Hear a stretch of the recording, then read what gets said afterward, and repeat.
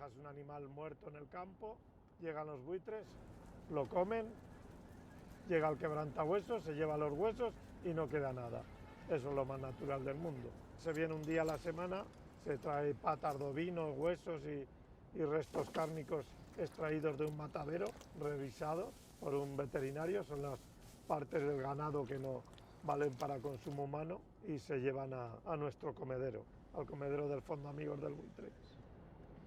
Cuando tenía 10 años con mi abuelo, cuando por primera vez me llevó a ver los buitres. Y esa vez me quedaron tan grabados que ya ha sido toda mi vida.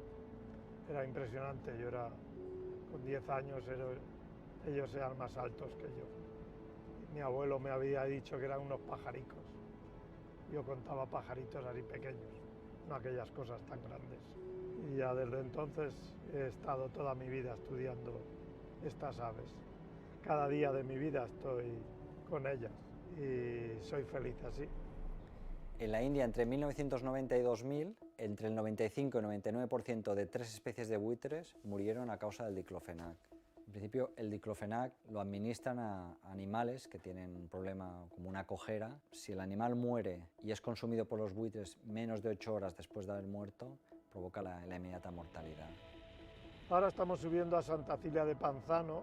Santa Cilia está situada dentro del Parque Natural de los Cañones y Sierra de Guara. En España, en el marzo de 2013, se autorizaron 2 productos, el dolofenac y diclobet, que están basados contienen diclofenac, y es una incoherencia con respecto a lo que el precedente de la India, puesto que España alberga el 95% de las poblaciones europeas de buitres. Los modelos demográficos que estamos aplicando actualmente sugieren que la mortalidad anual puede oscilar entre los 600 y 6.000 individuos. Cuando ven una chaqueta roja, la relacionan en que aquí va a haber comida. Ellos la chaqueta roja les da confianza. Sabe que un bicho humano les está dando comida y los cuida. Son gente noble.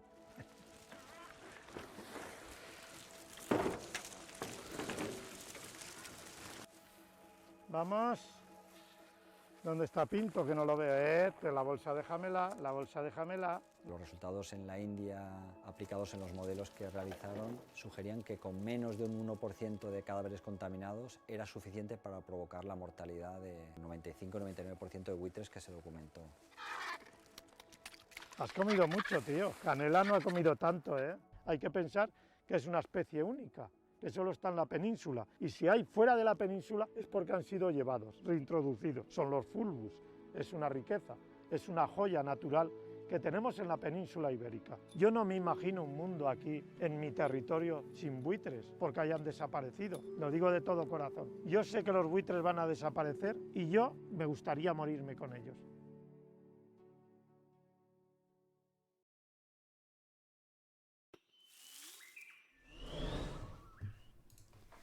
Hello. Chat. Today is the day. Today is the day we talk to American Eagle Foundation. We talk to them about vultures, vulture awareness, vulture conservation, and we learn how to do fecal tests for fecal bacteria. I have 5 samples. I have set up my microscope. When I tell you, go ahead and ask Loch Ness. When I tell you that I have never had so many issues setting up for a damn stream in my life, I mean, oh my God, I have been sitting in this chair for the past 2 hours. I meant to sit down and sort it out for half an hour maybe and then have the rest of the time to do research. But here I am 2 hours later, hopefully having it figured out. I have a second cam going. I have my microscope, my USB microscope hooked up to my computer. We have a source for that. It should be working. So the plan for today, I got a message from American Eagle Foundation.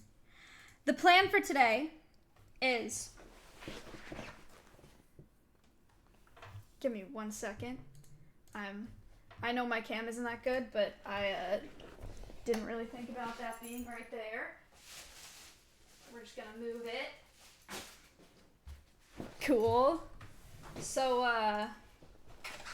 the plan for today is we're calling up American Eagle Foundation. They sent me a really lovely piece of leather. Koopa Steve has donated $77 to start us off, and 77 cents. Kavras has tipped $5. Thank you so much. Said, vultures are very special to me in my city. I hope people learn to respect them more. I really appreciate that. So if you guys were here, oh my God, like a year ago with American Eagle Foundation, when we talked about vultures last time, was it really a year ago? It was for Vulture Awareness Day, wasn't it? Holy moly. Okay. Wow. So last time I had that giant vulture poster that I painted with American Eagle Foundation. Today we're painting vultures on leather. KZ, thank you for the $10. The way that it's going to work today is the highest donator I will send the piece of leather to. I will ship the piece of leather to. And I think that that's how I did it last time as well with the giant thing. I don't remember if I shipped that. But that's the plan. If you want it, if you're the highest donator, and if you want the painting, I will send it to you. We'll figure out how to get in contact with you, but that's the plan. They sent me this shirt. Check this out. How sick is this shirt? American Eagle Foundation sent me this today. So we're talking about vultures today. Again, so if you were here for the last podcast about vultures, vultures are in crisis. Small Killer, thank you for the 8 months. Vultures in Africa, vultures in Asia. You saw it a little bit in the video that I played. Vultures suffering from the use of the antibiotic diclofenac. Warber, thank you for the $20. I'm not going to go too deep into it because we'll talk about it a ton with American Eagle Foundation here. But essentially, the numbers, I've heard lots of different numbers, but the numbers of vultures, of us losing vultures, are in the 90s, and vultures are super, super, super important for the ecosystem. They're super underappreciated, and they're so sick. So I'm really excited to talk about them today. Thank you for the 25. Voyage, thank you for the 10. Your donations today are going to American Eagle Foundation, but then the same way that we did it last year, American Eagle Foundation is going to then transfer those donations to, I think it's 3 individuals that do vulture restaurants, and we'll let them explain to you what those are, but that's not eating vultures. That's providing safe food for vultures to eat and a safe haven for vultures to live where they can eat food that is not poison carcasses. That's not affected by diclofenac. What's up, Slick? Thank you for the, what's up, dude? Thank you. David, thank you for the 16 months. And Oryx, thank you for the $3. So your donations are going to American Eagle Foundation, then they're going to go to the vulture restaurants. We'll let them explain that to you more. But plan today, talk about vultures, geek out about vultures, get some appreciation for vultures, paint for a while we're talking, and then after that, we're going to pull out the microscope, and the rehab director at American Eagle Foundation is going to teach me how to do fecals. I have 5 different fecal samples that I got from the rehab center yesterday. And so we're going to take a look at those under the microscope and do some learning. It should be really, really cool. I'm super excited. So yeah, I don't think that I'm missing anything else. Connor is ready for a call. I am ready for a call. So I think they're live. Crowway, hold on. Crowway with $10. Thank you so much, Crowway. Cinny with $5. Cinny, thank you. And Floppy Evman with a whopping $100.01. Floppy, you're nuts. Thank you. Panda Hacker, thank you for the $10. I'm so looking forward to this podcast. I don't think you understand. I love vultures so much. They don't get enough appreciation, and I love talking to bird nerds, and that's what we get to do all day today. We get to talk about vultures. It's going to be sick. I'm super excited. We get to paint. It's going to be so fun. We get to look at poop. I'm so excited. So let me call up Connor. I'll be back in 2 seconds, and we'll just get going here. Okay, this is going to be a longer podcast than normal today also. Usually you guys know they last about an hour. We're going to go for as long as we feel like it. Okay, I don't know. But it's you know how I get to talking. So Tara, thank you for the $20. There will be a quiz. That's right. Yes, there will also be a quiz. Same deal. Quiz based on the conversation that we had. 5 questions, 20 seconds a question. You win by getting the most answers right the fastest. And if you win, if you're not a sub to my channel, I will gift you a sub to my channel. If you are already sub to my channel, I will gift you a sub to a channel of your choice. Or you can ask me to donate an additional $5 to our cause today. Big boy with $100. Let's go. All right. It's going to be hard if it's a really long podcast. We won't make it too hard, don't worry. All right, chat. I'm going to call Connor. I'm really excited. Let's do it. I'm so excited.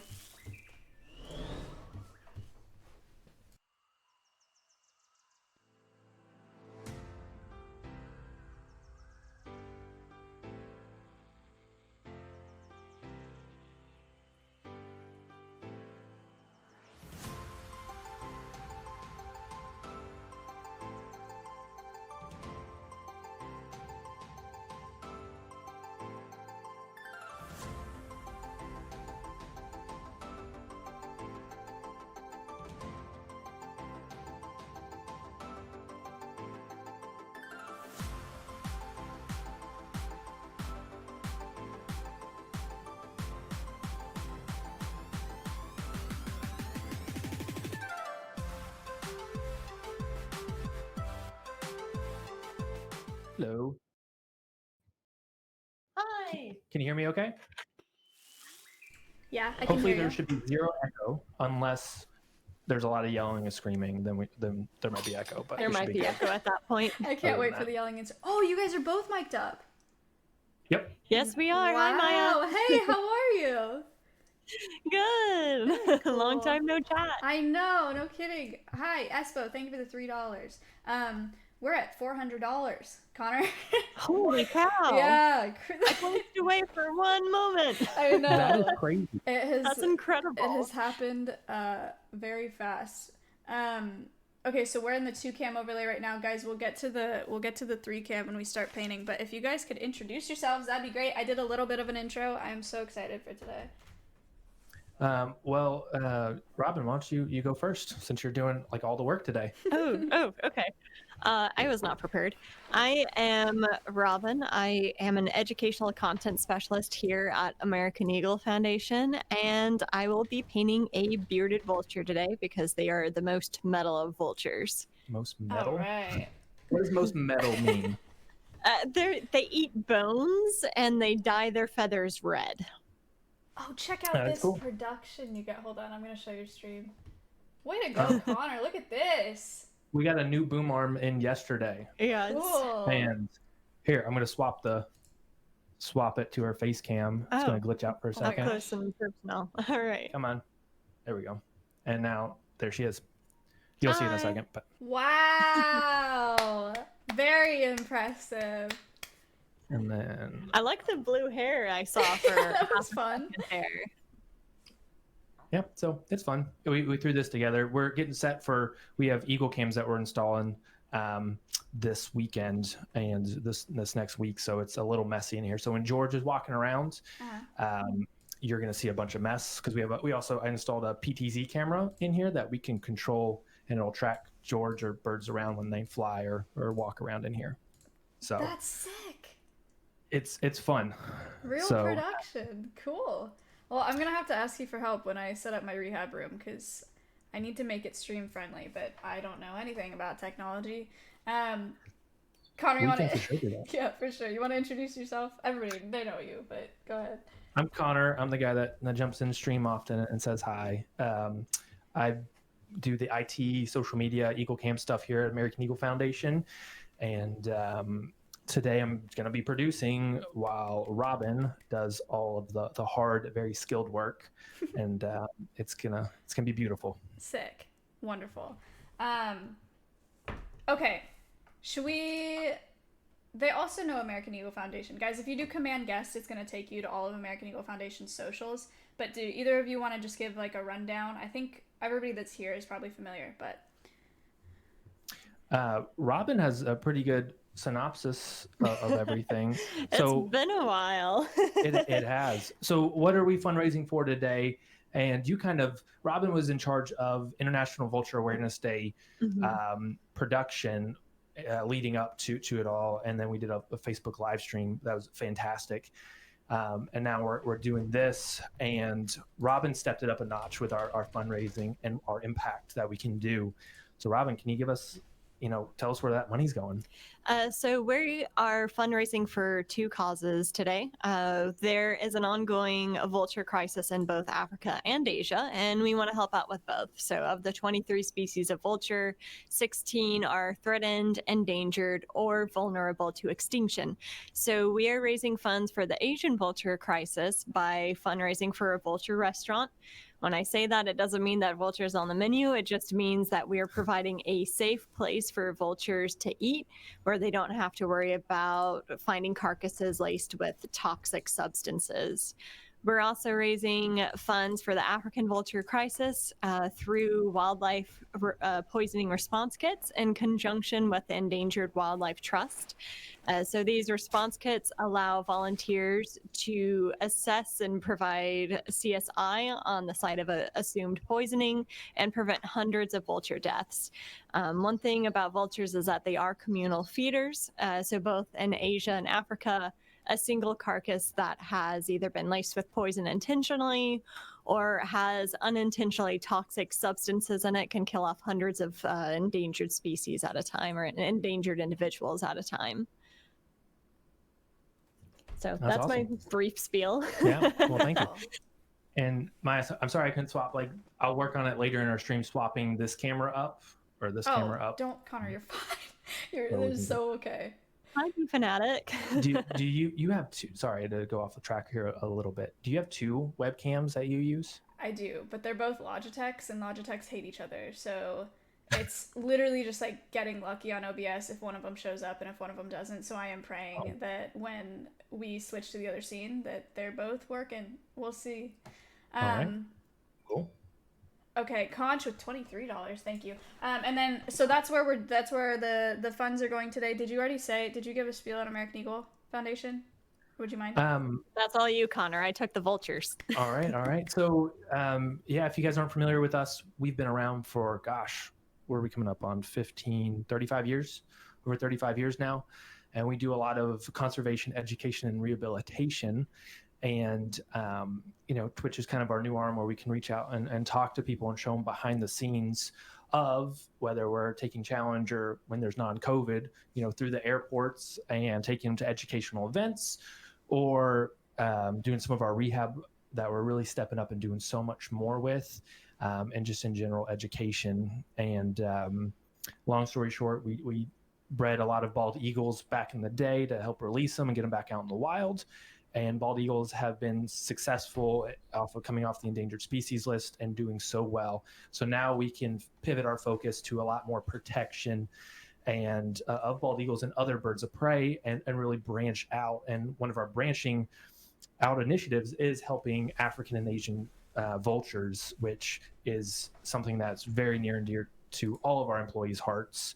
And thank you, Maya, so much for hosting this. And last year, you guys raised over $2,000 total with AEF's donation. It got up to $4,000, and the massive amount of benefit that brought that vulture restaurant there in Nepal was immense. With COVID, they were able to survive this. They would have shut down if they didn't have those funds. And so some really cool things that they're going to be able to do that they never thought possible. And the biggest thing to me is they are going to sponsor a veterinary scholarship for one of the locals. Nice. And there they will go off to vet school for 2 years, come back, and they will work for the vulture restaurants when they need help, but go off into the community and build the community up and make sure their livestock is healthy. If their livestock is healthy, the community's healthy. And the good nature from the vulture restaurant will go back into the community, and people will actually start caring for vultures more than they do now, because the vultures are bringing in money to pay for the veterinary care, basically. And then, of course, they can do veterinary care for the cows and for the vultures that come in. So that's one huge initiative that they're doing amongst a lot of other stuff that we can go into later there. Nice. I like your shirt. Thank you. Me too. I love the shirt. Thanks for sending it. It's so sick. When you said the Stranger Things thing on the phone, I was like, oh, okay. Like, I see it. But like, this is awesome. I get it. Yeah. Oh, I should send you the link for that. Sorry. Yeah. I forgot. Crystal did a great job of putting those shirts together and orchestrating it such that we had everything in time. Yeah. I know that the box for staff actually got lost in the mail for a while. Bonfire got it to us in a very timely fashion, but everything got here and not a single item was missing. Good. I heard a bald eagle, I think. It's our alerts. I'm about to silence them. So, that's your alert. Nice. All right. Sick. Yeah, send me the link and I'll put it in my chat. What are you painting today? I'm gonna paint a King Vulture. Nice. I do like King Vultures a lot, but I also just think they're so beautiful, and I want to paint with lots of colors. Have you got one yet? I have. Yeah, we there was one at the last zoo that I worked at. Her name was Gus. Oh. Her name was Gus. Yeah, that's awesome. They thought it was a male for a really long time, and then she laid an egg. So. I get that. Yeah. That seems to happen a lot. Yeah, King Vultures are absolutely beautiful. Yeah. I love all the colors on their face, and of course that silly looking caruncle. Yeah, they're so cool. And their eyes are crazy. Guys, this is what I'm going to try to paint today. We'll see. Also, I would like to disclose that my painting is not going to be nearly as good as Robin's. I'm sure. I'm not prepared. I don't have a sketch yet. But we'll figure it out as we go. That's what I usually do. So it'll be fun. We'll get there. I bet you're a lot faster than I am, so the fact that you don't have a sketch helps out. Okay, that means great. We might be working for about the same amount of time. Perfect. So I'm gonna go ahead and start like mixing up paint and let's do cracking into it. Chat, this is the piece of leather. Was this your idea, Robin? The leather? This was Connor's idea. Oh. So Connor, tell us the thinking behind these leather scraps here. So we were going to cut a nice piece of expensive leather and put out there. And this stuff's expensive. We use it for jesting and stuff like that. And we saw these scraps and we're like, those are just going to get thrown away. But vultures, what they do a lot of times is they recycle a lot of things that are being thrown away, carcasses and stuff like that. And it's, it's cowhide. It's representative of what they eat out in Nepal at this restaurant. Mm-hmm. And it's kind of like an ugly piece of leather, but if you work on it or look through it or look at it through the right lens, it can be actually very beautiful.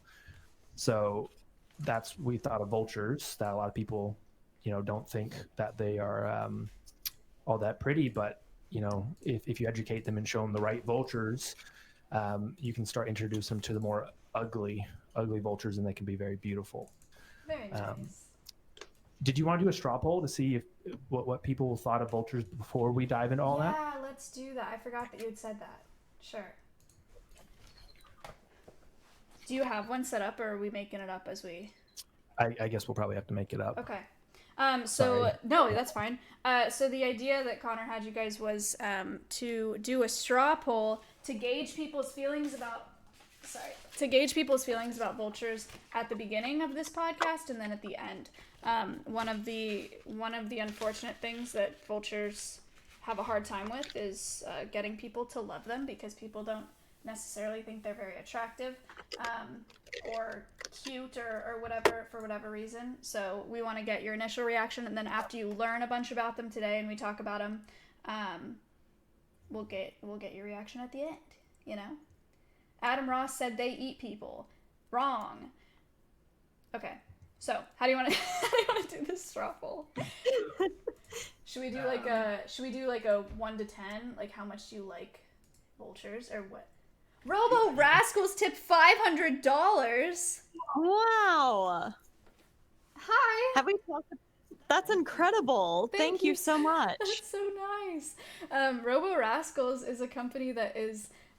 She made these really cute Roomba covers, like the vacuum, that are like cute animals, so it looks like you have a little animal friend like going around your house.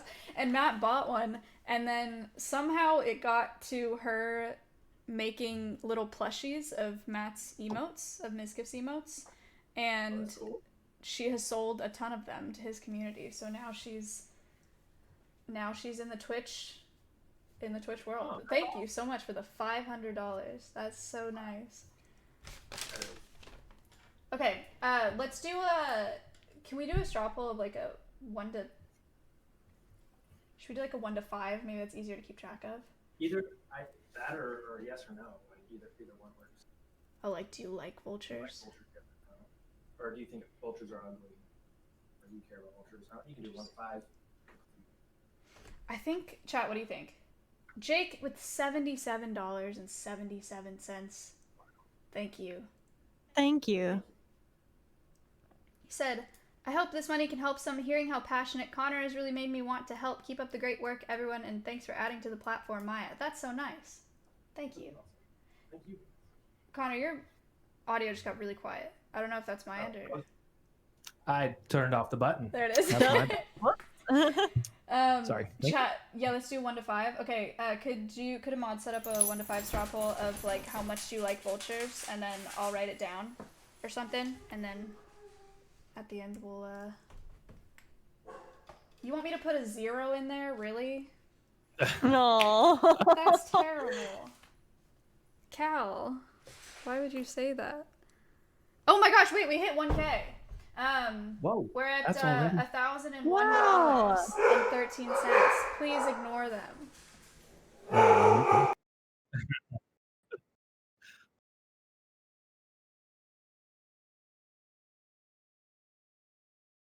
Have we talked about why we're doing the paintings yet? I know she's dealing with the dogs. When she gets back, we can talk about that. Okay. For sure.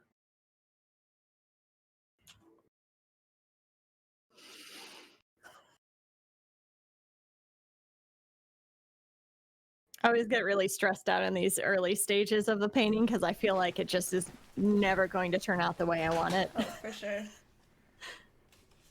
Who's barking? That was Maya's dogs. Yeah, sorry. They were very, very cute. I think I saw one of them in the background earlier. Yeah, I have a Weimaraner and a Pitbull Chihuahua mix. No. Aww. Yeah, it's a good time. Okay. Should we go into a squad stream? Does that we can. do anything? I don't know. That sounded so close. I actually turned around there for a moment to see where the dog was. Yeah. That was bizarre. Okay, so far, should we do a squad stream? I don't really, I think we've done one like one other time. Let's do it. Yeah, why not? Is it worth it? Like, I don't know, that's the community. I don't think it could hurt. Okay. The vulture poll, the results on mine, I'm going to screenshot this. Cool, I sent an invite. We see got if that works. LX with $1, thank you. We have 6% saying 1. 7% with a 2, 59% 3, they're okay, 20% 4, and 10% 5. So most people, 58% are in the they're okay range, in the 3. That's actually more than I thought. That's awesome. Yeah. I like it. I'll take it. Very nice. Okay, how does squad streaming work? Creator dashboard. I sent an invite, and we'll see if that works. You sent it in Discord? Sorry, no, it's like I'd send the invite via Twitch, so it probably came through the dashboard somehow. Oh, yes. Wow. Invites. Easy. Cool. Is it working, chat? Is it happening? I just hit squad stream, so. Cool. Yeah. Nice. That's real cool. Okay, straw poll is up. This. Wonderful. Great. Okay, hold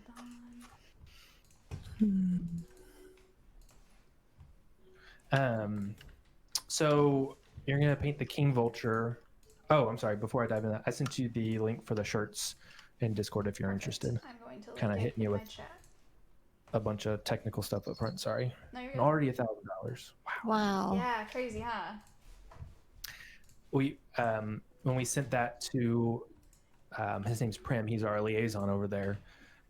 He was so ecstatic about it. Like you could in the message you could tell he was tearing up. Aww. Yeah. Damien Explorers just took $20. Damien! What's up? Thank you. I haven't talked to Damien in ages. That's good to see you. Good to hear from you. He just helped or he was helping me set up like servers and stuff for some of our tech that we're trying to do with conservation. That's what he does. Yeah. And he is amazing, and we're just now finishing up some projects that he helped us out with, and it's phenomenal, and I can't wait to show you guys. That's great. Robin, you were saying why we were doing these paintings today, right? When I left to go get my dogs. Okay. So didn't we decide that the biggest donors will be getting them? Oh yeah. Yeah, that's what I'm doing. I don't know if you guys are doing the same thing. Yeah, so the top donor can pick which one they want, and then the second top donor can get the next one.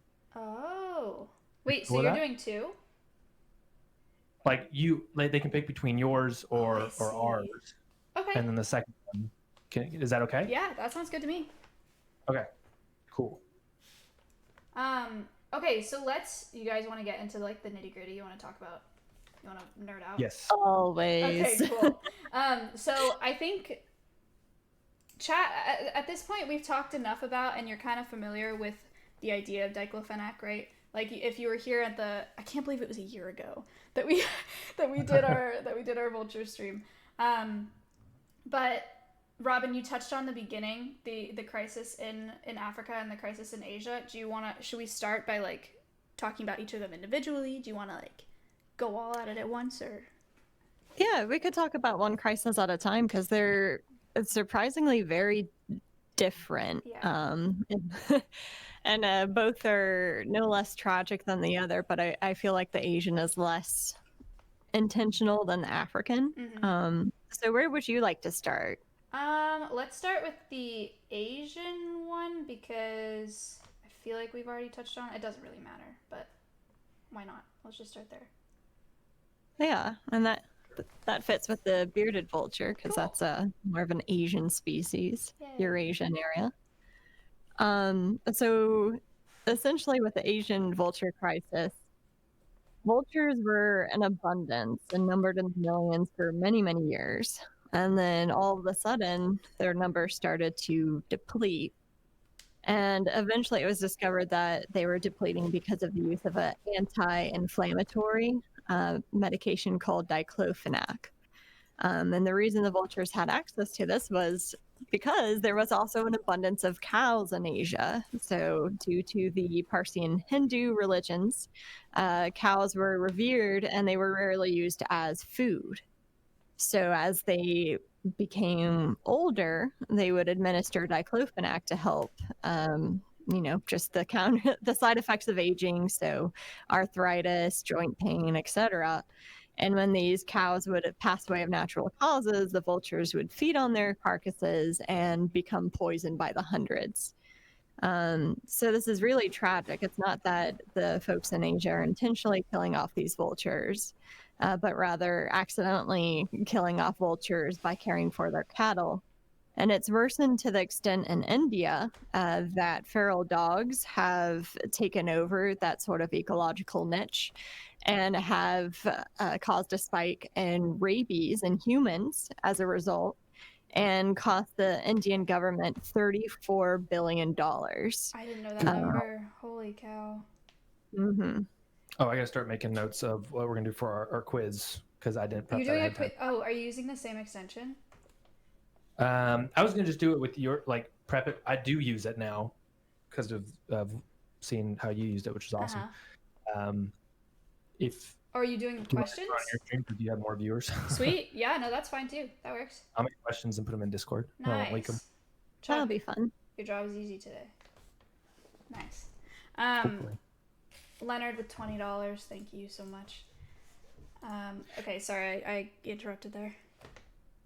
Oh, you're good. So rabies. If people aren't familiar with rabies, it's basically like an aggressive or very. If someone's infected with rabies, they're very aggressive or very docile, but they're basically a zombie. The rabies goes into the brain and just eats holes in it, and is just makes people either super aggressive or again super docile because of where it affects in the brain. And there's basically no cure. There are 4 people in the world that I think maybe 4 or 6 people in the world that have survived rabies, and they just had to go in a coma for like a year or a very, very long time, and they came out like a vegetable. But most people just die from this, and it's a miserable death, and just it's spiking in Asia. So vultures go past just like a conservation issue to a public health issue. Mm-hmm. And $34 billion. Imagine what would happen if in the US our vulture population declined as much in Asia. Yeah.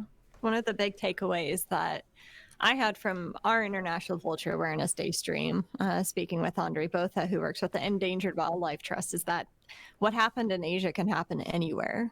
They had vultures in absolute abundance, and over a matter of years, lost that population.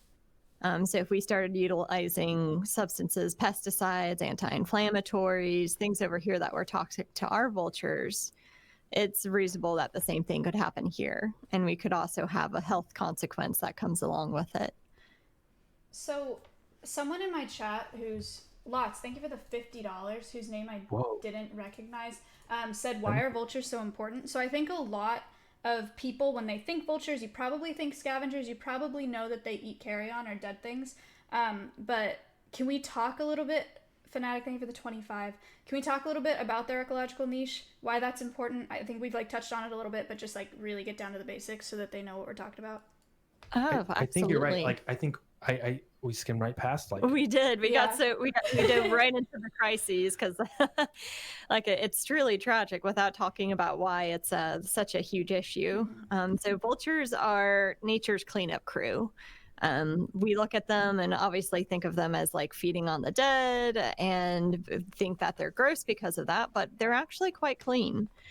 So their stomach acid is so potent that it's capable of neutralizing diseases like rabies, anthrax, botulism, and many more that would prove fatal to humans. And they also are well adapted to prevent that disease from being harbored on their bodies. So if they have their wings out and are sitting, seemingly waiting for something to die, that's not the case. They're actually baking bacteria and pests off their feathers and helping straighten their feathers through the heat of the sun as well. And at least with New World vultures, so vultures found here in the United States through Central America and also South America, they actually go straight down on their feet, and it serves as a vulture hand sanitizer. So not only do they stop the spread of disease, but they are a dead end for that disease. And they also help keep our waterways clean. So areas where vultures are less in abundance, runoff from carcasses can enter waterways and contaminate those. And of course, it imbalances the ecosystem. So they're beneficial for a lot of different reasons. Yeah. So you guys, you can imagine if we didn't have vultures and we had a bunch of dead carcasses and stuff laying around everywhere, how that would leach into waterways, how other animals... If we don't have vultures, then other animals like she mentioned earlier, stray dogs and stuff are going to come around and eat those, and that's been an issue with rabies. You get rats and other just less efficient, Onion, thank you, less efficient cleanup crew organisms that are more likely to spread disease to people. So that's part of why it's an issue or a concern for humans as well that people don't think about as often. Bye, Marley. Yeah. Thank you. It's for me, for people that don't like vultures, I do two things. I do one, I show them Kevin and Bob. I'll send you those videos later. You're low again, Connor. Oh. Come on. That's fine. We still hear you. That sucks. Sorry. So the two things that I do to make people appreciate vultures is I show them Kevin and Bob, the free-flying Egyptian vultures in Nepal, and how beautiful Egyptian vultures are. That'll get them on the emotional side of things. Yeah. But then on the logical side of things, it's hey, $34 billion in India. That is so much money. Mm-hmm. It is way more efficient to have nature do what it's been doing for so long. For free. And it is just it makes way more sense. And your tax dollars can go to something else besides having garbage, people going around collecting carcasses in hazmat suits and burning them. So that's my 2 points that I always like to touch on. And I'll send you the videos here soon of the vultures flying. And vultures have been doing this for millions of years. The king vulture in particular, I think, has an ancestor called the Kern vulture, or is descended from that. That was like found 3.4. Fact check me on this because I don't remember the exact number.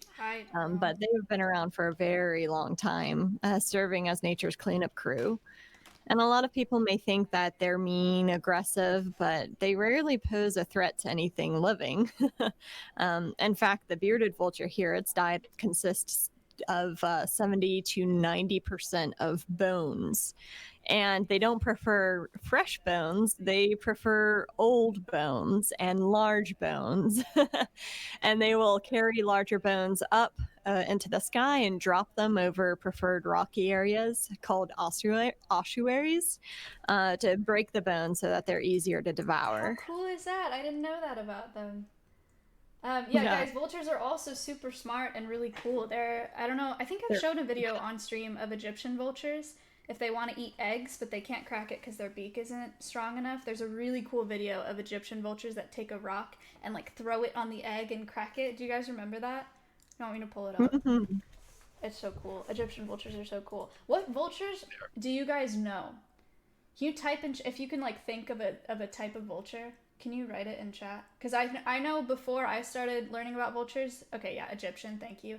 I really only thought like turkey vultures, black vultures, pigeon, wrong. Good one. The ones with wings. Black vultures, turkey vultures, white vulture, curb vulture, California condor, red tail vulture, not quite. Red-tailed buzzard? Red-headed vulture, red-tailed hawk. Is griffin one? Yeah. Okay, cool. No griffins, yeah. Nice. Well done. Okay, I was just interested. I was curious. Let me look up that video. How many vulture species do you think are out there? How many species? Yeah, vultures in the world. She said it earlier. I did say it earlier. It's less than 30, but it's more than 20, right? Yes. And it's 23, correct, Robin? 23 species, sometimes 22, depending on who you ask, because we have 2 new world species of vulture, the greater and lesser yellow-headed vultures that were recently divided into 2 species. So sometimes you'll see a smaller number floating around for that reason. 22.5. I like that. Right in the middle. 22.5. That's a way of handling it. You said it before, but there's old world and new world vultures. Are there 7 new world vultures? Is that what you were just talking about? 7 new world vultures. Okay. So that's the black vulture, the turkey vulture, the king vulture, the greater and lesser yellow-headed vultures, the California condor, and the Andean condor. Nice. We're watching a video of an Egyptian vulture cracking. That is an ostrich egg. That's a huge egg. That's a whole meal. Oh, yes. He was so close.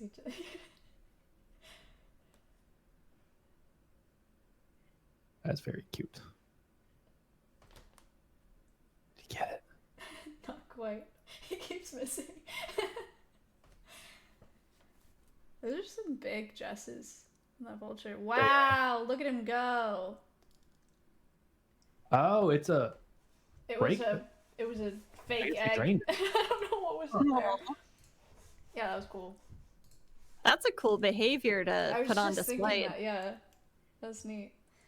Egyptian vultures are one of the few tool-using species of bird in the world. They're super cool. How many vulture species of the 23 are endangered, Robin? 16. Gotcha. Why was I thinking 19? Was there 19 that are threatened and endangered? The 16 includes threatened. Threatened, okay. Yeah. I need to figure out what I'm doing because this is just coming out pink. And what vultures do you guys have at the center? We know George. He'll be on Chat later. knows George. Oh, heck yeah, dude. We get to meet George. He's got great socials. George the Vulture, Instagram. Mm-hmm. It's a good time. He's killing it. And TikTok, yes. We've talked to Connor about TikTok before. Very, very nice. Very impressive. I gotta TikTok pick it platform. up. Ever since I joined the Creator Fund to actually make money off of it, like our views have been awful. Interesting. Conspiracy. So There we go. we'll see. We got some a spicy campaign coming up. We'll have to tell you about later. Yes. When I say spicy, like we're getting a little edgy. What does that So- mean? I get Yeah. edgy with American Eagle Foundation. I don't want to. I'm not going to hint at it too much, but Okay, don't spoil it. Yeah. it's a little edgy. Well, it's a shirt, and you'll need to pick between one of 4 shirts. And Okay. They're- I You're can't not wait. making it sound any better at this point, Connor.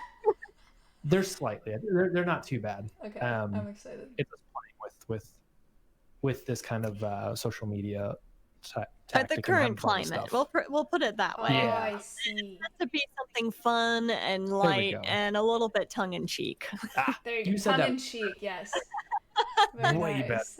Yeah, we're taking it in a direction that that was giving me some cringe. She is. It's incredible, and she didn't even have a sketch. Oh yeah, I didn't sketch. I have like started to veer away from sketching because it stresses me out. Like I just Yeah. I just end up making it worse when I sketch, so I just hope that it doesn't come out terrible. But we'll see. Yeah, you're gonna be finished well before this even starts to look like anything over here. That's fine. I'm great at stalling and rambling, so we'll do that. Okay, should we talk about the crisis in Africa then? Chat, do you have any Yes. questions about the crisis in Asia? I'm sure we'll go back on it and talk more. But any questions before we move on a little bit? Well, actually, before we move on, you want to talk a little bit about how we can help in Asia, even beyond making donations and supporting initiatives like the Vulture restaurants. Please, yes. Because like I mentioned that there is a anti-inflammatory, it's a NSAID. So what does that mean, brain over here? Non-steroidal anti-inflammatory. There we go. I knew Connor had it. So it's an NSAID, and they've discovered a safe alternative called meloxicam. But even though the toxic version has been banned in a few countries, they've discovered additional medications or NSAIDs that are still toxic to vultures. So you can sign petitions to ban veterinary diclofenac. And also promote the use of meloxicam, which is a vulture-safe alternative and still ensures that those cows are not suffering from arthritis. We use meloxicam all the time at the center.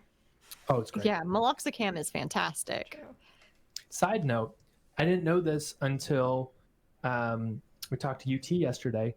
We, American Eagle Foundation, led the research with the University of Tennessee College of Veterinary Medicine in the use of tramadol in bald eagles and other birds of prey. Ooh, Like we did the pilot study here. I did not know that. that's sick.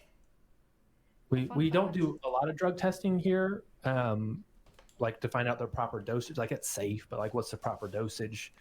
And we're starting to do that a little bit more. Oh, that looks good. Wait, can you see me on Discord, or you just have my stream open? That I have looks your stream. really good. I Thank love you. it. It'll come together, I swear. Okay, so petitions. How can they find those petitions? We have it on our Connor. If you do some quick Googling. Google foo over there, we do have a link to it on our Be a Voice for Vultures International Vulture Awareness Day page on eagles.org. So Connor could get that link to you. Yeah, chat. You can do command guest, and their website will come up there as well. But a more specific link I can get you. I mean, that page is built out. Yeah. Oh, this video. Oh my gosh.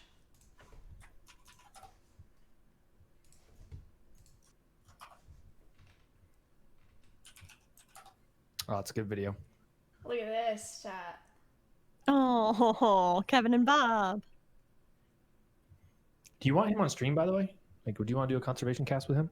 Hell yeah. Okay. I'll get you hooked up. Okay. That sounds sick. Scott's great. I gotta go Scott- there. Except I would be way too scared to do this, honestly. Unfortunately. Scott's amazing. He would make it like so comfortable for you. Like he's really good. We have our curator did this. She just went over to Spain. It's like just took a random holiday and went and did this. Yeah, before everything got crazy. Yeah.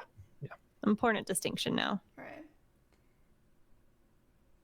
Oh, they're so cool. They're beautiful. But yeah, my fiance did this. She was the ground crew and she flew with them a bunch too. That's awesome. So jealous. All right. Oh, did you link? Yes. Okay. Be a voice for vultures. Very nice. Here, chat. Yes. Cool. Thank you. Thank you. Okay. So sign petitions. Where is that the big thing that they can do if they're not? That's one of the big things. Also, like look around for groups that are essentially boots on the ground and fighting the Asian vulture crisis. Sure. There is an organization that has a bearded vulture breeding program, so look for things like that. And if you have some funds, you can always provide donations or even just share their social media posts. Being a voice for vultures by advocating for them goes a long way. Because they are such an unloved group of birds, but also the most imperiled group of birds in existence. Nice. There you go, chat. Anything you want to add, Connor? No, you covered it all, I think. Yeah. Sweet. Sounds good to me. So the crisis in Africa, I think you said it was a little bit more intentional. Is that the word that you used than Yes. it is in Asia? You're Yeah, good at explaining it. I'll let you do it. I don't want to mess it up. Yeah, Robin. It's a warning. It is a little bit more sad than the other. I mean, it's still sad in Asia, but this one's like a little bit more heart wrenching. Yeah, this one is very heart wrenching. So I'll start with the unintentional end of things, even though that's a bit of the minority. But in Africa, raising livestock can be a way of life, and if you have predators like lions and hyenas coming and taking away your livestock and your livelihood, of course you may lace poison in one of the carcasses to try to get rid of that problem. So some farmers have done this to protect their livestock and have unintentionally taken out scores of vultures. But the main issue is that vultures will often betray where poachers are.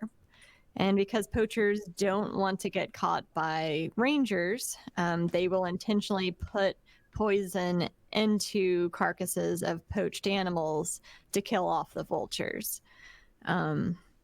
There was an instance of 3 elephant carcasses being laced with poison, and I think it took out 700 vultures in one mass poisoning event.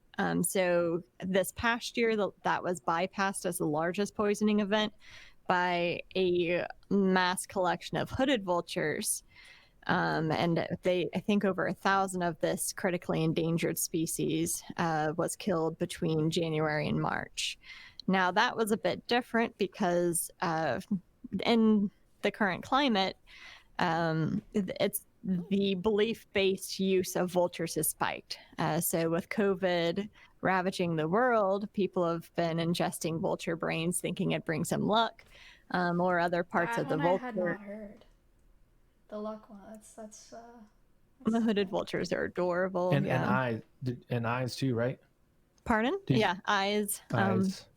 I don't know the exact parts used, but it's really tragic because that, of course, is also an intentional poisoning of vultures for monetary gain. So it's a little bit harder to tackle because you have to move quickly. Vultures have a very large searching range when they're looking for carcasses, and it does not take long for hundreds of vultures to approach a poisoned carcass. Right. And that's where those wildlife poisoning response kits come in. Yeah, can you tell us a little bit more about those? Like, how do those work? So Endangered Wildlife Trust is training up volunteers. They contain flags so that they can, kind of mark evidence like you might see in a CSI show and try to identify where the poison came from and how, so they can prevent additional poisonings by tracking down the culprit. But they also allow these volunteers to safely manage these poisoning sites in a way that does not put them in any danger, which is also huge. There's not much we can do to protect vultures if we're putting ourselves at risk in the process. So these kits have sanitary things in them, like gloves. They're produced locally, and all the bags are made by local women. So it also helps create its own economy in Africa as well. That's awesome. So it's a really neat thing. I think we have some pictures that we can send to you. Cool. Yeah, I'll find this. Jessica, our executive director, want to come on and say a few words. And while she's doing that, I'm going to go find out when we can get George on here. Yay, George. Cool.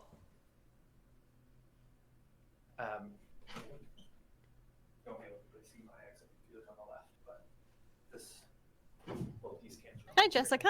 Hello. Hey, Robin. I'm not sure if I've met you, Jessica. Have I? My name's Maya. Yes, we've talked a few times. Oh, okay. I thought Sorry about come that. on and see. Well, we haven't met formally. I wasn't Right. at TwitchCon. Oh, okay. I wasn't cool enough to go with the rest of the team. Oh, no. Oh, They left me here that's to not balance the true. budget. I wanted to come check out the paintings. Sure. Look how good Maya's looks. I'm still over here doing Oh, base yes. painting, and she's almost done. I'm doing a King Vulture. Hooray. Oh my gosh, King Vultures are my favorite. They're cool, huh? Oh, I love that. Thank you. Oh, that's so awesome. I'm having Let me see fun. what you got, Robin. What you doing? Bearded vulture. Up, up, up, up. There we go. Oh, Let's see. so I know this sounds crazy, even as an executive director, but I recently learned more about the bearded vulture, and it is now like the coolest bird I think I know. Robin had said she picked it because, what was the word used? Hardcore. It's the most hardcore vulture. Hardcore is a good one. The most metal of vultures. Most metal of vultures. Can you explain that for us? Why is Yeah, that? like what level are we talking? Are we talking like Metallica sellout level, or are we talking like hardcore like Megadeth? We're talking Megadeth. Yeah. They I kind of mentioned this earlier, but bearded vultures are one of the few species that utilizes something called an ossuary, which is a phrase that in human situations refers to burial sites. So they'll select a preferred area where they will drop large bones on the ground and shatter them and consume them. Right. They prefer old bones to fresh bones. And their other name, lammergeier, which literally translates to lamb vulture, means that they prefer the legs of livestock. So those really massive bones. You can imagine how large. This is the total metal vulture. Yeah. Yes, I On top of see. that, they intentionally dye their feathers red. So that red coloration that I'm kind of adding into the feathers here is not a natural coloration to their plumage. They will seek out mineral-rich areas, particularly look for iron oxide or iron, and bathe in it to dye themselves permanently red. The more red the vulture, the more status it has, because it clearly has access to these resources. And this is an innate behavior. So it's not something that's learned by watching other bearded vultures. If a captive bearded vulture were offered a source of iron oxide, they would also dye their feathers red. That's So so they're neat. like- They're instinctually metal. is They're what you're saying. instinctively metal. Yes, it's lovely. That's awesome. I'm digging this King Vulture. Doesn't it Here's look mine. great? Thank Oh my you. gosh. I might have to donate now so I can win it. That works. That sounds good. We're at $1,234.90 on my end. I don't know how long it's been. Did we start at 2? Has it been about an hour already? Holy cow. It's been just under an hour? About an hour. Yeah. Wow, that went fast. Who is the cutie asleep behind you on the Oh, yes. pillow? That is Maverick. He is a pit bull chihuahua mix. He unfortunately only has half legs. He has all 4 legs. They're just very short. And then I have a Weimaraner on this side. Oh. Oh my gosh, look. Maya has like the whole cuddle setup going on. That's their. That is All we have perfect. is Connor. It's not fair. Hmm. All right, well, I just wanted to hop in and see the artwork. Thanks for letting me chill for a second. Thank you, Yeah. I Jessica. got to pretend to be cool for what, like 3 minutes? And you don't have to pretend to be cool. You are cool. All right, Maya, I'm going to go donate to your stream. Okay, great. Sounds good. I don't think I'm going to win, but I'm still going to donate. Super cool picture. Appreciate it. Thank you. All right, here comes Connor. Bye, guys. Have fun. Bye. Thanks. Jude with the $5. Thank you. George will be on here at 4:30. Well, 3:30 your time. Hooray! Fun. George. Okay. He's been a tipped grumpy old $5. man these days. Chris tipped $5. How old is he? How old's George now? 35. 35. Holy cow! Older than me. I'm sure you've told me how old he was, but I had forgotten about that. That's I crazy. forget all the ages. I just, like there's like old men and then the young birds. Right. There doesn't fair. seem to be a whole lot of in between. That's true. Okay, I forget where we left off there. What were we talking about? We had just wrapped, I think. We were talking about the circumstances that had led up to the African vulture crisis. So the fact that poachers would intentionally Right, lace yeah. carcasses, and you have these mass poisoning events that take out hundreds or even thousands of vultures at a time. Okay. And a lot of it is intentional. We touched on belief-based trade of vulture parts as well. Oh, right. And Yes. wildlife poisoning response kits, which is one of the initiatives that we're fundraising for. I know they were talking about like vulture eyes will help them win the lottery and stuff like that. Yeah, and it was the eyes or the brain. It's like a superstitious thing, Yeah. and it's become more of a problem now that so many people are in economic distress due to the pandemic. Yeah. Oh, yeah, that is clean. That That's is looking so really good. clean. I am Thank you. super impressed. Bobby's clean too. They're both great. I did. I had forgotten to say, Koopa, thank you for another $77.77. Jude with $5. Chris with $5. Phineas with $10. Thank you so much.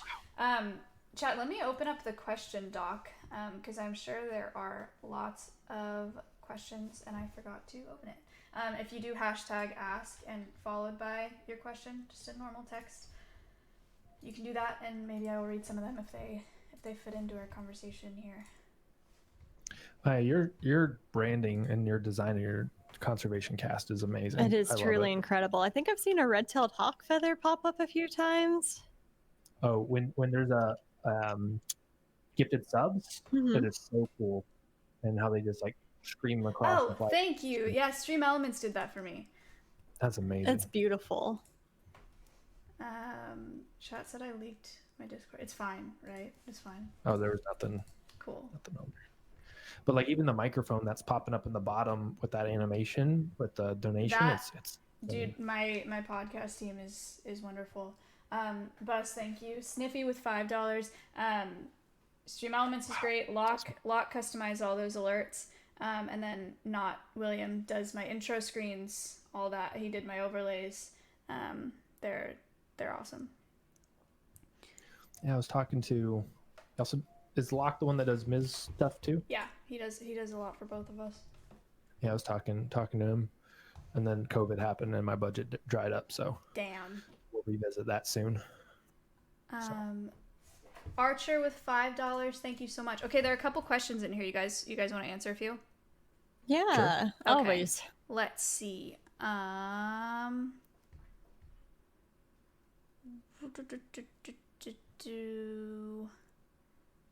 Some of these questions are okay. We've actually answered a lot of these. One of the ones that I haven't heard Connor's answer to, but I actually don't know if I've said my answer to. Max asked, are there different types of vultures, and if so, what's your favorite type of vulture? Do you have one off the top of your head, Robin? What was the last part? I couldn't really hear her. What's your favorite type of vulture?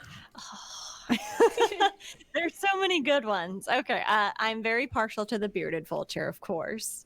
I also really like the lappet-faced vulture because their crop can weigh up to 3.3 pounds. What? Their crop. Like with food in it? With food in it, yes. A full crop on a lappet-faced vulture can weigh 3.3 pounds. I really like king vultures, namely because their scientific name is Sarcoramphus papa, which I think is hilarious. And in terms of New World vultures, though, I have to say that I'm most fond of the black vulture, because they're the ones that I've had the pleasure of working with, and they have such a fantastic personality. They're very intelligent. They have strong family bonds.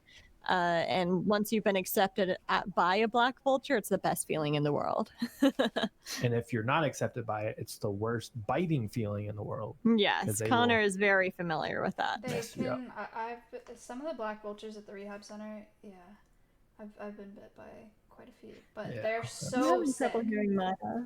I love those. Connor, do you have a? He also asked, are there different types of vultures? And I think he asked that before we had talked about it. There are 23, right? That's right. 22 and a half. So yeah, there are different types of vultures. Connor, do you have a favorite vulture? I mean, the easy answer is the ones that don't bite me. But I would say, Egyptian vultures, because I got inundated by pictures and videos of them for a very long time in my life, and then I'd never got to meet Kevin and Bob, but I wish I had. But I think the reason I gravitate towards them is because they are so beautiful, and it's easy for people to fall in love with them on first sight, just like an eagle, because they're all white, versus a turkey vulture, like, oh, that's weird looking. They're a little bit easier to fall in love with. So that's probably my favorite. Egyptian vultures and palm nut vultures are like two of the ones that are probably the most aesthetically pleasing to non-vulture people. For sure. They don't look very vulture-y. Someone asked earlier, what's a crop? So that is where many species of birds of prey will process out digestibles versus non-digestibles. So it's like a lunchbox, I think is what we've used in chat to describe it for eagles. So they eat their prey whole, or in the case of vultures, they eat their meals whole, and they'll cast back up a pellet consisting of bones and fur, except for bearded vultures because they eat the bones. And that separation occurs in the crop. So owls don't have a crop, or some species. I'm not sure. I think owls in general don't have a crop. But vultures do. King vultures have a very funny looking crop. And I'll leave it at that. Let me pull up a picture of a palm nut vulture, because I don't think I've ever talked about that on my stream. You're not hearing any echo, Maya, right? Nope. Cool. And I doubt my stream has ever seen a palm nut vulture. Yeah. Check this out, chat. Probably wouldn't look at this and think vulture, huh? Or maybe you would. I don't know. They are cool. Yeah, and I see someone in your chat saying that the crop is part of their digestive tract, and that is correct. Good job. Look at you go. Very cool. Cool bird. Okay. That's a really hard question. What's your favorite vulture? What's yours? Yeah, I know. I'm like, ooh, I don't know. Honestly, I really, really do like turkey vultures, but that's just because, like Robin said, I've worked with more turkey vultures than any other vulture. But I also do have a soft spot for California condors. One, because I'm from California, and two, just because their story is very inspiring and special. In the same way that I have a soft spot for like peregrine falcons for their story, they serve as good inspiration to me, Side question: will you ever get a peregrine falcon and fly like lure flights and stuff like that? So I have thought about that. Right now, I'm just so focused on rehab. Like, I don't know that I have time to fly my own bird also, because I'm getting birds like a lot right now. Yeah. I mean, they're like cycling through my home. How's the Mississippi kite? So we got 3 in, 2 of them didn't make it, and Aw. one of them did and was released. Yeah, thank you for the $25. Yeah, I released that kite a couple weeks, or maybe a week ago, not long ago. But yeah, it came in with a broken wing, ended up being a-okay. So yeah, and then I have a kestrel at my house right now that was shot, and a red tail that was hit by a car and then attacked by a dog when she was on the ground with the head trauma from being hit by a car. So that's tragic. yeah, she had really bad head and neck trauma. She couldn't hold her head up for like a week. But I tube fed her for a week, and now she's flying, and she killed a rat yesterday. She's got 1 more rat to kill today, and then mite spray, and then she's out this weekend. So good stuff. That's awesome. Yeah. Yeah, I saw you tube feeding on stream, and right before I was watching your YouTube video about the pool. I think it was. Didn't you tube feed the red tail during that your pool tournament? Oh yeah, I did. Right when I was supposed to play my game, I was tubing a red tail, and I was like, give me like 2 seconds. Yeah, that was happening. That was cool. Yeah, I didn't think that bird was gonna make it, but she is. Carson was talking, or was it Carson making fun of you? Yeah, it was Carson. Yeah. That tournament is still, Robin. It's a $20,000 pool tournament, like the 8-ball. Online, yeah, and it's still going. Wow. Like, there's not how, because he hasn't scheduled a date for the finals. It was supposed to be a day, and the way that the games were going, it was going to end up being like a 14 or 16 hour stream if he did all the games in one go. So he split it up into like 3, but he hasn't scheduled another one, so we'll see. Okay, way off topic. We're talking about Africa vultures. We're going over questions. Yeah. Let's talk about some cool vulture adaptations. We've talked about some of them. We have not talked about vomiting. We haven't talked about the peeing. We haven't talked about I don't know. Let's start there. Let's start with the vomiting. We can start with vomiting. Great. The worst part of vultures. Connor will actually leave the room because George, he's a little bit prolific with the vulture vomit. Is he really? He does it whenever he just gets excited. Really? Oh no. Yeah. So if he gets worked up about something in his old age, he'll just throw up. It is disgusting, and then he tries to eat it again. Oh, and I'm done. The smell, the visual, I'm out. See ya, I'm going home. It's a very effective adaptation. So wild vultures will employ this to deter predators or things that they perceive as threats from messing with them. Mm-hmm. There's a misconception that they can projectile vomit. That's not the case. Like, if they kind of thrash around, then maybe it can get some air, but it's not like The Exorcist when they opt to employ their puke projectiles. That'd be cool, though. That'd be scary. That would be terrifying. I would be mortified while rehabbing them if that were the case. It really is. It's one of the most foul smells that I've ever encountered in my life. Yeah, is vulture vomit for sure. Like, how would you describe that? Like, how can we describe it in a way that our communities can appreciate the horror of vulture vomit? It just smells like death. I mean, I know that's like a phrase that people use, but it really just does. It smells like... It smells worse than rot. Yeah. Because it's not rotting, it's being digested by a crazy amount of acid, so it's releasing all these very gross and strong smells, and it smells hot too. And metallic. That is an interesting... It does, Connor. You're right. It does smell hot. Yeah, how does that even work? I had never thought about it like that.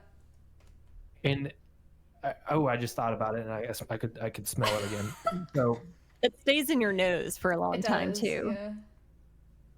Yeah. If I don't want to hang on that too long, because there's a cool I mean, why they do it is some cool things, but just take You know what? We don't even need to go into that. Let's not. Connor's grossing himself out.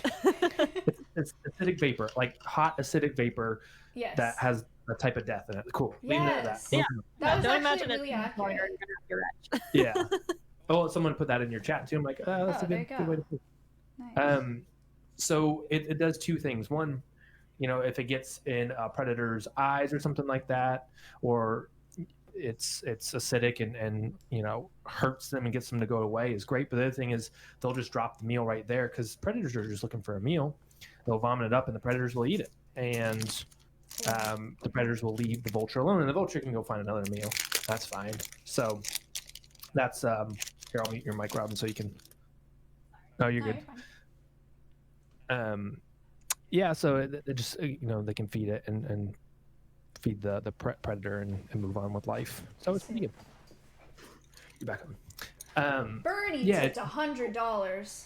Bernie, Wow, thank you so so much. Holy cow. Means the world. Let me see if I can. I might have a clip. I think I have a clip from the Vulture restaurant liaison that we can send you. Yeah, we could send her some of the stuff from our International Vulture Awareness Day stream if she wants to. The other, urohydrosis was the other adaptation. Thank you. I was struggling to find the word, so I was just like, the P. Yeah, I mean that's the simpler way of putting it. Yeah, so they pee onto their legs, but peeing is a little bit different. Ooh, nice. Looking so good. Thank you. So vultures or birds, they, for lack of better words, they pee and poop out of the same hole. Chat, what's it called? They gotta and know. mate out of the same hole. They know. I think they know. Let's see. I'm sure they know. Yes, they do know. There's 1, 2. Oh wow! Well done. Yeah. You're I'm right, impressed. chat. I hadn't thought about my phone, but I probably was just holding my phone in my second cam. I don't usually think about that, so hopefully that wasn't an yes, Yeah, cloaca. Well cloaca. done. Yeah, awesome. Yeah, so they will have the uric acid. It's uric acid, right, Robin? Yes. Uric acid come out, and they will sit in they'll crouch in a way to shoot it onto their legs, and that's why they have these black vultures in particular have a lot of white on their legs. Their legs are actually black, but because they do this urohydrosis on them, they have this white powdery film, and if they go onto your arm or onto your clothes or something like that, they'll leave footprints of white powder or white pea powder on there. Dust. Vulture dust. That sounds powder. It does not make you fly like pixie dust, sad to say. Yeah. So yeah, they do that to keep them cool, and it's really cool, and to keep their feet clean as well because it's very acidic, or their legs clean as well. Yeah. And yeah, it's just a very unique and interesting adaptation. And I'm sure everyone has familiarized themselves with how urohydrosis would feel by using hand sanitizer, because the effect is very similar. It sanitizes your hand, and you probably feel your hands become visibly, listen to me, physically cooler from the alcohol in it. There you go. I think an interesting thing here, and I'm not sure if it's just because I'm a bird nerd and obsessed with these things, or if you guys can relate to this as well. I realize that these adaptations are not traditionally something that people would be excited about because they're kind of gross, for what we think or what is societally okay for us. I didn't say that right. But are these not are they so aren't they so cool? Metal is a great word for vultures. They vomit in defense, and it's the most foul thing ever. They pee on their legs to keep themselves cool. I just think it's so interesting and it's so unique, They puke on their enemies. Yeah, it's so neat. Robin, I'm gonna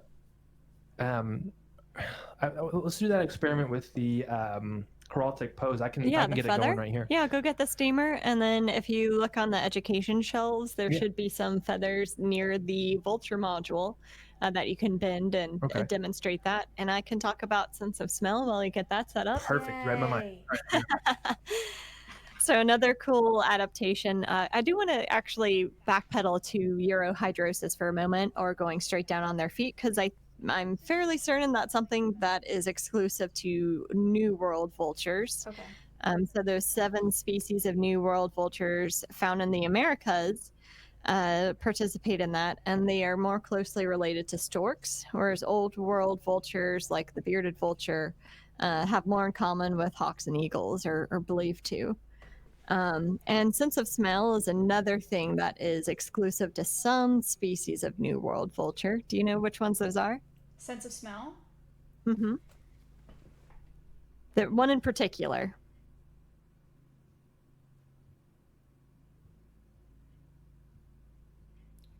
No, I don't want to get it wrong. I wanted to say California condor, but I don't want to be wrong. Oh, turkey vultures. So anything in the Cathartes genus. So turkey vultures, and then greater and lesser yellow-headed vultures are also believed to have a sense of smell. Very cool. So they use this to find decaying matter. They are specially adapted to pick up methyl gases. And that is the same type of gas that decaying flesh gives off. So they can find their next meal so quickly that a lot of other vulture species will tag along. California condors have been seen following them. Black vultures, and of course, king vultures will follow their Cathartes brethren to their next meal. And it's neat because the sense of smell allows them to find carcasses, even through dense forest canopy, from hundreds of feet away. So they have you can almost see through their nose when you look at them, and that's a very good indication as to whether or not they have a decent sense of smell. Glyph with $20. That already has some of the bins in it. Connor was just confirming that he brought the right feather in. All right, what's your demonstration here, Connor? We're gonna get a sciencey in here. Yay, cool. And this is actually a falconry technique, and that's where I got the idea for this, because if you ever have to imp or straighten a feather on your falconry bird, you can use the same technique. Obviously not while it's attached to the bird.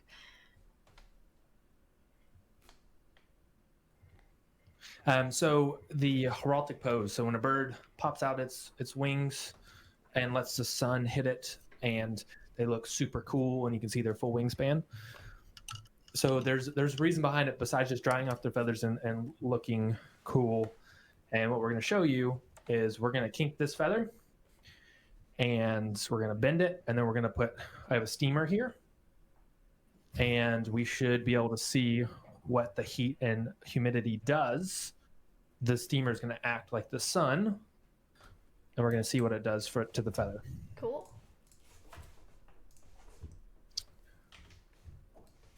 But it's got to fire up for a bit, so it'll be a second. Okay. I love watching this. Connor pulled a fast one on me the last time we did this on a Twitch stream because I was so busy and mesmerized staring at the feather, and I did not realize I was on camera. And he flipped the camera over to me and didn't tell me. Nice. It was good content. It was hilarious because I was in a different world for a while. But that's pretty cool. Let's see.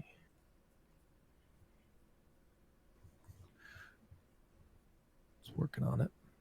It'll probably be a few minutes. Takes a while to warm up. Robin, your painting's looking really good. Thank you. That's gonna take me forever because I gotta get the detail in there, but that's so cool. Bearded some of vultures the are sick. I'm gonna show you a picture. They're my favorite. I would love to see one in the wild and just see one period. I know. During my life. I've never seen one before either. How cool is that bird? Oh my gosh. World Bird Sanctuary just got one, and they're hoping to get another one and contribute to species preservation by breeding them. I heard World Bird Sanctuary just started an Egyptian vulture breeding program. Mm-hmm. Also. They did. That's so cool. It's them dyeing their feathers red. Wow, how crazy is that? Yeah, so all that red coloration is from the iron oxide. They would naturally be white. That's so cool. All right, I'm getting ready to do this, but I'm going to send you a quick link. It's a Dropbox link to the video of our liaison out in Nepal, Prim. Uh-huh. You might want to you can watch probably the first 30 to 60 seconds of it, but you might want to click on it first, let it load, because it takes a little while. My name is Prem, and I work for Karma Flights as a national director. We started Karma Flights in 2011 in Pokhara as initiatives of paragliding pilots. I always like to and paint the local eyes before I do anything conservationists. else, just because it feels like I have a little bit of company as I Did you paint. start parahawking Oh, first, that's cute. or did you meet Scott first? Not paragliding, excuse me. Actually, I grew up in Pokhara in late 90s. When I was there, paragliding was already starting in 1997, 1998. So it was beginning, and Scott had already parahawking and paragliding. I met Scott later. Gotcha. So he's like all renowned pilots and conservationists. The restaurant is vitally important to the local ecosystem, not just for vultures. Could you kind of give us some insight onto how the Vulture restaurant was kind of developed and kind of the early years of it? Yes, there is a organization working on birds called Nepal Bird Society. No, BCN, I was surprised by Bird how aggressive you could. Conservation Nepal, BCN. So they brought the concept of having a vulture restaurants, learning the success stories in India, that the number of vultures were increased. So also it has a very successful story in Nepal with the vulture restaurants. This is only one vulture restaurant in Gandaki province. There's one also in Nawalparasi, which is also another successful project. But we work with the one in Pokhara because we are a paragliding community and a lot of birds fly with us. So it's very important to have a vulture restaurant around us so that we could bring our clients after they fly paragliding or parahawking to there so that they could see the vultures and actually maybe get connected with the birds. And there will be sustainable income for the vulture restaurant. So they're like self-funded one day, but it's mostly tourist oriented. So if there are no visitors, there's no income. And if there's no income for the vulture restaurant, people will start thinking, oh, it doesn't bring any income to the community. But they have started understanding that vultures are important, not only for the nature, but also for their own identity. That there is a vulture restaurant in Gatchok that... That's awesome. Connor, we watched until about 3 minutes in there. Perfect. Very cool. Well, thanks. Well, I'm gonna fire this back up, and I'll show you guys the experiment. Yeah, Prim is such a wonderful human, and just doing so much for the Vulture restaurant out there now. All right, I have you full screen. Yeah, so chat, that's what we're raising money for there. Or a little bit more background. This feather is super kinked up. Yes. Oof. It was straight earlier. That like hurts my bird person heart. So I'm gonna slowly start to steam it. Make sure I got the angle right.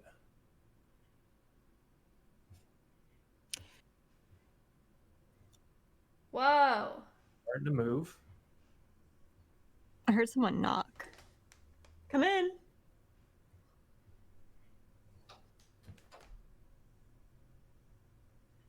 And it really starts straightening out. George is a little bit like, what's going on? Hey, George. Oh yeah, George. Wow. So it's already straightening up quite a bit. It's still Holy a little kinked. cow. So Is it okay if I let George wander? you can let George course. wander. We'll show him in a second with our PTZ camera. Come on, steamer. Come back alive. There we go. Who said that's enough? Science.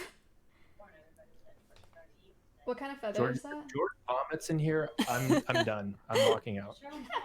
Is that a George feather that you have right there, or is it something I else? think it might be.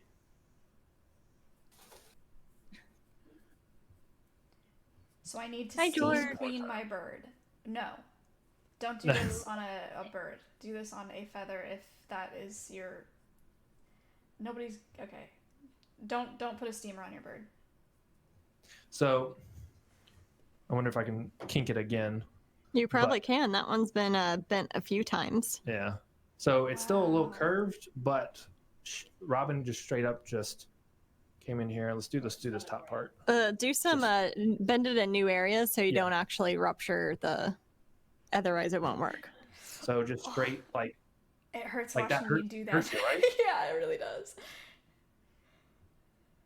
Kayla, can you keep George from biting me for a second? Whoa! Look at that. No way! Oh, So again, that's for so people cool. are just now seeing this. This steamer acts as the sun, and when a vulture spreads out, or any bird spreads out their wings into a heraldic pose, it straightens out their feathers and also kills parasites, right? Yeah, well, it doesn't kill them. It provokes, because their feathers get very hot in the sun, it provokes the parasites into coming to the surface so they can be preened off. So yeah, it's nice and straight. That's The kinks awesome. have gone away. It's a little bit harder to see them on this camera, but there's a little bit of some kinks right there. Chat, do you know what he's talking about with the heraldic pose? I think you described it earlier, but maybe should I pull up a picture so you guys know what I'm talking Please about? do. Yeah. All right, here. Do.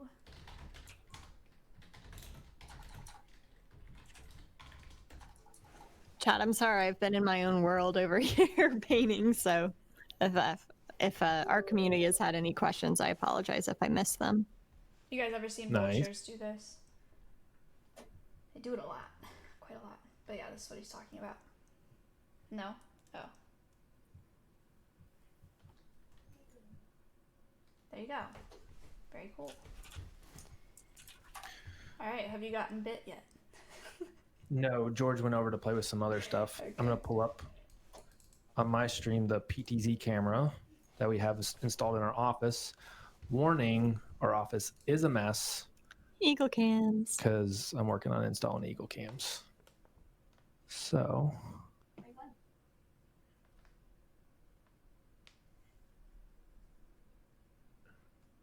got George here on our stream. And then Kayla can bring George over. And I know what you're talking about. Oh, that's so cool, Connor. oh yeah, it's so much fun. So it'll Zoom follow in him, on- huh? Yep. And I don't have it configured to him necessarily, but I can have it auto track Right. birds in the future. So George is a 35, right, Kayla? 35? 35-year-old male turkey vulture. He's non-flighted. Has he ever flown before? No, for whatever reason, George never really So George never really flew. He's from World Bird Sanctuary. George, please don't mess with all the wires on the ground. His sister's at World Bird? His sister. His sister's at World Bird. You've got a lot of stuff on your toes, mister. so much sand. But She won't be able to hear you. I'm sorry. Well, I can hear. we're Oh. orphaned. They So, were orphaned from, was it a predator that orphaned him? If you come over here, Kayla, come talk to the mic. from what we understand, Turkey's the same way. We never really would. So I'm not sure if I want you to have that, George. So What's he getting Kayla here into? is Oh, your the one that pants.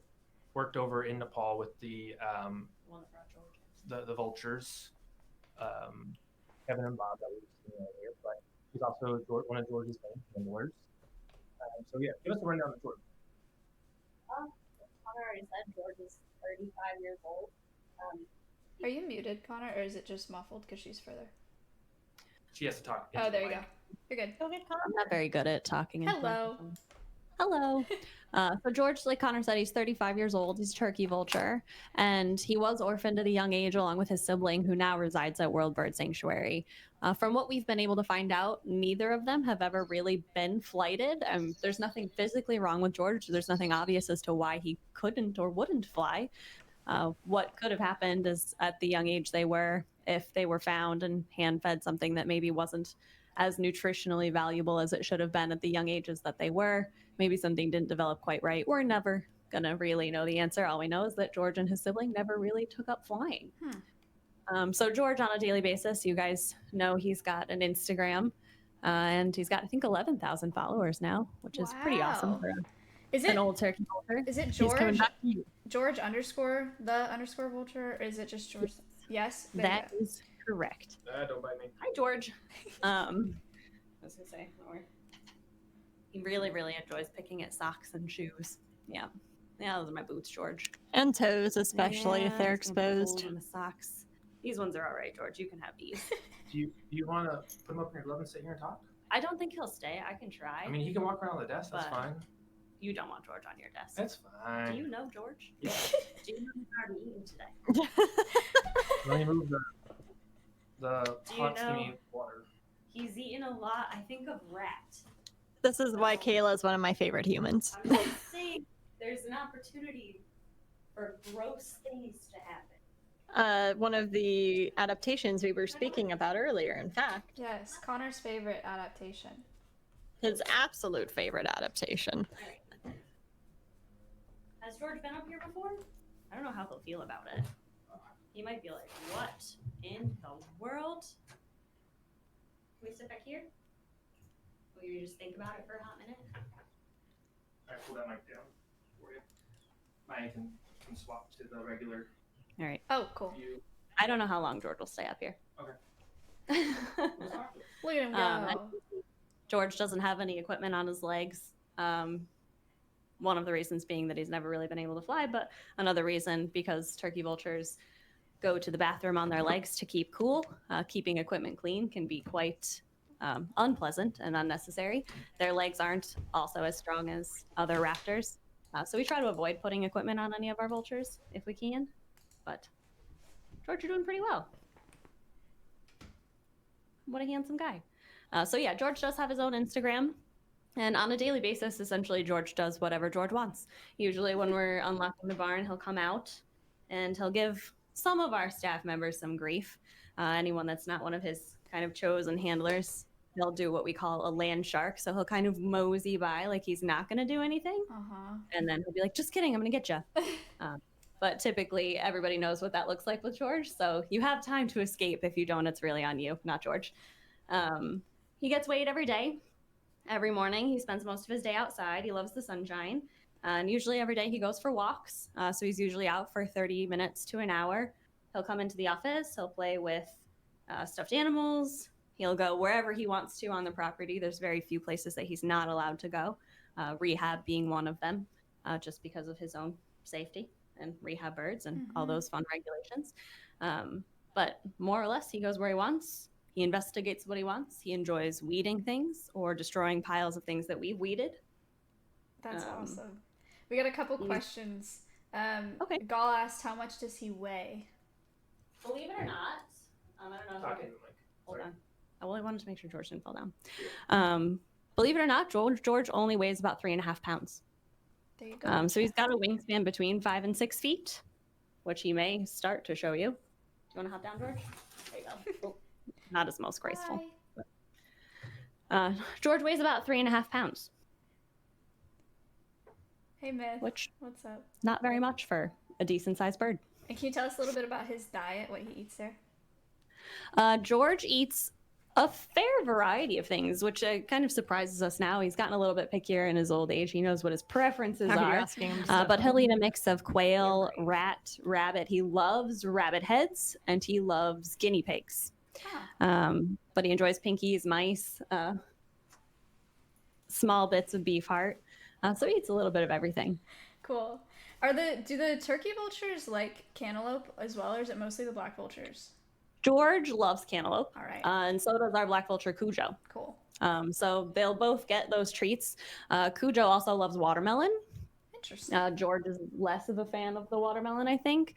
They'll occasionally both eat apples. But yeah, both of them do enjoy cantaloupe.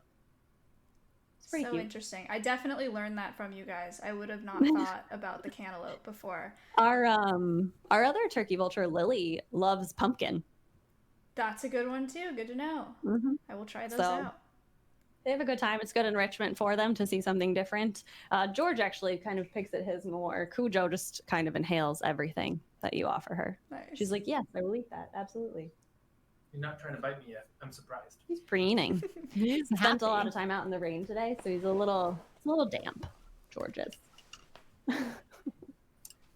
And he's already eaten his large piece of food for the day, so should be quite content. As long as nothing scares him, we should be good. All right, put him down. Thanks for being such a good boy, George. Hi, George. I'm going to switch back to this cam here. Well, thank you, Kayla. Yeah, thank you. That is awesome. Good info. Yeah, anytime. Where you go? Back there. Where's my delightful? Hey, friend. You can hang out as long as you'd like, Kayla. With George. Same goes for George too. No. I was very flattered earlier. I left my ankles out in full view, and George opted not to feast upon them. What Oh, an my bag. He loves my angel. bag. He does have his own bag in here. Oh, yeah? What does that mean? It has poop on it. It's George's. Oh. George. We have little It's a little bit things in the harder to bag hear for him him now. to pull out Sorry. if he wants, but I think he knows he's not supposed to mess with my bag, so he's going to find the string on it and pull it. Sounds Come about over right. here. There we go. Check this out. This is yours. I didn't know you had a bag. Well, George will keep hanging out with us until he decides he's done tearing up the place. Cool. I want to check in on Maya on her I am work here. here. Hello. On your painting. My Ooh. King Vulture is coming along very slowly. That's gorgeous. Very colorful. Hey, George. Yes. Did I speak too soon about my ankles? That's Yep. so pretty. Thank you. George. George, when did you even get over there? He is fantastically fast. He's He's causing like, us. I'm not over here. Robin's doing really good too, getting a lot of that red in there. Are you working on the beak next, Robin, or are you gonna keep going down the head? I'm gonna work on kind of the beak and filling out the area around the eyes. I don't know if you can hear me because I had to rotate around in my chair to avoid a land shark. We can hear you a little bit. Yeah, I can hear you fine. We can actually see on her camera, George is under her desk, Mm-hmm. ripping and tearing. Basic George. But There we go. wow, yours is coming along nice. Are you gonna do a background of yours or just that head right there? I don't know. Right now, all I have planned is this head, but we will see. It might be pretty as is. I love I mean, the it is pretty as colors. is. You're so But- fast too. Not Lucas. Thank you for the 12 viewer host and SMK with the $20. That brought us to an even 1,450. Very nice. That's amazing. Thank you. You guys are gonna beat last year's total at this rate. That would be Mhm. pretty sick. What have you guys raised That would on be your end? incredible. Are you including when you did your stream also? Yeah, donations have been down because of COVID, so Yeah, it it's wasn't. tough. We've had some unusual sources come in that we didn't think of, or we didn't even know was going on. Who is Robin? Who is the Instagram person selling something? Vetropod. So they have something called the Golden Cleanser Project. And that's because turkey vultures, their scientific name is Cathartes ara, which just essentially translates to golden cleanser. So they bought some land that has a healthy population of turkey vultures on it, and they're trying to clean it up. So all the broken glass that they find, they are repurposing into blown glass artwork that is super cool. What? You can look at them at Vetropod on Instagram. What And a it's been really cool to see what they've made. organization. It's very lifelike ants and spiders and wildlife that they've created out of this glass. Wait, what was the name? Vetropod, I believe. God, let me see if I can find it. No way. This is Glass? What the heck? Chat. Look at this. What on earth? That's amazing. Oh, that is cool. Oh my gosh. Wow. This is a That looks real. This has got to be a real bug. Yeah, this is a real bug. Okay, hold on. Okay. Some of I them was are, like, no yeah, they way. clip a lot of stuff that they find. Wow. Wow. That's nice. I'm gonna link it for you guys. Very cool. That's so tiny. How do you do that? I know. I don't know. Here you go. It's a lot of discipline. Mm-hmm. Let's see. There were other questions. Maybe I can find another good question. Dilly Dough Boy asked, "What's the biggest vulture?" Pog you. Oh. A condor, right? Yeah. Mm-hmm. I don't know what I the mean, I can wingspan Google is off the top of my head. Yeah, the biggest anything bird related is an interesting question because there's a lot of vectors that you could gauge that by. You can do wingspan, you can do overall weight, and you can do just general size too, like height, I think is another one. So the one that kind of runs all of those categories and is generally at the top of them consistently is the Cenarius vulture. Oh. And that's 7 to 12 kigs. So what is that times 2.2? 15 pounds at the lowest. Dang. 15 pounds. Like, remember, 27 pounds at the highest. stop. That is George's- a big bird. George's, what did she say? 3.5. Pounds? 3.5 pounds. Yeah. Half that size. Holy. Wingspan. I'm gonna have to get a converter for centimeters. California condor's wingspan is about 10 feet. Let's see, I think the Andean condor. 8 Mhm. 8 foot to about 10 feet. Yeah, for the Cenarius vulture wingspan. Andean condors are huge too. Mhm. Do you follow Andy N. Condor from He is a Tracy delight. Avery? Yeah. I do not. Tracy Avery. He goes on walks like every day with his, with his black vulture friend. Chewy. Andy N. Condor. I'll link it to you. Andy N. Condor, or you might get to it first.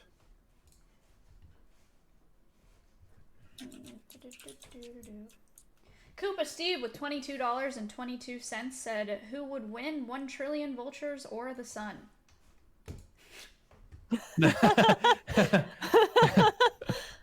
That's funny. Thank you, Koopa. The sun. That wasn't clear. Yeah. Chat Did you is, just answer in earnest under your breath, Connor? Oh, I answered. Yeah. Chat is answering vultures. He asks this question every week, but usually it's who would win 1 trillion lions or the sun. Okay. 1.5K, by the way. True. $1,522. Thank you. How do you spell it, Connor? Or are you linking it to me? I'm gonna link. Okay. I gotta find a cute video, but I'll link his bio. Andy just celebrated how old is he? Oh my goodness, I don't know forget. it might say on there how old he is. Yeah. Just there's a 60. We no way sent he's him 60. like a birthday message from Chow. He might be 60. I don't know. Andy and Condor. It's so cute. Oh, 61. He's up there. The bird world is kind of the inverse of the dog world, where the larger the species, generally speaking, the longer the lifespan. Oh, here's the That walk. was cute. All right, I found Where it. there's little George sneezes. Oh, George, you're very cute, even when you're trying to eat my There's a ankles. cute video. Kiwi, thank you for the $5. Here we go. Meet Thank you. Andy and Chewy. This video is Andy walking with the black vulture friend. Who's his black? Chewy? Mm-hmm. Oh my gosh, look at the run. Look at those wings. Holy cow. Oh my gosh, that's a huge bird. It's so cute. It's too much. I mean, just would you let during the education program? Would you feel comfortable with that large bird around those kids? If he's been doing it for 60 Yeah, years. depends on the bird. I suppose. True. Would But, like, I? just like if you were looking at from Look at the size of them next to the black without seeing them or working with Indian, it would Right. probably worry you from an outsider's perspective, at least. But no, that's awesome that they can do that. Oh, I would cry so much if an Andean vulture ran up to me like that. I'd cry in a good way, not in a scary way. I'd be like so excited. Is what I mean. I really want to meet Andean condor someday. Tracy Aviary's in what, Utah? I think it's in Utah. I should know exactly where they are, but I don't. Maya, when COVID stops being a thing, do you think you'll ever do like go around to different facilities and do IRL streams there and check it out? I know do a for tour? certain that I need to go to Tennessee. Yes. I know that. I do want to go see World Bird Sanctuary at some point, but I don't know. I got lots of travel plans, but can't do any of them. So you know how it Right. is. Yeah, World Bird, I can go and tell you, you won't be able to stream from there because the cell phone signal is awful. Yeah, that's what you told me. It's like, Yeah. what'd you say? What Connor's do they trying to have do up? They have 2 to 3 megabits per second download speed, 1 megabit per second upload on a good day. Ooh. Satellite internet. Ow. Then they pay like $200 a month for that. And there's like Ow. Oh man, that's so tough. Yeah. Do you guys know the girl Python Page? You know that video of the raven that talks and Yeah. Mischief. I met Mischief. yeah, no, I know. I know you know. Oh, right. Chat. You know what I'm talking about? The Ravens Can Talk video. She is she's a trainer. Paige is a trainer at World Bird Sanctuary. They're big players in the bird world. Oh yeah. Yeah, they're getting a ton of vultures in there, just really, really cool birds, getting them into breeding programs. So now George is playing with his favorite stuffed animal. Let's see if I can get. He is enriched. This is when he is most likely to get worked up and excited vomit, I feel like. Oh great, I can't wait. I'll just open this window next to me. It's a stuffed Connor owl. will briefly leave. Oh wow, look at him tear that up. Oh, he loves it. Can I get more length on this cable? Hold on, chat. I'll make it full cam. Wait, I will make it full cam. You're doing a great job, George. Good technique, George.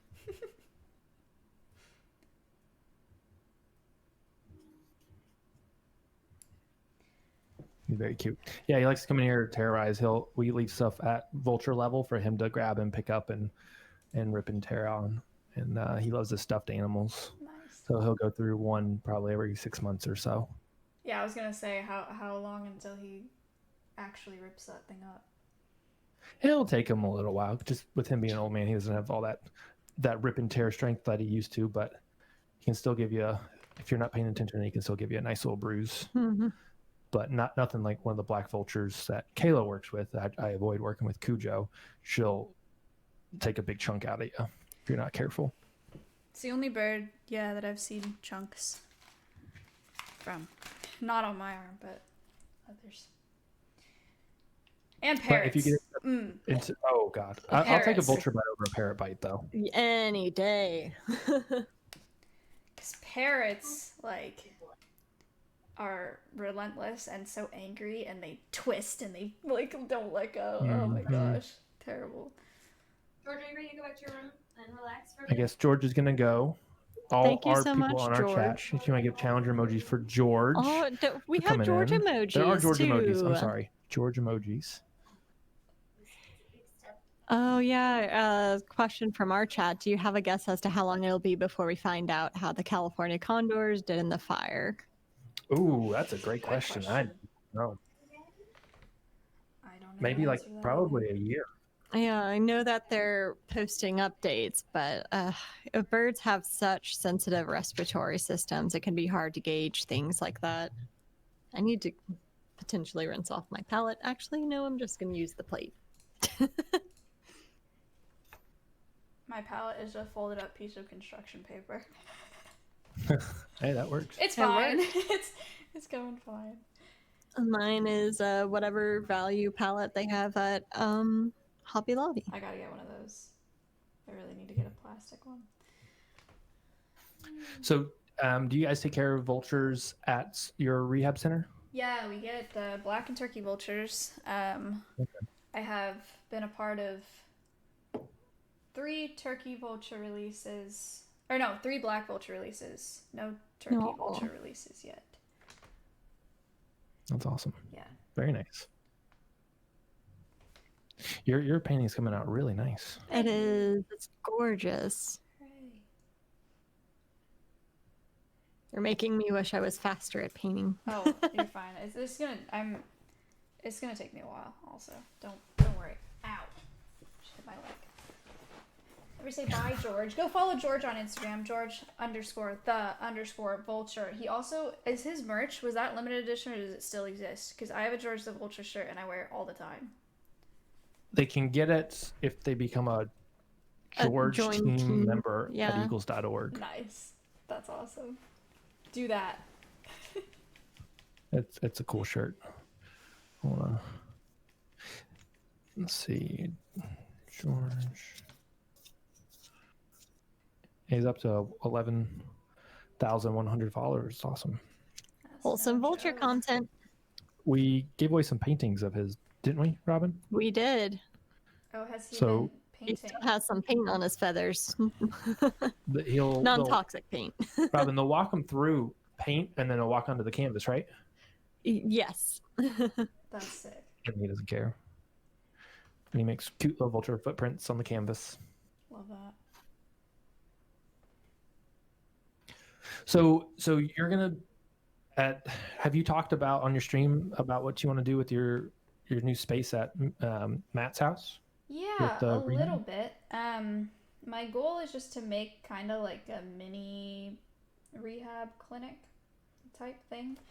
So I'm gonna have my uncle come in and build some custom enclosures for me. Nice. Not a ton of space. It's a 14-foot by 14-foot room.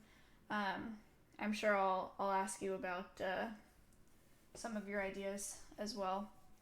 But I just want to be able to bring raptors home and have a better space than perch in my guest bathroom. That works, but yeah, no, that's awesome. I mean, the more space you have, the more demand people will probably, or the more birds they'll send your way too. Right. Yeah. Are you build any mews outside? Yeah. So I've sent you pictures of the like playhouse thing that I modded out. Yeah. So I have 2 of those right now. I like those as like a transitional thing before they move to flight enclosures, especially if it's like a wing break or something. So they it's more enclosed. They're less likely to like fly and smash up against the against a bigger enclosure. So I like that. And then I would love to have like a flight enclosure of my own someday, but that's down the line. And That'd be cool. yeah, Matt is already being very kind to let me have an entire room to do animal stuff. I'm not going to try to That's awesome. build It'll a be good flight internet enclosure there, in I'm his sure. backyard. Yeah, the internet's great. We don't have to worry about that. That's awesome. No, I think that'll be great. And you're gonna, is that 14 by 14 room gonna be more for like small kennels and stuff like that for birds that need to transition that are like more Yeah. critical care, and like all your tools and instruments are in there? Mm-hmm. Yeah, so we get lots of birds with splints and stuff like that just need to be in a smaller enclosure with like a perch type thing. So maybe like a couple of those. Also, if we don't get babies that often, but you know that I had the broad wings. So having that kind of enclosure for them to be able to set them up in instead of the Tupperware kind of container thing that I was having to use, that would be really nice. And then I bring home like the occasional cottontail raccoon, you know, whatever comes in that needs the extra attention. So space for that too. That's awesome. That's my idea. We'll That'd be see. really good. How many fecals? I was just texting Oh, yeah. Nancy, our rehab director. How many fecals you got today? I have 5. But we don't have to. We can do as many as we want. I have a blue jay, an American kestrel, a screech owl, skunk, and Nice. that. What was the last one? And a crow. Oh, nice. Yeah. Sweet. That should be cool. We did a bunch of fecals today, actually. So, cool. and then we had Dr. Jones, which he was, Dr. Jones is our avian veterinarian from UT vet school. And he is like one of the top avian veterinarians in the world. Cool. And Nice he was helping us out. But he, he's on our board. And he actually might be watching the stream too. Oh, hello. Hi, Dr. Jones. But he's going to start up a podcast. And I was like, you know, when you go to do that, you should jump on, you know, talk to Maya about some really cool stuff that he does. Podcast. He's a falconer too. You can be on my podcast. Let's go. That's awesome. He's been up to Dubai and worked with those multi-million-dollar bird facilities that just focus on falcons and stuff like that, and done amazing research all throughout. And he has the connections in the bird world, so he could probably help get you some cool guests as well. Very cool. In the future. So we'll connect you. That would be awesome. Fun. Thank you for those subs, guys. Appreciate it. Let me look back into these questions and see. Yeah, no, I would love to have him on the podcast, though. I think they would like that, too. We got to get him on the podcast. We got to get our vulture guy, our paragliding vulture guy, Scott, on the podcast. Covers asked, how long do those meds stay in the body of the deceased animal so it still affects vultures? That's a Connor question. I honestly don't know much about the chemistry of that toxicity. I hear him Googling it over there, so we should... I knew at one point. Yeah. The diclofenac, it's not half-life, but it's... shelf life. I don't know what that would be called. Agricultural degree Maya. What is it called with like antibiotics, like the wait time for it to get out of the cow before taking it to like the slaughterhouse? You did cow stuff, right? I'm not putting you on the spot. I didn't take any cattle courses, actually. I'm so bad. But my bad. No, I mean, you'd think I would. I'm an ag major. I'm trying to think, because we just did this with no, not Half-Life. We just did this with deer that we had to sedate for release, and I think people said it. Cattle. I don't remember. Look at the chat.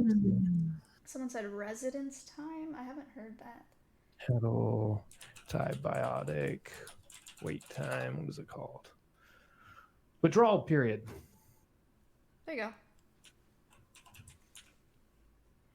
Degree for counting sheep. My degree has nothing to do with counting sheep. Look, chat, just be happy that I graduated, okay? You all need to relax. I thought I was going to be in the ag industry, okay? Now I'm here. It's fine. I finished school, okay? So diclofenac can withdraw in cattle in as little as 15 days, but it can last longer than that. Now that's for like human safe consumption. Now bird safe consumption, I'm not sure. It depends on how long that chemical has been in their body. And okay, right, I'll be right back. So like the cattle, generally they get to be an older age, and they just are on diclofenac every day for the rest of their life till they pass away. And that's generally how they'll do it. And then they'll just leave the cattle out for the vultures to eat instead of burying it, because most of the time you can't bury bodies in Asia because there's like maybe 6 inches of topsoil and then you hit rock. So oftentimes you also have sky burials where when people pass away, they'll hack them up and they'll put them out on platforms for vultures to eat because they can't bury them. So with the diclofenac being in the cattle's body for that long a period of time, 15 days would be lucky. Got it. To get it out of the body, the withdrawal period. Thank you for that question. Good question. Danny donated $14. Thank you, Danny. And Thanks. He asked, aside from where they're from, what are the main differences in New World and Old World vultures? That's a good question also. Oh, man. It's crazy. So they New World and Old World vultures aren't actually related at all. So it was this open niche that some ancestors, they're not sure what the vultures' ancestors are actually. They thought they were like storks and cranes, but they're starting to find out that's not the case. Oh, really? And they think for Old World vultures, they think it could have been closer to like an eagle or something like that, or even a prehistoric gigantic bird like. Right. But for New World, they're still thinking. They still think it's storks, right? Yeah. The last I heard, they're rethinking that now. Oh, interesting. Okay. So they're thinking it came from another type of prehistoric bird with like, they're talking 20-foot, 30-foot wingspans. Prehistoric bird, they're crazy. All right, cool. Anyway, so they just filled a niche on each continent and needed scavengers, and so the differences are New World. They have Robin's gonna need to help me here. Robin, they're asking for the difference between New World and Old World. Old World, they have more raptor-like features. Yes. A little bit more Stronger grip strength, feet, better beaks, I think, right? Yes, better beaks. Yeah. What's the difference with the New World?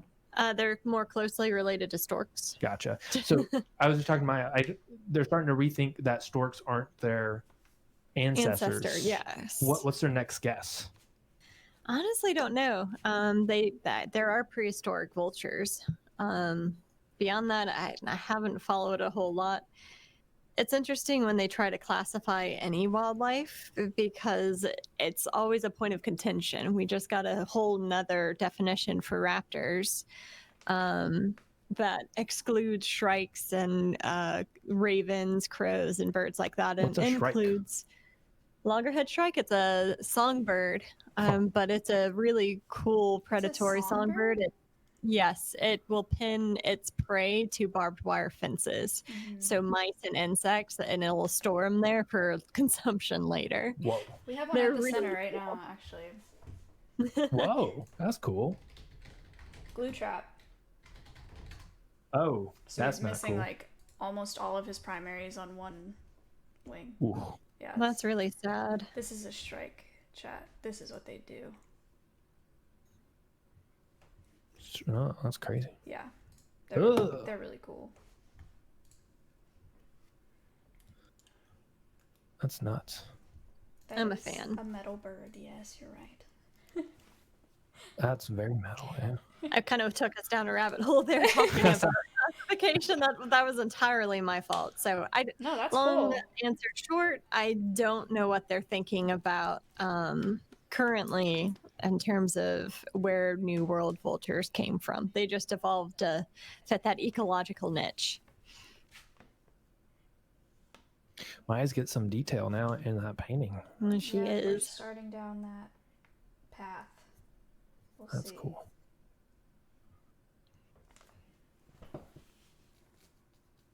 I didn't know that a shrike was considered a songbird. I was talking to my coworker about that the other day. I was like, I'm really not sure what to call them, or what to classify them. Crazy. Call them crazy. Is that what you just muttered? Yeah, call them crazy. I mean, they're pinning them on to thorns on trees or prey, Mhm. barbed wire. I mean, that's brutal. That is a metal songbird. Yeah. I'm trying to think of what other cool stuff we can talk about vultures. I mean, there's a lot of really cool stuff, but I think we hit on most of the major stuff. Have you seen how many California condors have you seen a California condor in the wild, Maya? Never in the wild. Never No, in the wild. I have only seen them at the San Diego Zoo. That's an amazing zoo, by the way. It We went is there for incredible. TwitchCon. And yeah, I love that zoo. It was. I definitely want to go back and spend way more time there. I want to go to the safari park that they have because we went to the zoo itself, but apparently the safari area is way cooler. I didn't know that.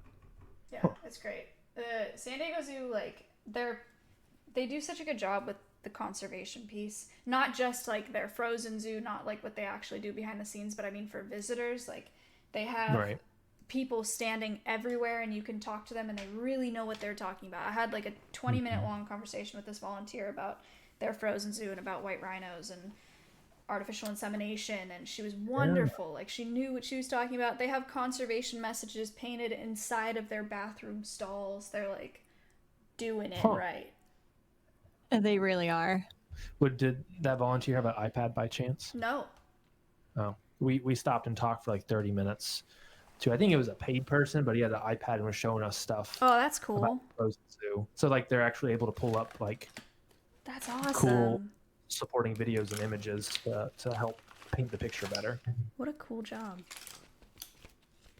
Yeah, we loved it, and we didn't get to go on the behind the scenes, but our curator and Kayla was able to go behind the scenes with one of, I think their avian curator, and got kind of the deep dive into it. And they are like hardcore in the coolest way for conservation and for bird care. Yeah, that's awesome. So it's awesome.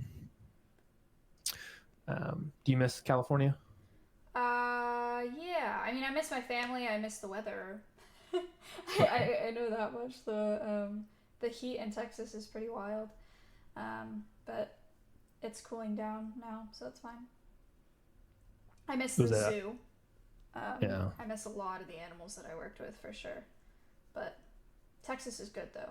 Like, I like it here a lot. I've done a lot of really cool, really fun stuff since I've been here already. So pretty happy. Yeah. No, that's awesome. Yeah, California weather we were out there. I'm like, trade this for Tennessee weather any day. You literally just never have to think about the weather. Like, that's what's beautiful about California. The only thing you have to think about is like if you need a sweatshirt to go outside, but otherwise, like, just doesn't really. Hiking is so much more enjoyable in California. Yeah. Hiking's great out there. I love the plant life out there. Mm-hmm. I do. I miss California sage. I miss the smell of California sage. It's pretty nice.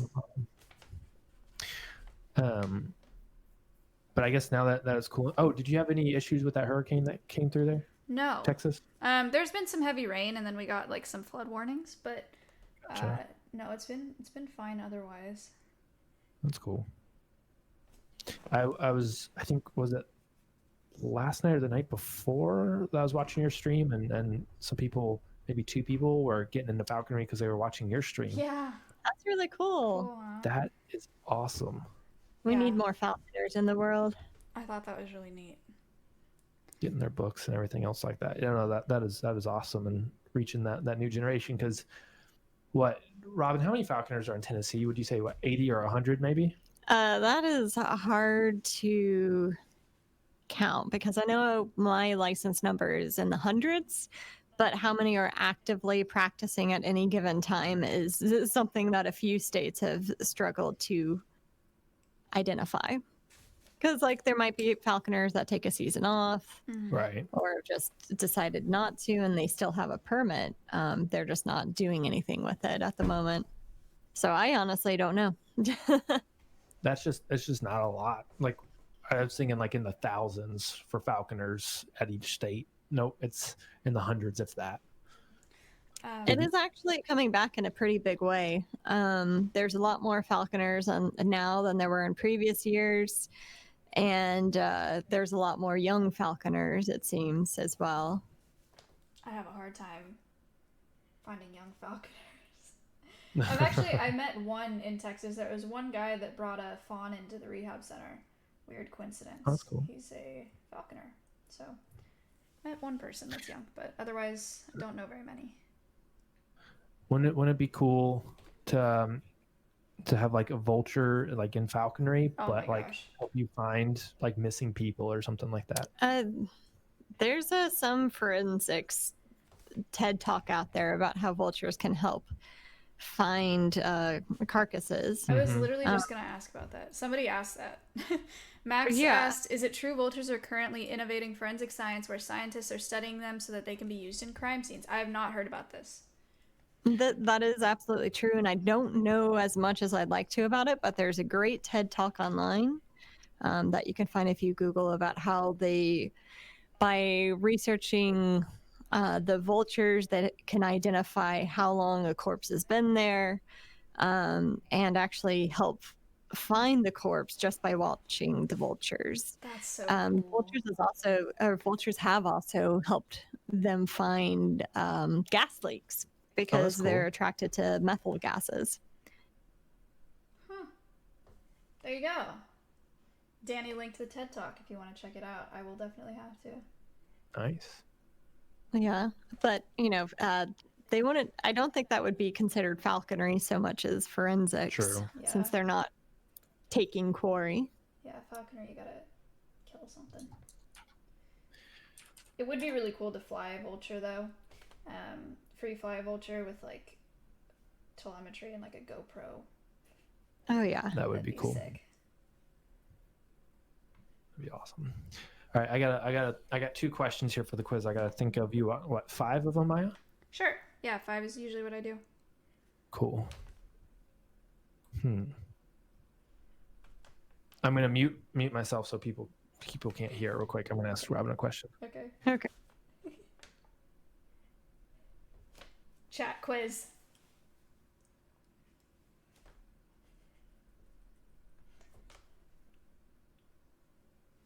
All right, cool. I got another one. Great.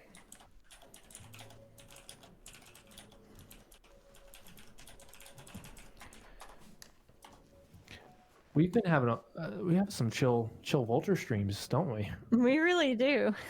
Painting is a very... I am very zenned out and getting frustrated with the beak, but that's okay. I find when I do painting streams that I get like really, really quiet because you're so focused, and it just like I usually just play like lo-fi hip hop and sit here. it's hard to. Well, yeah, we have lo-fi playing here. Oh really? Mhm. There you go. That's nice. I have nothing playing. Sorry, chat.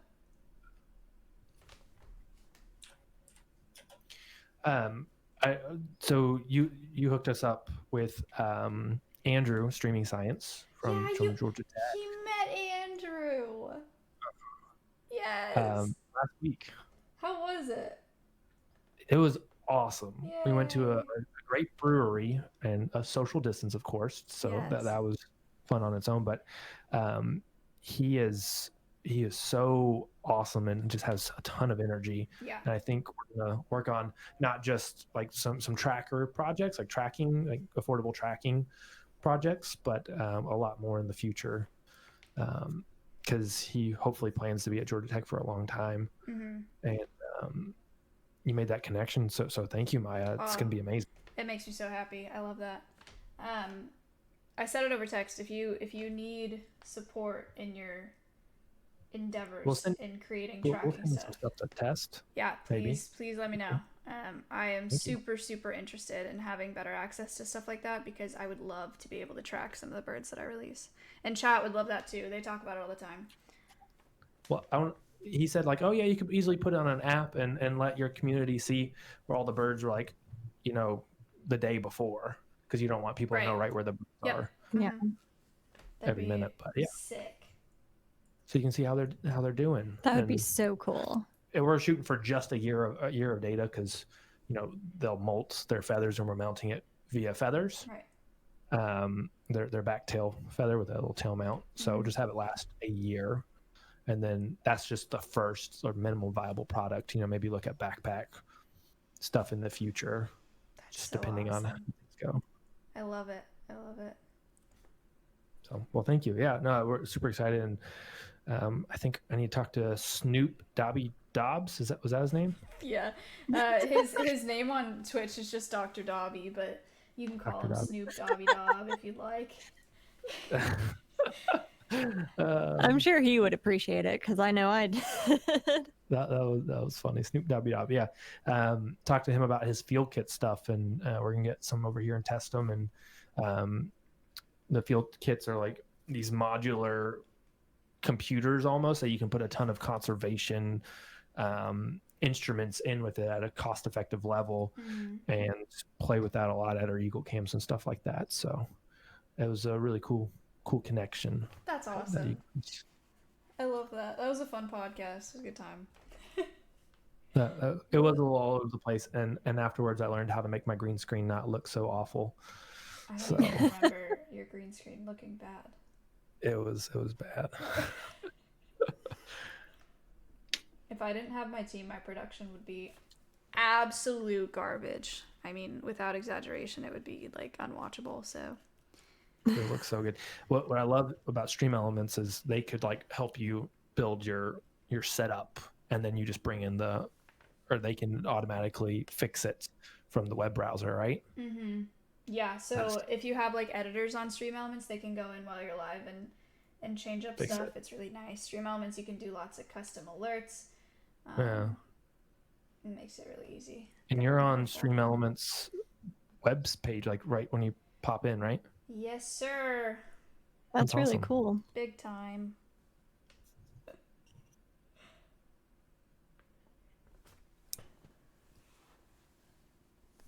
Hashtag ad. Yep. I really do love Stream Elements. I mean that. We have a Nighthawk at the center right now as well. Oh, I love those. They're so interesting. I'd never seen one until we had this one at the center. They're like little frog birds. Chad, I'll show you a picture. Pac-Man almost. Yeah. Look at these.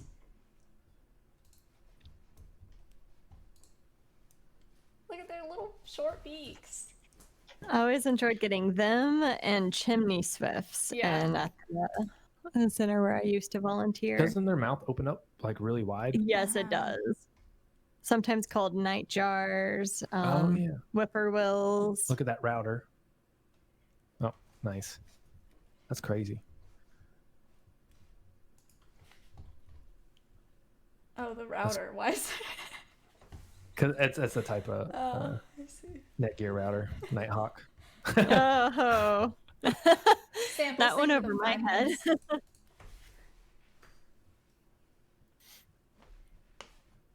Let me get you some videos real quick. What videos are you going to send over? I was thinking California condor, maybe. We need to talk about the condor, because that is a new world vulture that is doing a bit better than they were, but they're still not at a sustainable level in the wild.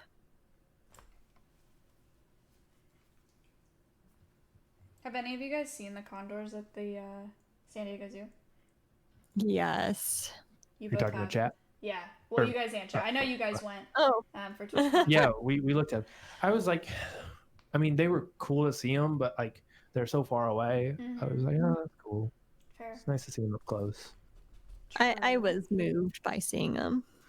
What I want to start experimenting with is, I just sent you a video, by the way, in Discord of the LA Zoo Oh, sweet. talking about the California condors All right, population. pull If you're it up. interested. But trying to get more like cameras in those large enclosures, and they have a big screen touch TV, and you can like zoom in on the birds when they're far away in their enclosure, so you can still be up close to them on that big screen TV right in front of you, which I think would be really cool. Have that connection with them that way. Yeah. From inside this flight pen at the Bitter Creek National Wildlife Refuge, 2 hours north of Los Angeles. It's their final stop before freedom. Mike Clark is the condor keeper at the Los Angeles Zoo. You're letting your kids go into the wild, you know, you let them go into the big city, but you have to let them go. That's the purpose of it.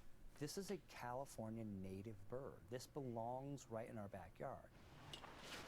Clark has been a key part of the condor recovery program for 30 years, and this year it hatched one heck of a milestone. Bird number 1000 reared his head inside a rocky cliff at Zion National Park. With a 9.5-foot wingspan, it is the largest bird in North America, yet few have ever seen one. In 1982, there were 22 birds in the wild, and by 84, that breeding population had dropped to 9. Seemingly destined for extinction, biologists captured all surviving birds, and the breeding program at the LA Zoo was formed. From the very beginning, since there were so few birds, we were really careful. We had everyone was on pins and needles. You know, every egg that hatched was worth its weight in gold. At that time, keepers used hand puppets to raise them, but the chicks became too comfortable with humans. their curiosity is almost greater than their fear. So the keepers backed off. Now 43 cameras keep watch over more than 24 birds. In the wild, condors might raise one chick every couple years. But here, when a condor lays an egg, keepers take it, prompting the bird to lay another. So Clark tried something never done before. This is the adult female that reared these two chicks. He wanted to know if a parent would foster more than one chick, so he approached a bird who knew him well. And here is a sexually mature bird that's been breeding for years and years and years, raised tons of chicks with another bird. She sort of kind of got attached to me because I was the only one that she was interacting with. So she fell in love with you? Yes, and I her. It was a wild success, and this year, for the first time ever, the chicks are all being raised in pairs. The zoo spends more than $500,000 a year trying to save this species, but the only condor visitors may see is Dolly, who arrived with a damaged wing they couldn't repair. So you guys spend all this money on the California condor, but you don't have a condor exhibit at the zoo. Yeah. How come? Zoos are changing. Zoos have gone from a place where you go to see animals to a place that does conservation locally and abroad. And that brings us back to this fall day. 4 birds hatched last year are on the move. Off to their new home in the mountains where wild birds perch nearby, but so does danger. You're just hoping that you prepare them to survive. Since the recovery program began, the condor only has a 50% survival rate. It's still threatened by hunting, lead poisoning, and hazards like power lines. We call it the E-perch, the electric perch. And if the birds land on it, they get a little shock and they avoid it. Clark is training the birds to stay away, but most of the juveniles already do because they're watching an older, wiser bird, a mentor placed with them. The mentor already knows about the pole, never uses it. None of them even try it. So that tells you how important the mentor is. And as a new flock is tagged and prepped for release, the keepers are hopeful. Can you imagine walking out in your backyard and seeing a bird with a 9.5-foot wingspan sitting on your fence post? A dream that every year gets closer to home as the lessons learned give this shadowy feathered flyer a chance to not only soar, but survive. For CBS This Morning, Saturday, Joy Benedict. That was a great video, Connor. Thank you. Side effect with $10, not with $10. Thank you. Hello. Cool. That was a Hi. great video. I didn't know about that electric perch that looks like a power line. That's a great idea. Makes sense. Yeah, it was really smart for them to do that because they were just releasing them out in the wild and they were just getting electrocuted and the population was doing really bad. So they redid how they did their training and basically got rid of the problem for the most part with power line electrocutions. Very cool. That's awesome. Didn't they have some sort of program where there were people that were meant to make them uncomfortable around people? Am I thinking of something else?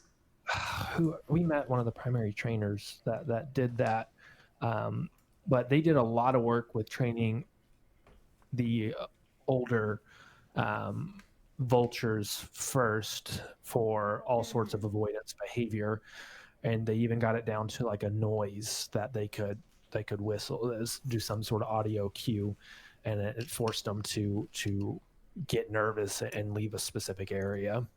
So they did a lot of experimentation in the beginning, and now I think they got it down to where they don't have to be around them, and they have some built-in things to like the power line stuff and built-in automatic training systems. Very cool. And the California ban led what last year, Robin? Yes, last year or the year before. From all hunting, right? Yes. And that helps a ton with the California condor. It does. There's definitely more. I think that going cold turkey, like they did, harbored resentment. But it definitely helps the condors. They're still, like I said earlier, not at a level where they're self-sustaining in the wild. Like that video pointed out, there were just 22 individuals that all had to be captured up for a breeding program. And even today, if without the efforts of the San Diego Zoo and other conservationists, we would still lose our condors.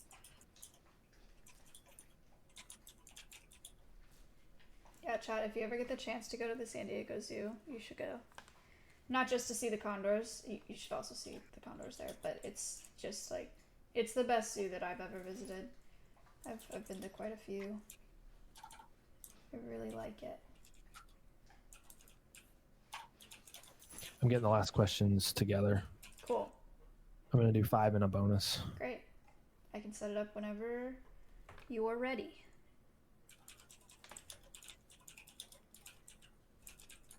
That quiz extension is really great. I love it. Yeah, it's really so much fun. What I learned is not to do the phone app though. To allow the phone people on mobile devices to vote in, because it slows it down a ton, because there's like a 30-second delay. Oh, I know there's a delay. Yeah, I hadn't really thought about that. So we used to have to wait 2 minutes between each question to wait for everything to come in. So.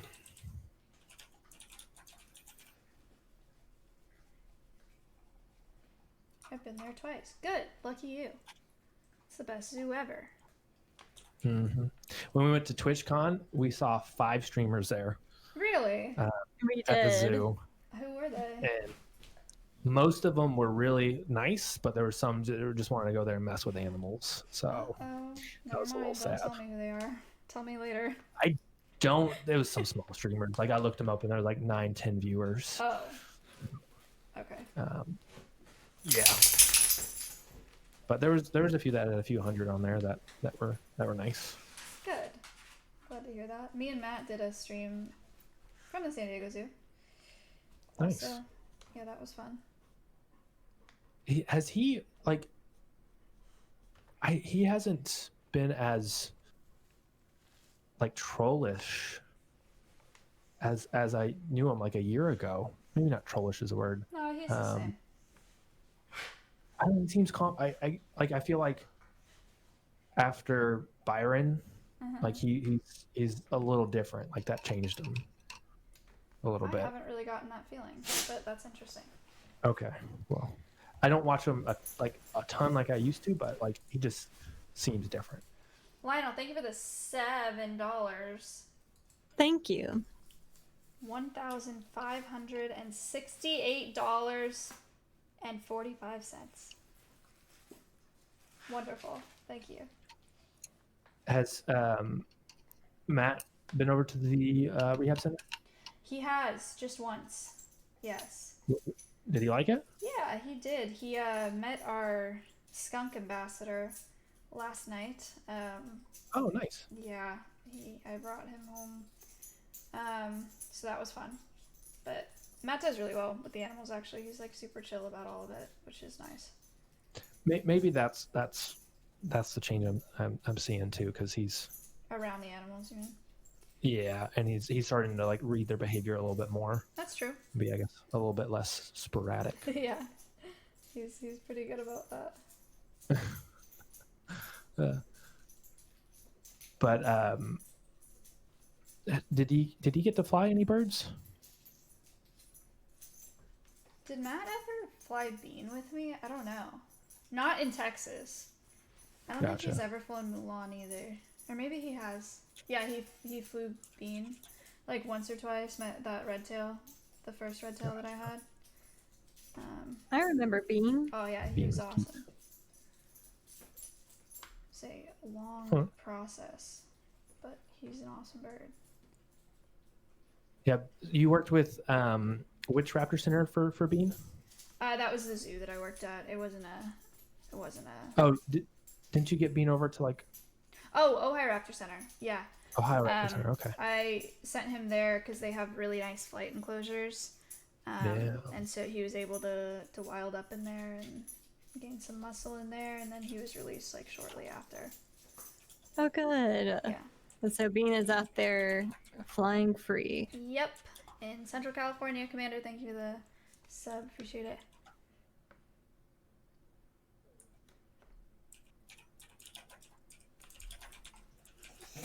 Oh, this is going to be the of my last season with my current falconry bird.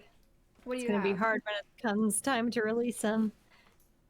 What do you have? Oh, red-tailed hawk. Nice. I got a soft spot for red tails. I Awesome. love the red tails. They're so much fun.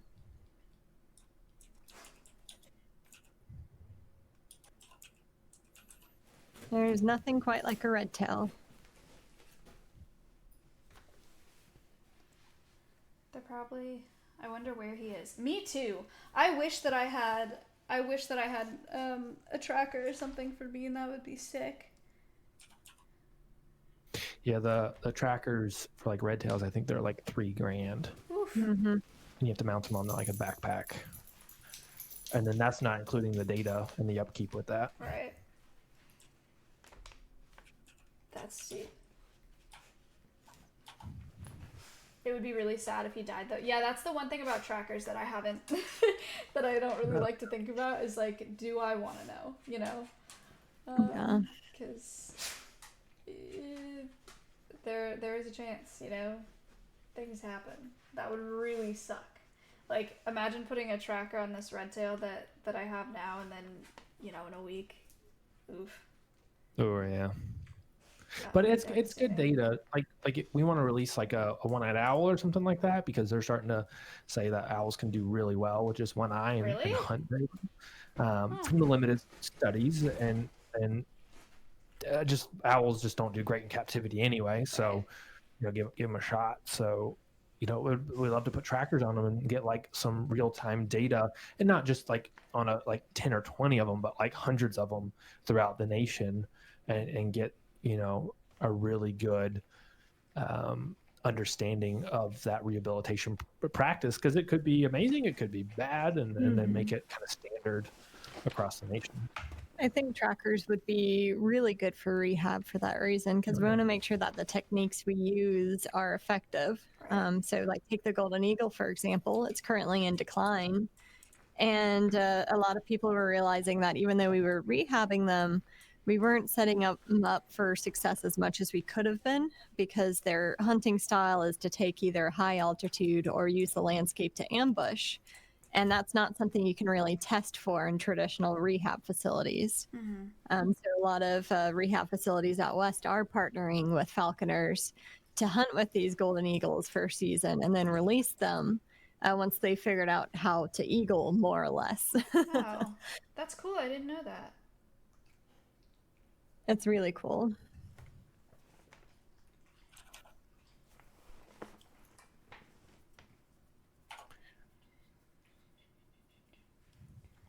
I'm coming up on being done here, I think. I don't know. I mean, Nice. you could like work on, I mean, I'm just starting with my detailing here. I could hold it up to the camera a little bit. So starting to put in some detail right in this area. wow. I'm going to add a bit more highlights and shadows, I imagine. That's so Keep good. holding it up. I see it. Very good. That is beautiful. I couldn't get the zoom to work like I thought, Robin. Oh, that's all right. It still looks really good though. That's awesome. And then I have this. Do you want to do the fecal part at 6 o'clock or 5 o'clock your time, 6 o'clock our time? Is that okay? Yeah, let's do it. Okay. As with all paintings, you can work on it for hours and hours. Gorgeous, and hours. Maya. Thank you. But I think that I'm gonna stop here. I don't know who the top donator is right now. I don't know if it's Koopa or there was a big donation at the start. Robo Rascals. Oh, true. She donated 500. Yeah. Oh, yeah. Okay. So I'll have to contact her. I know her on Twitter, so that works out. Nice. Okay, so chat. About 15 minutes before we start with the fecals, shall I maybe start setting things up? Yeah, I'm about to send you over the quiz. Great. Oh yeah, let's do the quiz and then we'll do the fecals. Making sure I got the right answers on here.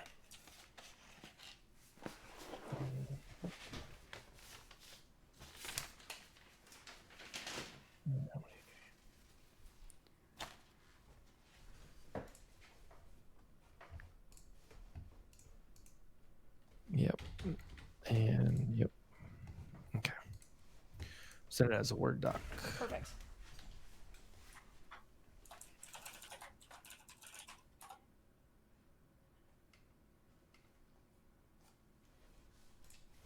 Maverick. What? Yes, sir. Chat, I'm sorry that it got a little bit quiet. I think we were very focused on the paintings. While you're doing here, that, I'm going to use the restroom and right talk now. to Okay. Nancy. Just let her know that we're going to do this in a minute so she can come on over here. Perfect, thank you.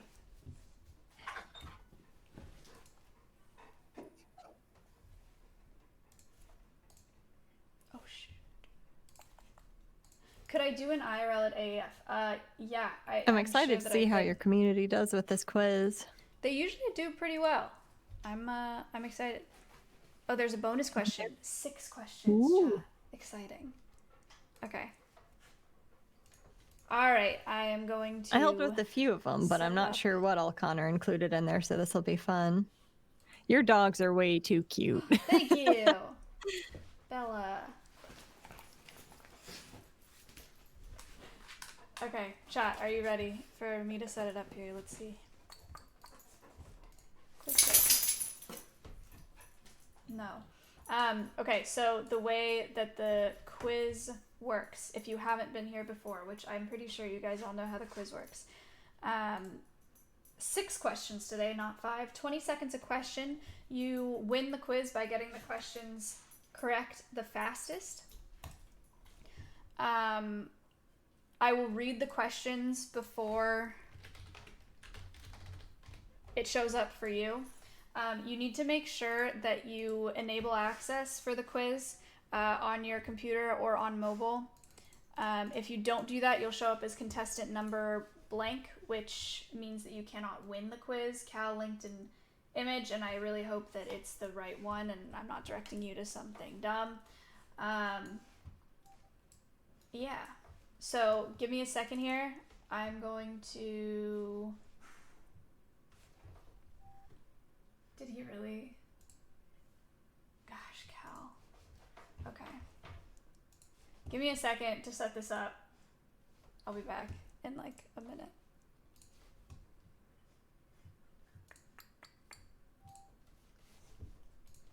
In a minute. Hold on. While you set that up, can I ask your community a question? Yeah, go for it. It may spoil some quiz answers, but I want to know what their favorite thing that they've learned about vultures was. Chat, I can't see you right now because I got stuff in my monitor. So Vomit in all caps and poop. Okay. Nice. Feather coloring.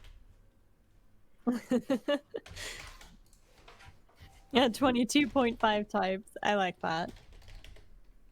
And I do see urohydrosis in chat. Were some of my multiple choice answers kind of dumb? No, I asked them what their favorite thing that they've learned was. Oh, gotcha. Trying to set them up for success going into this quiz.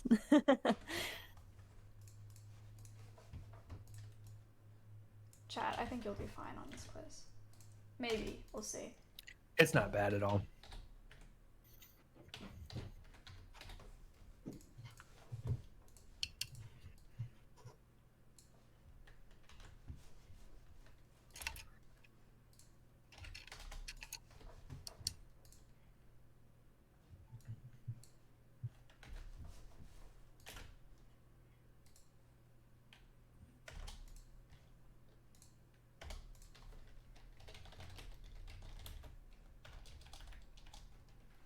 Is 4 meant to be...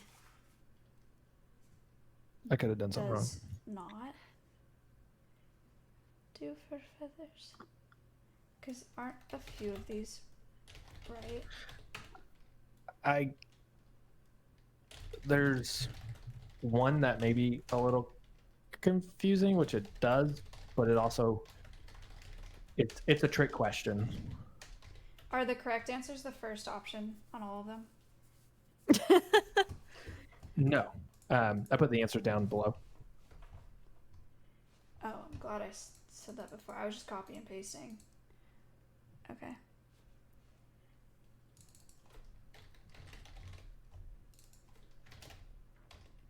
It's kind of a trick question, but it depends on the season with what it does. Oh, chat, good luck.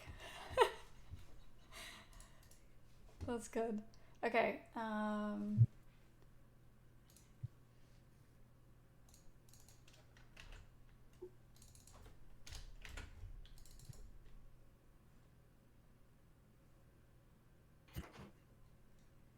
So real quick, besides the conservation cast with American Eagle Foundation, which one's your favorite so far?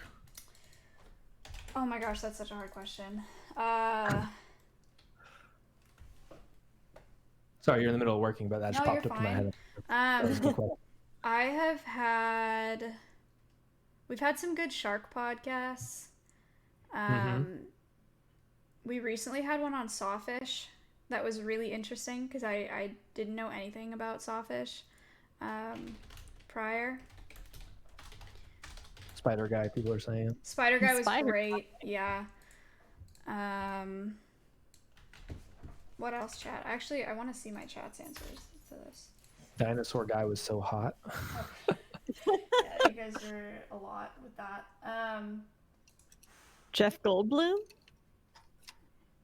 That would be nice. That's what just popped into my head. Yeah, the spider one was cool. I don't know.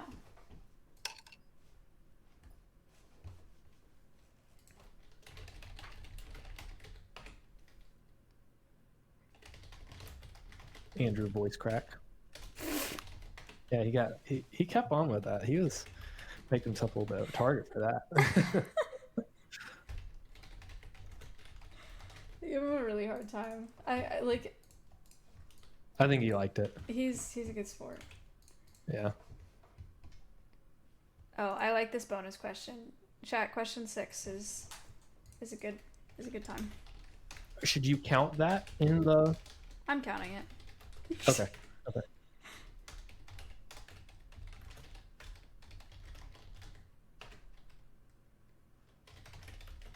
Do you want me to mute when I do this, or should I just leave it? I don't know if you're gonna have my stream up or. I'll see it on your stream. Yeah, you can do you. I'll watch. Okay. And just chill. Probably won't say much. Maybe I will. I don't know. Wait, so I should mute on Discord then? You can do whatever you want. All right, chat. Here we go. Quiz is created. I'm gonna mute on Discord because I think it'll make more sense if I'm muted on Discord. All right, sounds good. Okay, chat. Here we go. Quiz time. If this quiz is hard, I'm suing you. You need to relax. 6 questions, 20 seconds per question. Who is gonna win it this week? Is it going to be Spinning Squid? Let's find out.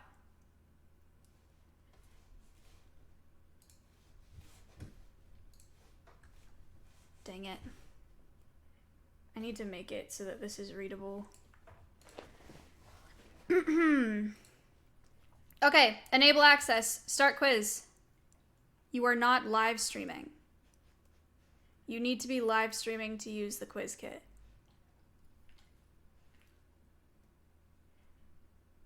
Hello? Chat? Yeah, I think it's because we're squad streaming. Okay, let me end the squad stream.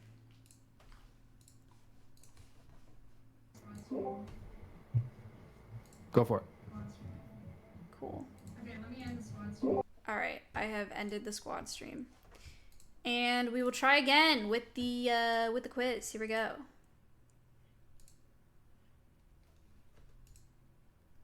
You are not live streaming. Well, there's always next week. All right, so maybe there's no quiz this week. However, I can read you the questions and you can tell me the answers. Are you ready?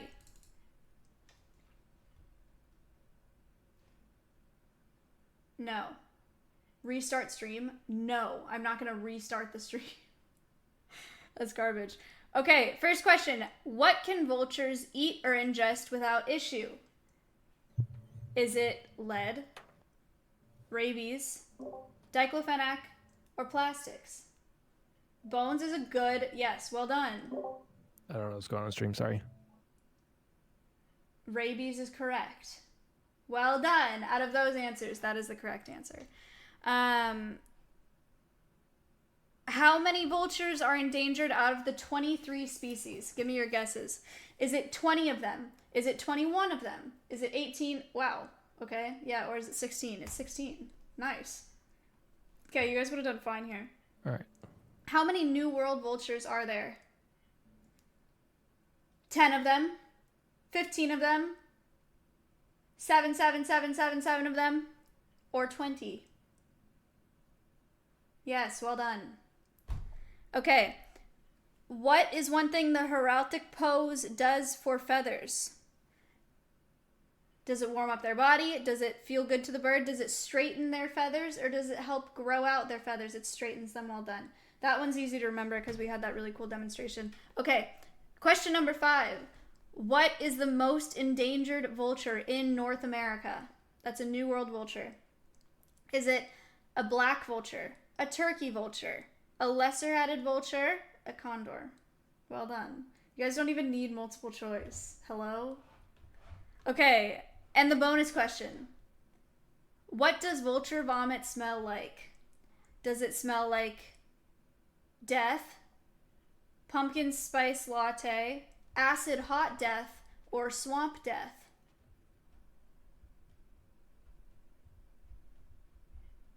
The correct answer is acid hot death. Yes. Those of you who jumped the gun and just said death, you got it wrong. You lost all your points. Well done. All right, lots of you got those answers correct, but who got them the fastest? Streaming Science has finally won a quiz. Andrew, congratulations. You did it. You did it this week. This was your week. You are already a sub to my channel. Would you like a gifted sub to another channel? Or would you like an additional $5 donated to this stream?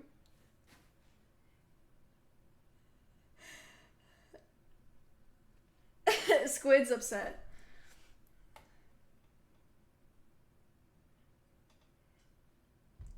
You want a sub to your favorite Smite streamer, please? You want a Mizkif sub? An extra 5. Okay, I will add an extra 5. Oh, actually, I will add it right now because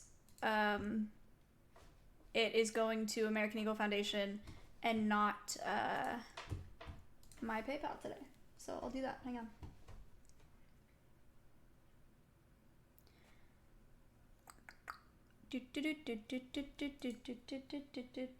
Actually, today, because I'm already donating, it's gonna be $15 today. If you were there for my last IRL, you'll know why, but don't worry about it. $15 today to American to vulture conservation. Good stuff. Love it. I love that. Let me just do my 2-factor and then we'll get back to it's 4:56. We're just in time for the fecals. I put it in without clicking the bar.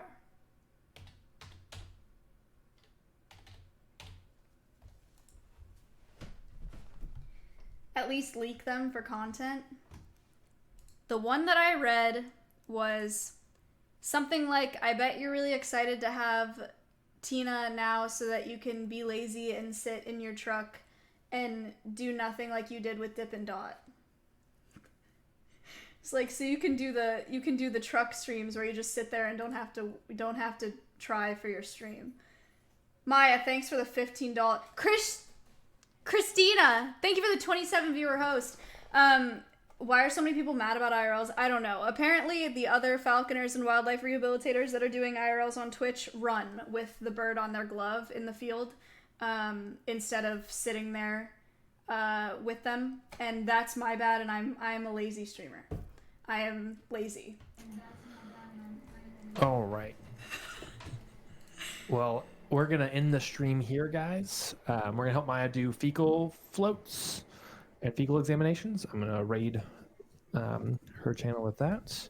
Nancy will be on, but I just want to focus on that and not have to worry about managing the stream over here. We're going to do more streaming in the future. We've been a little bit behind on it. Just been so busy, but we have some really cool stuff coming up and cannot wait to do some more streaming. We're going to be streaming over in Ohio up in Eagles Nest Monday, Tuesday, Wednesday, I think. So keep a lookout for that. That's going to be awesome. Big time. Bye, guys. Thank you. Thank you so much, everyone. I'll finish this painting eventually. Oh, yeah, we'll look at it Christina, real I quick love before we you. What, that's so nice. Yeah, adding some detail here. It's really good. It'll get there someday. All right, this is gonna be something. Chat, let's hope and pray that my microscope is working. Let's go.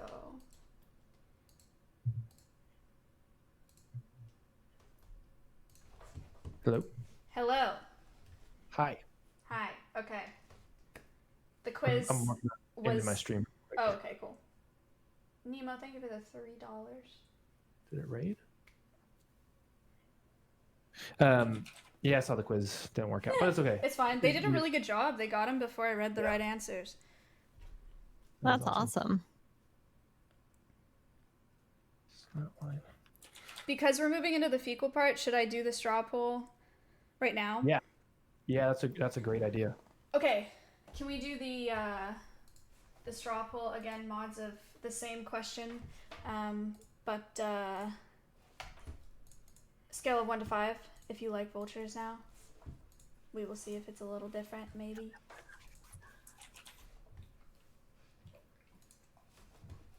Goodbye, cardboard box. Okay.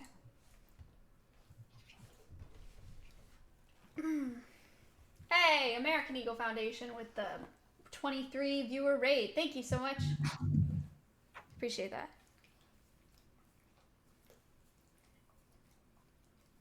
Okay, so the last time, to refresh your memory, I will just open this so we can take a look at them both. These were the results of the last straw poll. So 56% gave vultures a 3, 21% gave vultures a 4, 10% gave vultures a 5, 8% gave them a 2, and 6% gave them a 1. 13 people said no vultures, which sucks. Rowdy with the 355, thank you. That got us to $1,600. Wow, thank you. Big time. Thank you so much. All right, current poll. I almost reported the poll. This should not be that clickable. Okay. Toxic. Right. Okay, so right now it's looking good. I don't know how long, it doesn't show how many seconds it has, but the bar is like halfway done. But so far, 95 people have given vultures a 5.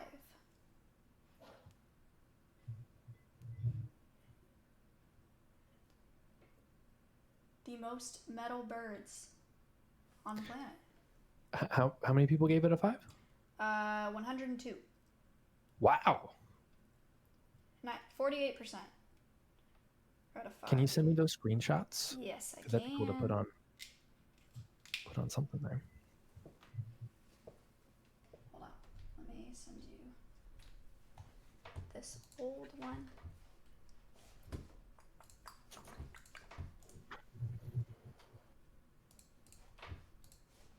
Here's the old poll. And Well, thank you. the new poll is closing and it's looking good.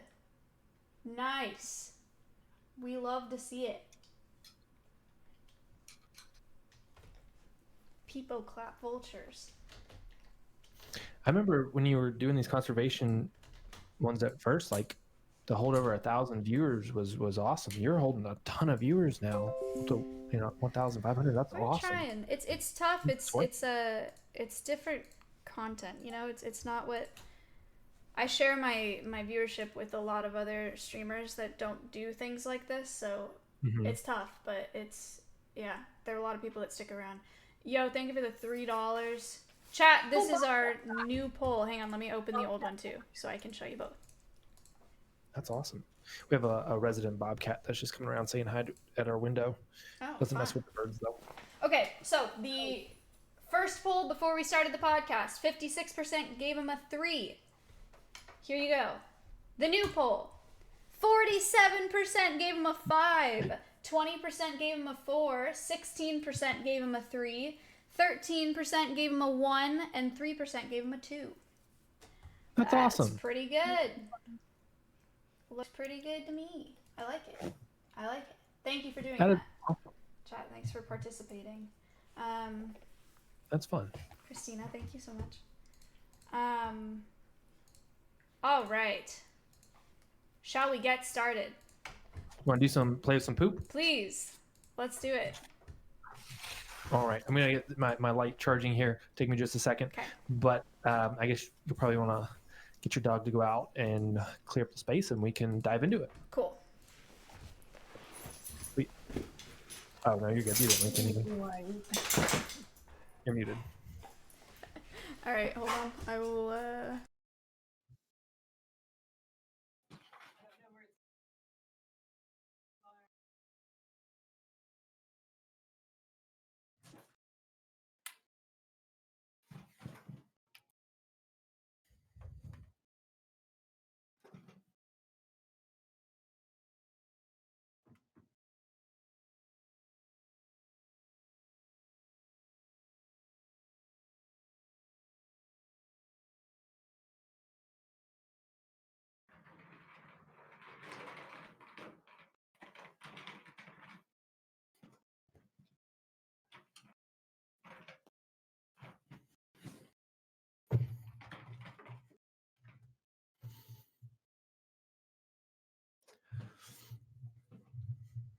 Looks like I got chat all to myself. Hello. Should I do the rest of this stream with the eagle head on? Yo. Yes. If we hit $1,750, I will wear an eagle head until Maya tells me to take it off. How about that? I'll show you the eagle head.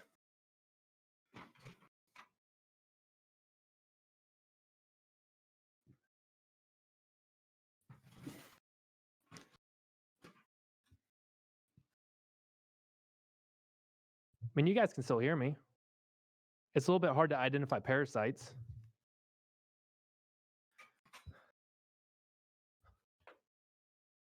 But yeah, if we hit $1,750, I'll wear it till Maya tells me to take it off. I do have a costume.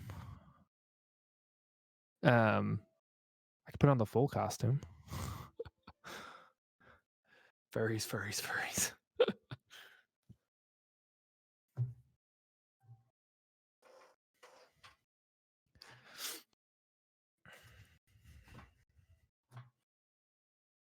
Hi.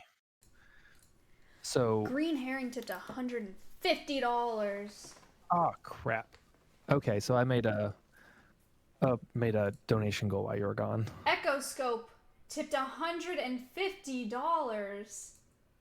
Thank you guys. Wow. All right. Well, I guess I got to wear the eagle costume and the eagle head.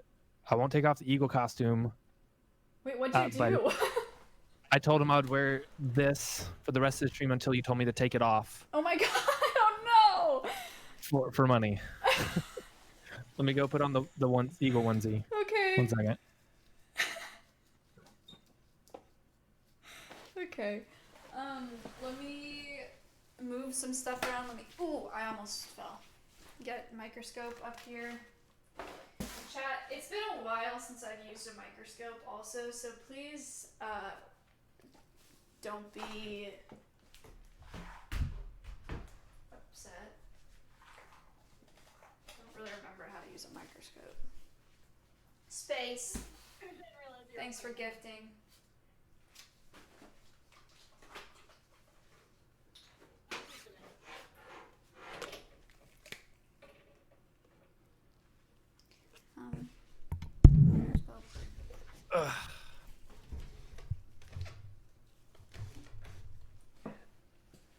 Oh wow. Hello. Just tell me when it's too much, and you can end my misery. It's fine. It's too much. I need a hat so I can like have an animated head. Okay. 1 second. Alright. Okay, so chat, this is what we're working with here. This is my new microscope. Everybody say hi to new microscope. Very nice, yes. It's paid a lot of money for all of it. Sug, thank you. And this is what we're looking at for it. It's actually not working. Oh my god. Please. Oh, please.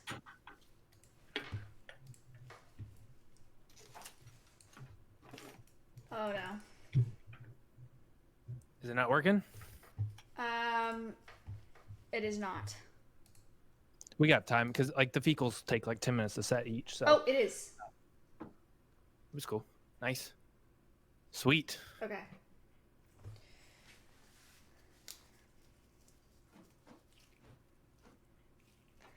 I need to get my slide. Oh no, I have slides here. Microscope slides, yes. I have my fecals here.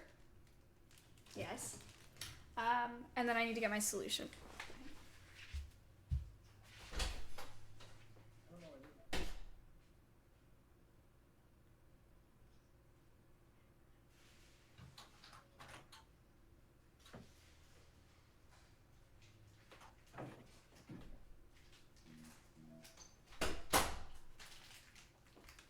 I will never run out of fecal solution.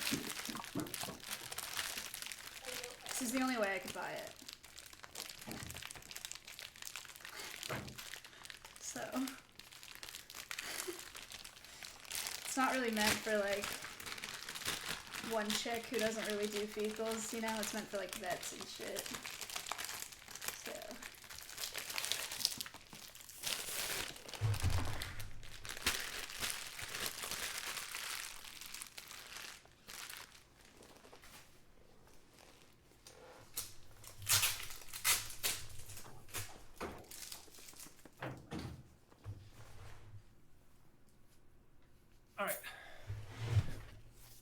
nice. Great. So now it's a little bit more animated. Okay, All great. right. Exactly what you wanted to see. So you got your fecal samples. I do. Can you hear me okay? I can. So let's see your fecal tube. You're going to want to take the insert out first. What should I start with? Chat, what should I start with? It doesn't really matter. I have American kestrel, blue jay, crow, screech owl, and a skunk. Crow. You guys do know the crows. Alright, we're doing the crow first. Or the crow. What are their names? Abbott and Costello.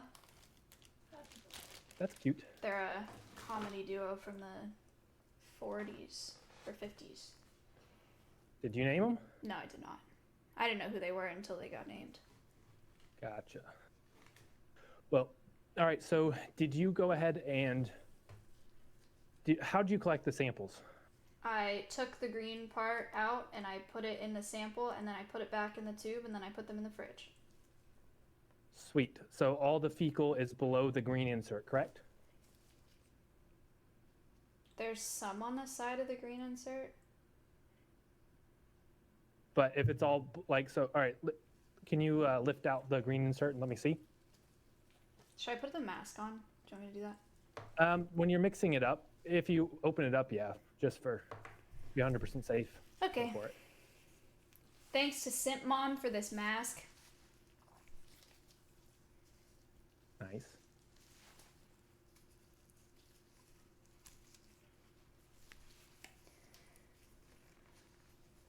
Okay. Cool. Could you full screen your video real quick, or your camera? Looks like this. Cool. Oh, it's all sitting in there. Sweet. So, hold on. Hard to see there. Is that just the white urates? No, it's not. It's everything? Cool. All right, so we're going to have to really dissolve that. So you can go ahead and put that back into the fecal tube. Okay. And then you're going to want to fill up that tube halfway. And then we're going to have to do a lot of mixing in there because you want to get everything to float. When you say fill it up halfway, oh my gosh. Am I meant to have you want me to pour what do I use? I need to get something. Do you have a small syringe? Not. Put it in a smaller cup. So it's just sugar water, the fecal solution. I will get I will find something.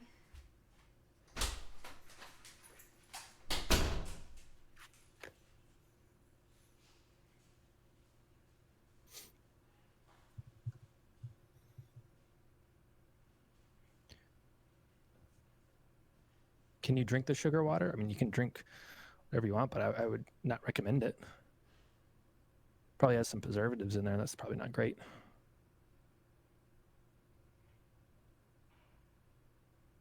I'll go into why it's sugar water in a second. It's pretty cool.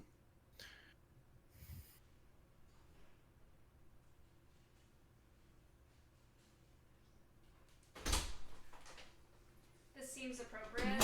Powering off. I have a shot glass that my sister made me. There you go. Nice. Wait, my headset may have gone off. Powering on. Mic on. Hi.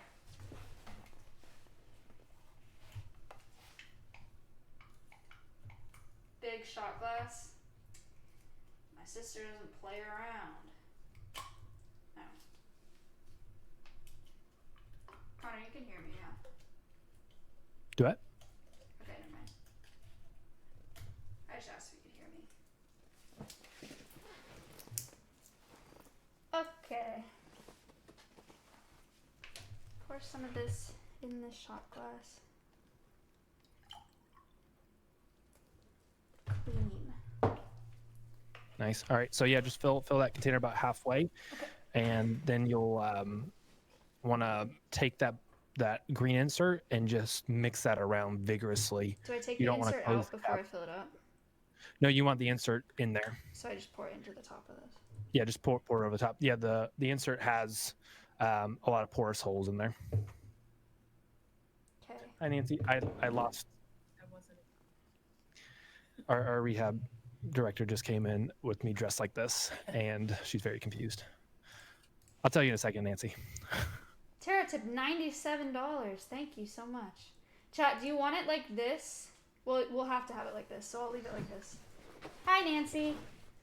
Hello. Nice to meet you. You too. Okay, so just like agitate this in here. Yeah, so right now, Nancy, she has got her fecal tube, and she has the green insert in there with the fecal below it. She's adding half of the fecal sol, and she's mixing it up. So mix it up vigorously. And Nancy, feel free to jump in here and tell me anything that we could do better, because I'm coming from a small animal veterinary practice, and Nancy's a licensed veterinary technician and knows how to do it 100% properly, and that's why she's here. Tara tipped $97 to get us to $2,000, by the way. Tara, thank you for the 97. We just hit 2K. Thank you guys so much for $2,000. That's amazing. Okay. So does it change color from the fecal sol? Yeah. Like the clear it's color? like And brown in there.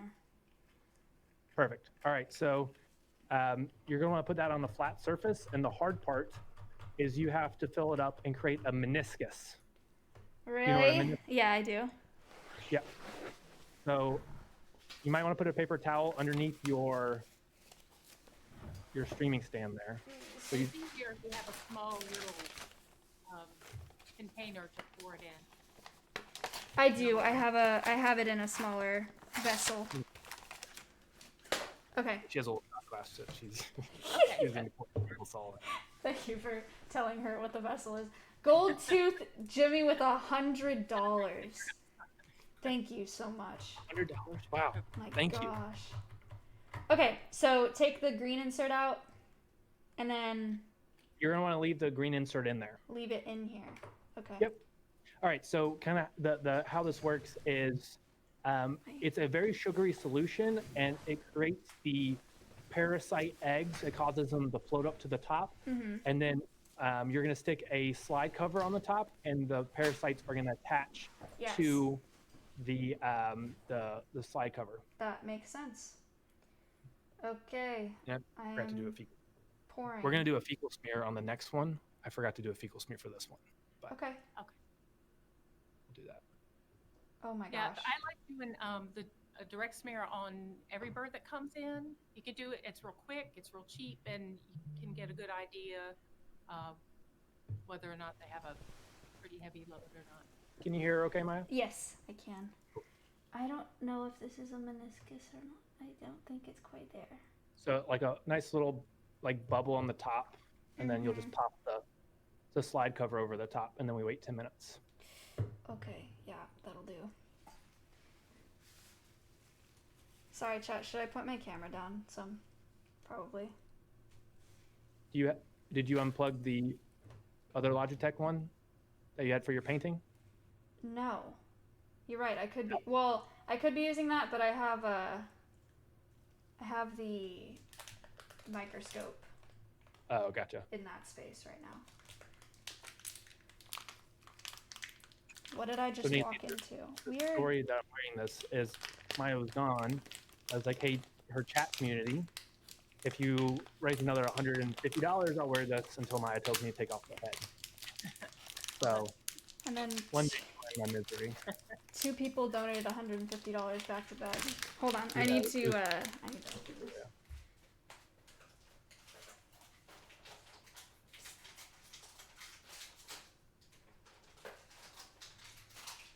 Okay. Come on. I do feel quite ridiculous, and like I'm doing like a 3-year-old show. That works for chat.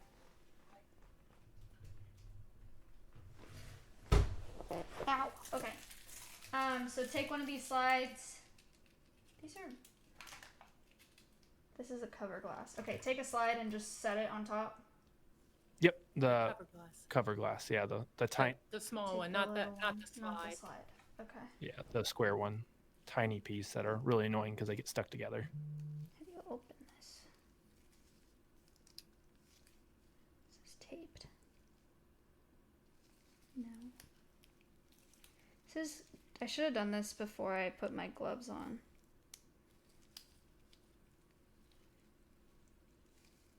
Yeah, I may have to get new gloves and do this without gloves.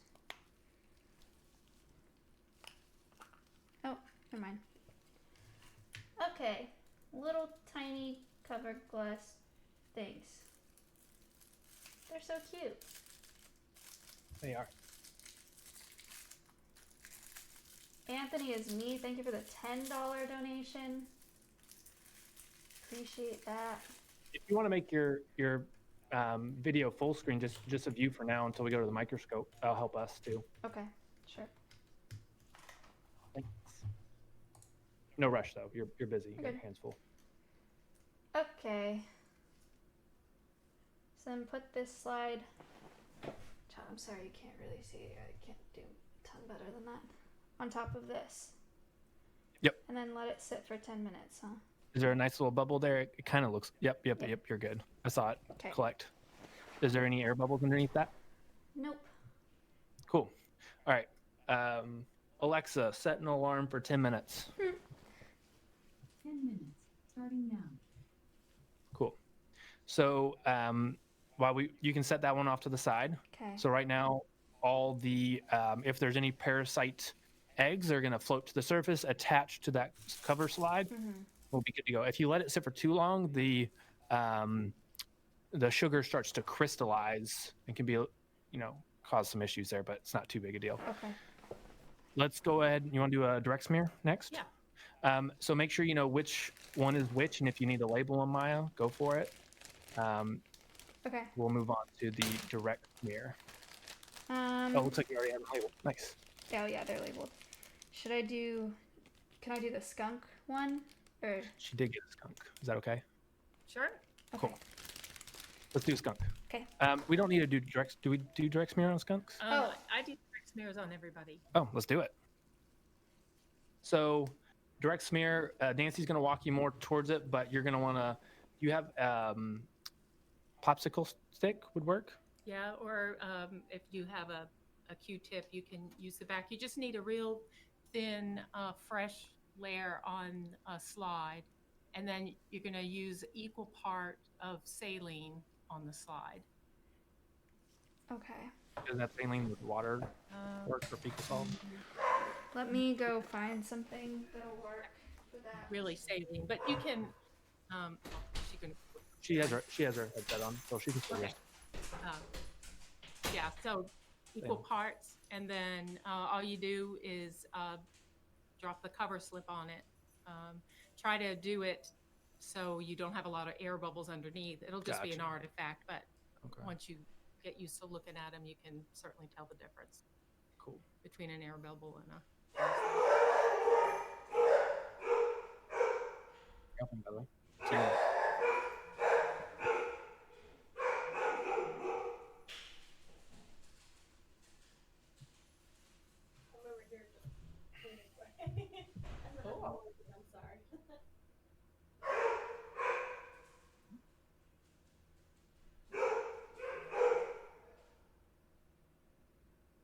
So that's a slide there. It's Maya's live stream, so we're currently not on the screen yet. So, okay. But yeah, this will be a process. Just relax. Fun. So are people listening, or are they just following Maya? They can hear us right now because we're on a video call. This is the video call, and she's got 1,500 people watching her, which is awesome, which is more than we've ever had, which is really cool. Maya's she has a conservation cast on Fridays generally, and she's on number 43. We've probably done 3 of them with her, but she talks to a lot of conservation organizations and professionals, and helps educate whoever wants to come and watch. So, and she raises money too for those organizations, and she's helped us raise $2,115 for vulture conservation. Okay, I had to cut a piece of cardboard because I don't have. Oh, that's fine.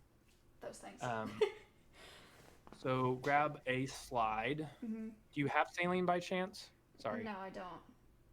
If you don't worry about it. Ideally, the next time you can just have a bottle of saline there, maybe a 6cc syringe with saline, and put a couple of drops on it. Okay. But even if you make a smear and drop a cover slip on it and look at it under the microscope, you may or may not see something.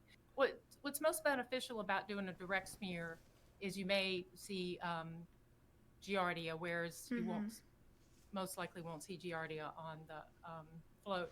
And you may also see the most common parasites that we see in our raptors, our wildlife raptors, and that's capillaria, which is probably what I'm usually looking for. Okay.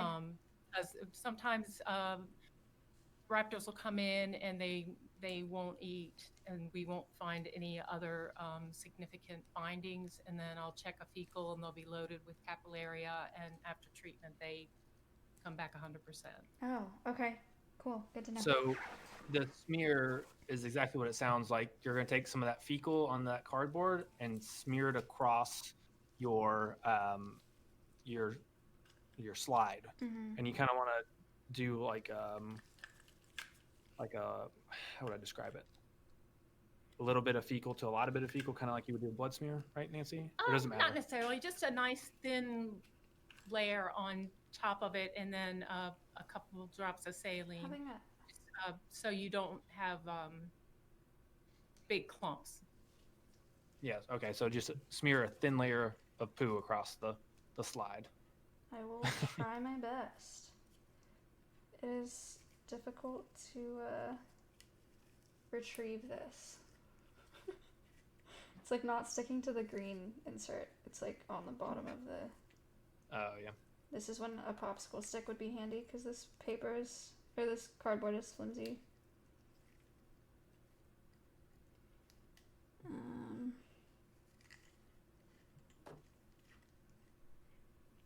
Okay, I have like a little. I don't know how much I need, but Yeah, a little's all you need. Okay. And then just. And just It's not super thin. at all even. That's fine. Is that sufficient? It doesn't seem like what you're asking for. Hold it up to the camera. Yeah, it's worth looking at. If you see something, Yeah, then okay. it's positive. If you don't see anything, that doesn't mean they don't have parasites. It's Okay. just a quick screen that you can do in a really short amount of time. Okay. Yep. All right. Put a cover slide over the top of that. And like she wants to press, you want to press down on it a little bit or no? Yeah, when they're saline on it, it just sits on there. But you can just drop it on the top. You just don't want to get any fecal material on your objectives on your microscope. Okay. All right. Slide that baby in and we'll take a look.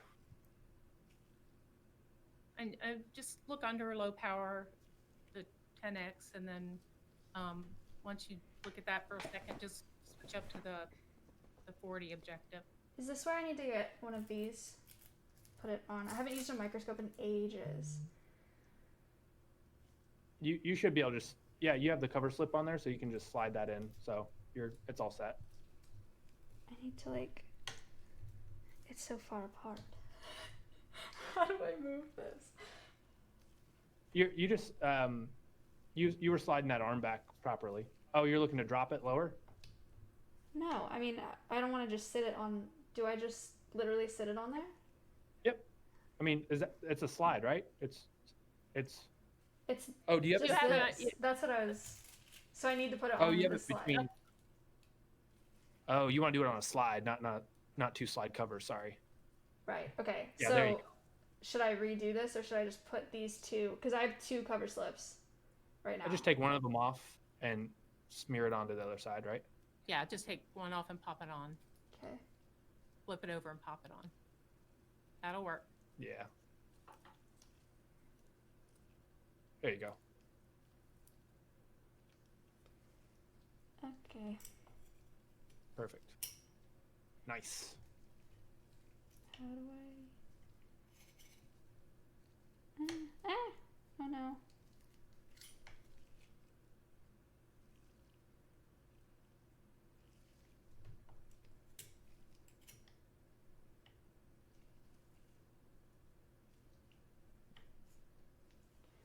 Okay. Perfect. Yep.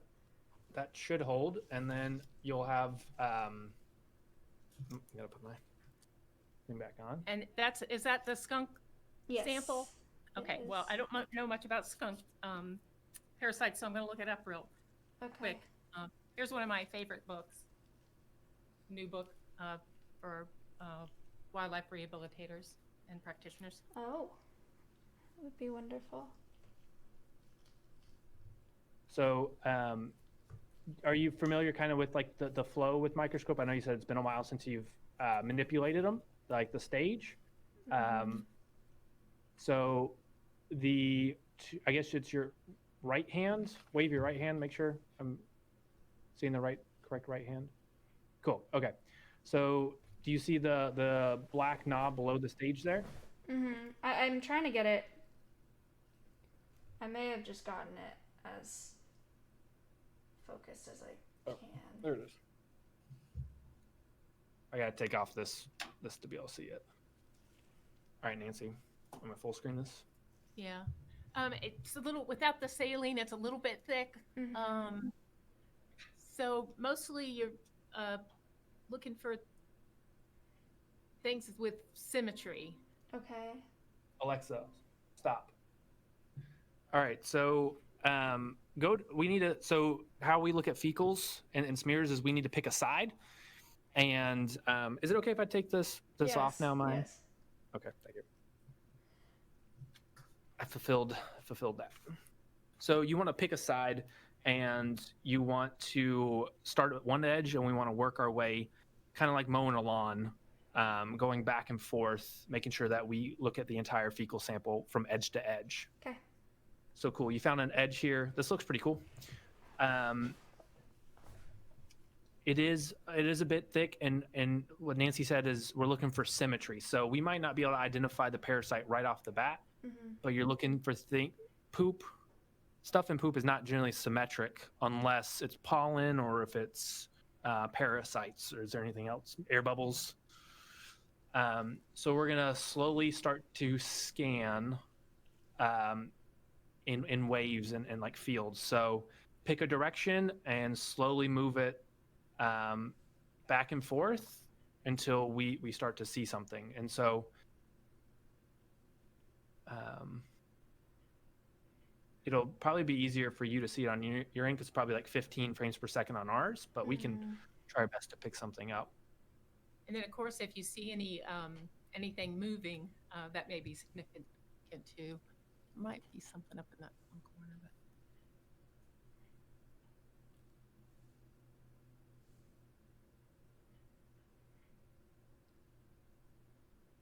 All right, hold there for a second. Looking pretty good. Do we need to magnify it all? I mean, it'd be kind of hard with it being thick. I don't see anything that piques my interest right now. Okay, you can keep going. Maybe, once we see the float, maybe we'll see some more stuff.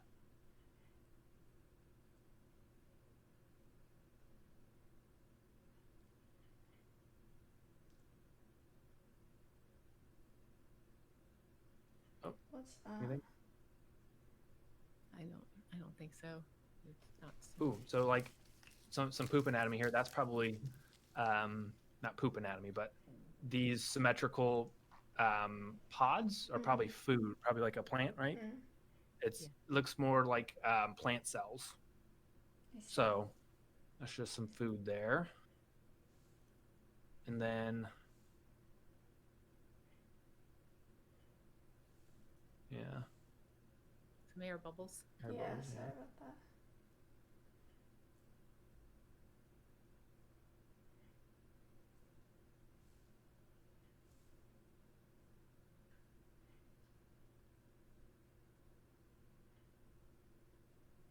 I think that's the end of that.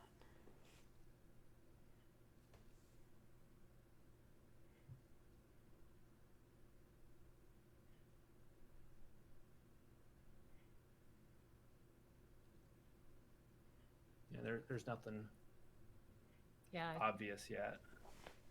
Yeah, we're getting into a little thick area, I think. Yeah. I think that I've gone over. All right.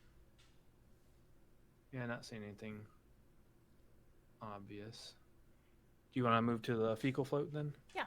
Okay. Yeah, we're good to move to the fecal float of the crow. Okay.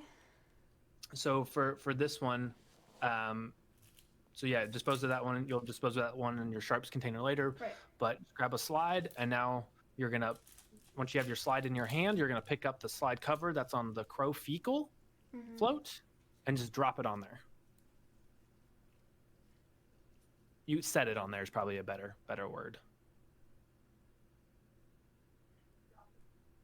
Drop is aggressive, yeah. Ooh, I didn't do that very well. There's a lot of air bubbles in there. Nope, that's fine. That's fine. It happens. You don't want to push on it too much. Okay. And you just want to keep it level.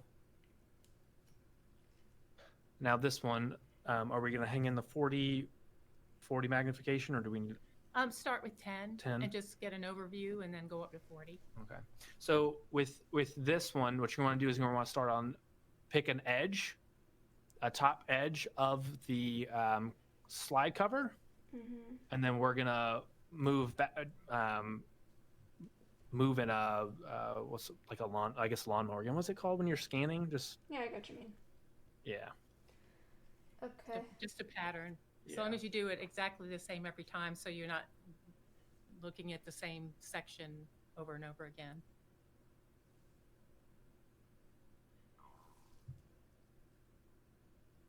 So, did you already pick a corner? Mhm. Sorry. So you want to move, are you moving diagonal or are you moving up and down? I mean, I guess up and down. I'm going like horizontally for me, but. Okay, gotcha. Oh, that's cool. All right. So just do like, try to take it nice and slow for us because it is a little, not laggy, but the frames drop a little bit. Oh, that's beautiful. Yeah.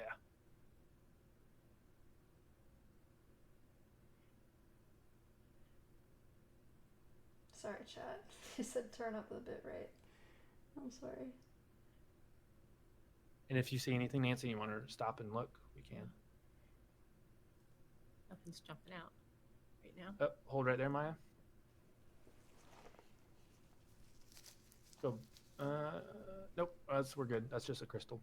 You can keep going. You can see, yeah, so all the sugar crystals are starting to form because we went over 10 minutes a little bit. I think that's sugar crystal, right? Looks like it. Or is that poo? Yeah.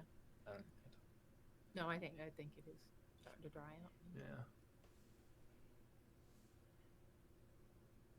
And see about, pause real quick and adjust your focus. It looks like the focus is dropping out a little bit. We want to see all those dots really crisp.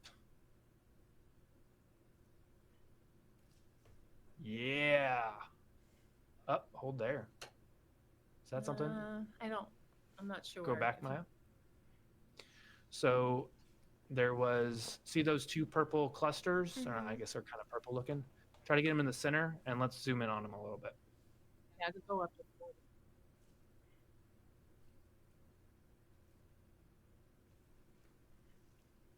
Yep, perfect.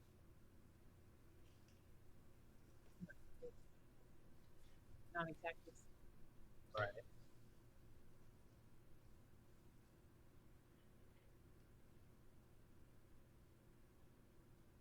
Oh, just poo. Cool. You know, Check. that was actually a really cool transition and it's coming through the stream really well. Nice. Okay. Should I? All right, we can go back to the 10x and we can keep scanning because that's just poo, false alarm. Okay.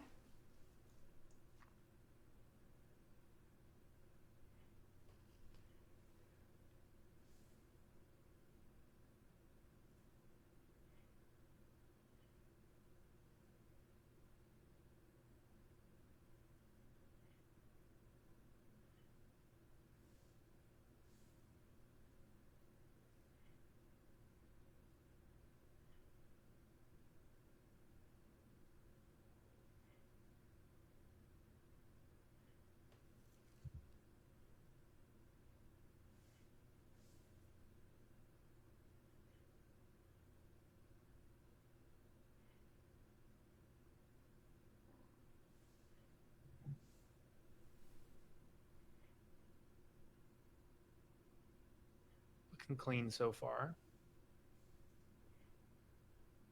If you want to stop there and get the focus in a little bit, it looks like it dropped out. That was the only complaint from this microscope is over time the focus drops out. Okay. And the other thing you get with these is you can have multiple layers, so they don't all sit on a 2D plane. You'll have them sometimes float higher or lower than other pieces, especially if it's a big piece of fecal, it'll elevate it and cause multiple planes to look through, and then you have to adjust your focus per plane, which kind of sucks.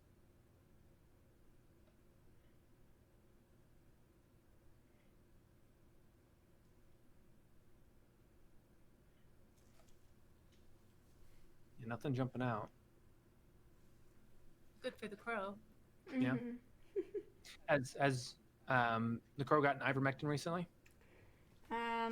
They got it when they came in.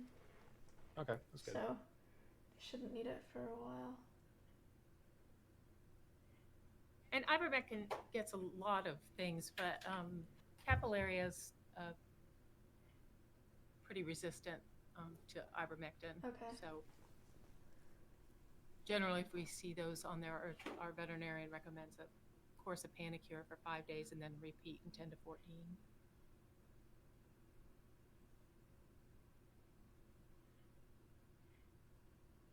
Hold there 1 second.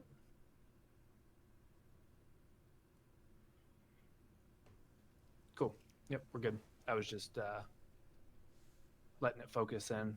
It's not symmetrical. You know, it'll be a good thing if we don't find any parasites, but the other side of me is like, it would be cool to find parasites so we can show everybody. Right. Well, I have pictures in a book if we don't find any. One thing, especially since we're talking about vultures, is Panicure works for most raptors, but I think there have been deaths reported with Panicure in vultures. So I would clarify your veterinarian's protocol. You're losing focus a little bit. I'm sorry.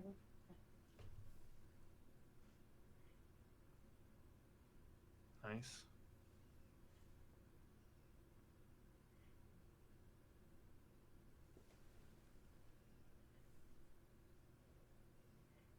Yeah, nothing's jumping out here. One thing that can confuse people is pollen. Pollen looks like Mickey Mouse ears underneath the microscope.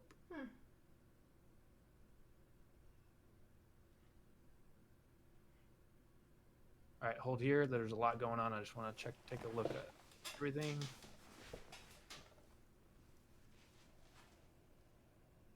I don't see anything. Do you? Nope. All right, we're good.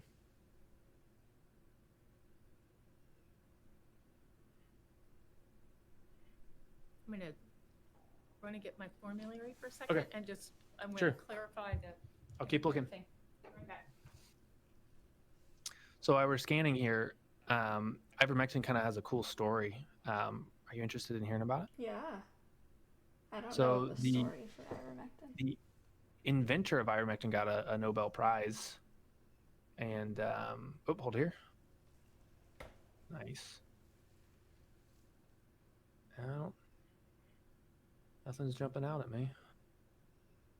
Yep, you can keep going. So the team that found ivermectin got a Nobel Prize, and it was really cool. So one guy was out, he was golfing out in Japan, and he noticed that there were certain the grass there didn't need to be treated with anything special that they have to treat with in the States. You know, there's some parasitic agents in the grasses in the golf course that can cause some issues, or fungal. I can't remember exactly which one it is. But the Japanese guy grabbed, you're at the end of the slide. Yeah. Awesome. The Japanese researcher grabbed the sample and saw that there's a specific bacteria in the soil, and that bacteria produced something called avermectin. And they collaborated with a US-based research team, and they were able to synthesize the avermectin with an A into ivermectin. And this took a really long time, but then they were able to use it as a broad spectrum antiparasitic. And they pause there for a second.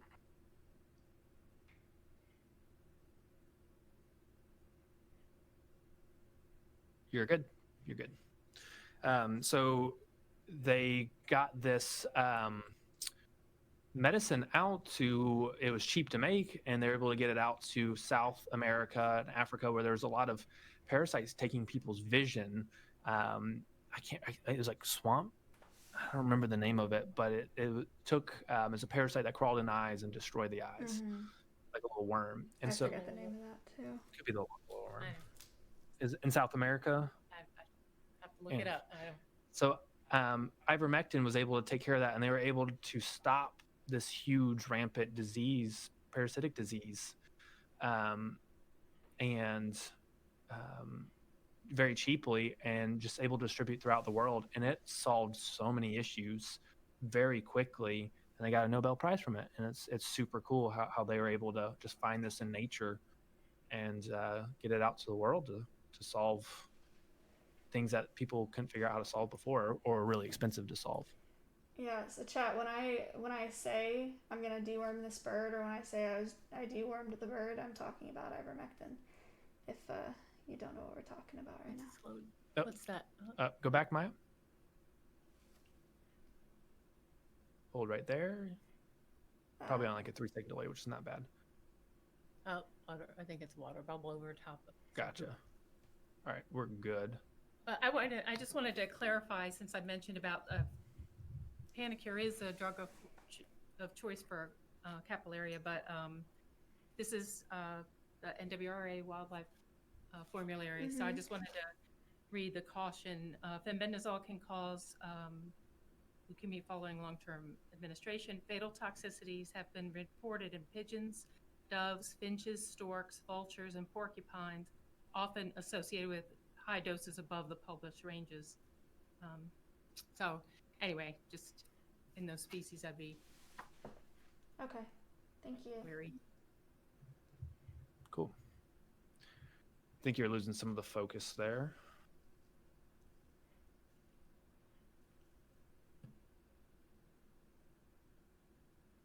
Very nice. Okay.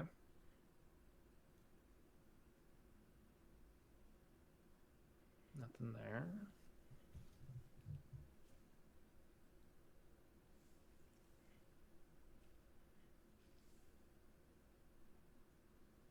You lost the focus again, too.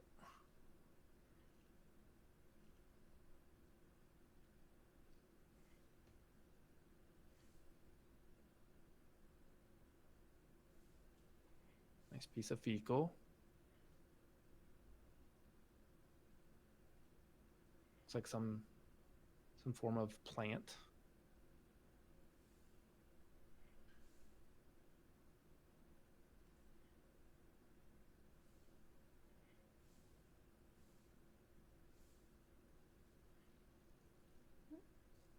Let's hold there. Go down a little bit. What do you mean? That's just. It's an air bubble. I don't know what that is. And there's something moving off to the left side there. Is that just a piece of fecal material? Yeah. Like I said, I'm not convinced. It doesn't have any. It's not definition. Right. If you can move the microscope down a little bit. When you say down, do you want me to zoom in? No, sorry. Like the do you see at the bottom of your screen, there's that symmetrical piece at the bottom with like a lot of black definition around the edge. If you want to make that more central on like the stage, okay. move the right. the slide down. There we go. Yeah. Can we like zoom in to something? I can pull it up. I can. Okay. Or she can pull it up too. Yeah. Okay. Yeah, I don't think that's. Yeah, that's not a parasite. Okay. Oops. That's something. Where? Nah, never mind. I don't think so.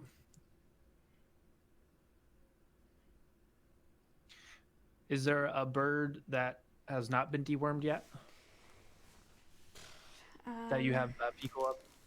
Just curious. I don't know if they dewormed the blue jay. But I have two that have definitely been dewormed here.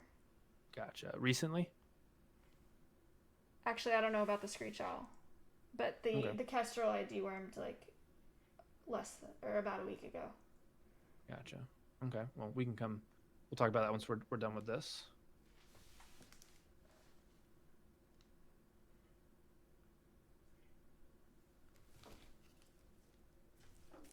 All right, hold it for a second and readjust the focus.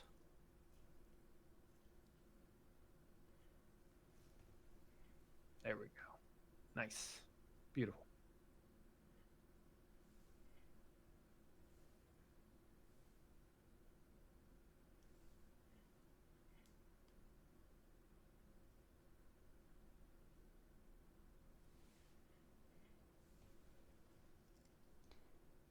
I think that's... the rest of it is just... Yeah, we can... weird air, kind of. Sometimes these scans can take a long time. And so we can always move on to something else. So far, it's been pretty clear. To be thorough. You want to scan through everything. But this is your first time ever doing this, so we can try another one that's probably been not dewormed. And before we go on to the next one, we should look up some parasites so you know what you're looking for. When I mean symmetrical, because we probably should have done that at first, but there was nothing on here to really look at. Okay.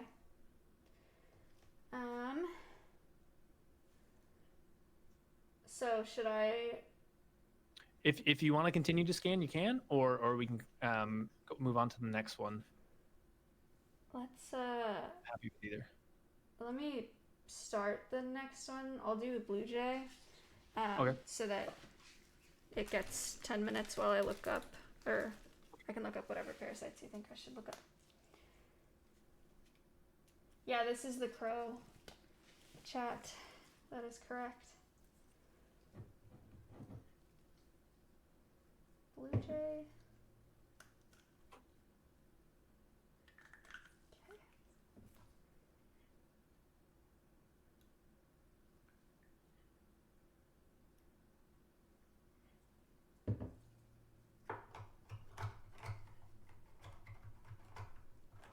Switch to full screen. What, like my cam? Hello. That'd be cool.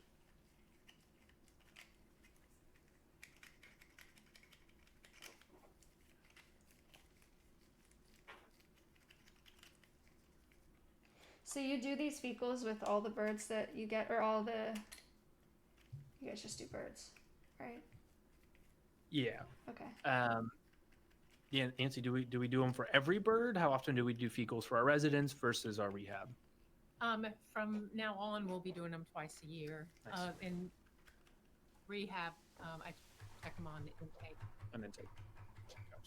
And you'll do the fecal float and the direct smear. And then if they present something and you deworm them, do you do it after you deworm them to make sure it was effective? Generally, Yeah. or if they come up with new symptoms. You know, Gotcha. any bird that has a new onset of diarrhea or whatever, we'll check.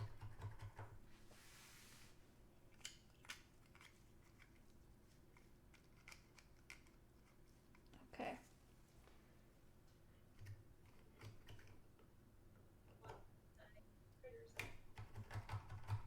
For sure. No problem. You want to show the screen you're painting? That's fine. Okay. If you want to bring it over here when you're done. Cool. So what do you think so far, Maya? Do you like this, or is it I a like little it weird? if it's gonna make me a better rehabber, yeah. Okay. Yeah. It's time consuming at first when you're learning it, and then you figure it out and you get a few hundred fecals under your belt, and it gets really easy. Right. So Oh shoot. it's okay, but overflow. Oh. The green tube Did it- didn't stay in there, yeah. As long as you got a meniscus, just pop it on there. I do not. Oh, Be sure to disinfect your hold down the. Make sure you're pushing down on the thing so it doesn't raise up. Or if you have a meniscus, that's fine. As long- Yeah, I'm a little stuck here. It raised a lot, so if I push it down, like, a lot of it's gonna... As long as you have a meniscus, you'll be fine. But if sometimes if you put the top on it, it'll sink down on its own, or you can just hold it down and make sure it stays down. That's the only bad thing about those kind of Okay, that should work. tubes. Be sure to think disinfect that'll your desk. Right. Okay, yeah, that'll do.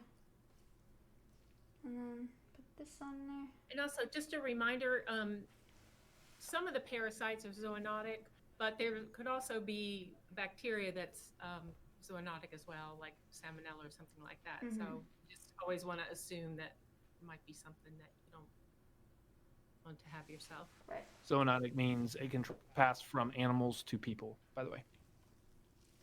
All right, Alexa, set an alarm for 10 minutes. 10 minutes, starting now. So let's look up some parasites. Sure. Which one do you want her to look at first? Like I said, the one that I usually think causes the most problems is capillaria. It can cause anorexia, just unthriftiness, weight loss.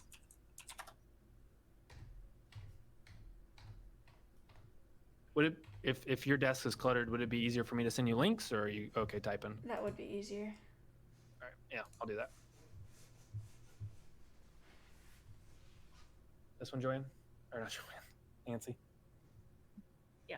And while he's got that up there, I'll just read. It can also inhabit the oral cavity in the intestines, so there may be a mouth lesion associated with capillaria as well, but we frequently see it in the fecal.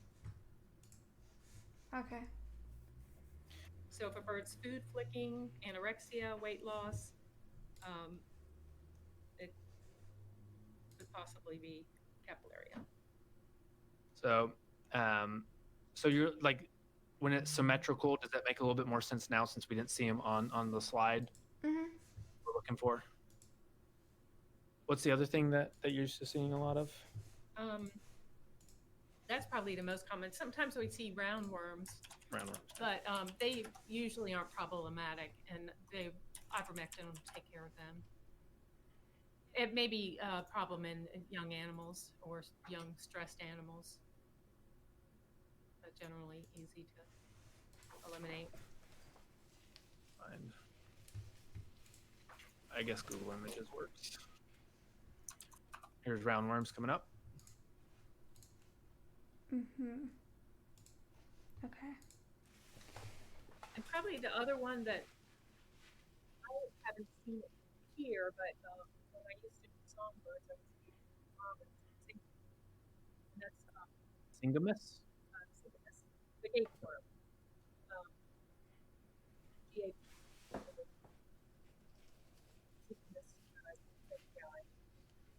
Lives in the trachea, air sacs. We can't hear her anymore, Connor. Hold on one second. Gapeworm. If you want to yell a bit louder to that. Yeah, gapeworm is the common name. And it's Singamus trachea. Syngamus. Get that up. Oh, here we go. That's a cool diagram. And it can cause respiratory problems.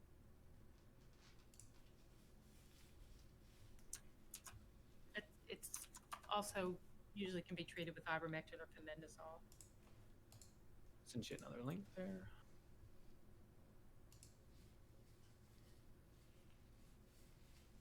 Cool. Okay. But if it's a really severe infection, sometimes they'll be, if they get treated with an antithelmintic, there can be a huge inflammatory response. So if it's affecting the trachea, I would just, if you see that, I would talk to your veterinarian before treating. Okay. Cool. So yeah, just looking at just the kind of symmetrical stuff. If it catches our eye, then we can zoom in and ID it. If you wanted to continue looking at the crow's fecal, we can, or we can wait. Yeah. You can take a. Let me go get another glove because I used my mouse. So, or I took mine off to use my mouse. So hold on. Cool.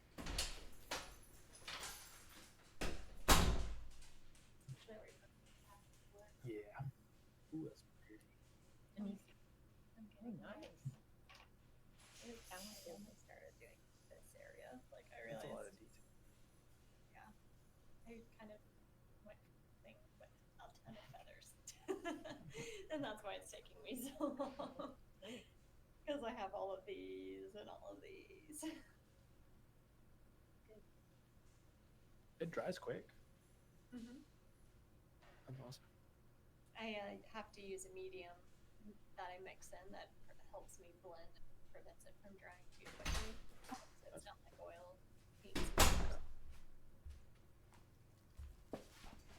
All right.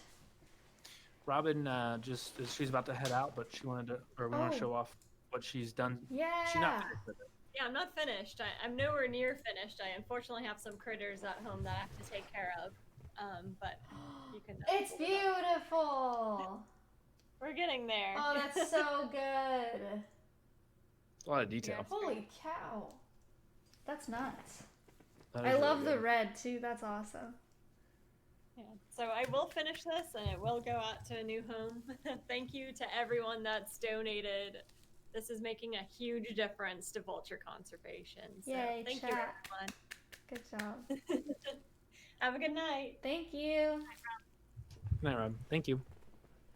Okay, shall I put our blue jay on a slide?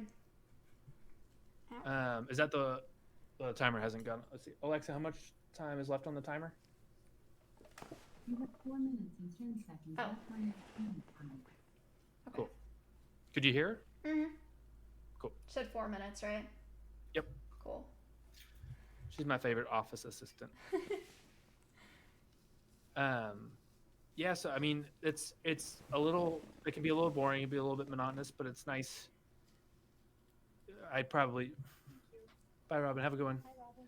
I probably, now looking back, probably shouldn't have done this, but sit and drink my coffee and do fecal floats Yeah. at the clinic. Yeah. Not a good plan. It's not advised, but it's nice to chill out. It's fun and relaxing, at least for me. So I don't work at the clinic anymore, so I can't be held liable, right? I didn't get sick. At least I don't think. Yeah. I did deworm myself one time when I was there. Oh. So. Chat, if you weren't here before, I've seen a couple people that were confused about what's going on. We're doing fecals right now, so we're looking for parasites in a couple different fecal samples. So we've looked at a crow, a skunk, and now we're waiting to look at blue jay. So I'm learning how to do that. I haven't used a microscope in ages, and they're teaching me. So hopefully I can do it with some of the rehab birds that came in so that they get better treatment and I know a little bit more about them. That's what's going on. Yes, we're looking at poop. We can always do a deeper dive, and we can sit here and help you more like off stream too. Yeah, for sure. I may take you up on that. Just happy to do that and just chill. Cool. And we're gonna send you a book list too, so you can have a please parasite book next to you. I need more books. Yeah, I bought that formulary that you sent me. Oh, That's been really good. The updated formulary. Cool. Exotic. Exotic animal formulary, yeah. Then I have lots of raptor books. Carpenters. Yeah, I think so. It's a nice flimsy cover. But we're getting there. How many times did you use microscopes in college? In college, no more than 5 times, but probably like twice. Wow. I don't know. Probably twice, yeah. If even. Well, you're doing good. Hooray! I used them more in high school than I did in college, I think. They're fun. I've used to refurbish them for fun when I had more extra time. That's right. You told me that. I forgot about it. It was fun. Most of the time, it was like really dumb things. Just like the clinics were just done with them because the stage would drop out. Just because they would strip the little teeth and the gears, and I would just go and replace the little gears, and then they would let me keep it, and I could donate to AEF or sell it or something like that. So, what a hobby. Refurbishing microscopes. I like it. Alexa, how much time is left on the timer? You have 40 seconds left on your 10-minute timer. 40 seconds. All right. I think we're good. I think we We're good? just Okay. Let's go ahead and do it. Nancy gave us all a clear.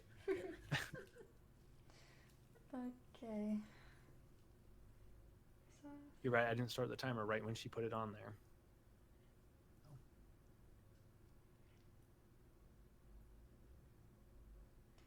Dang it. I gotta get better at that.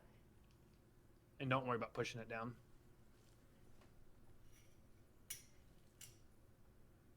Well, this looks weird. Okay.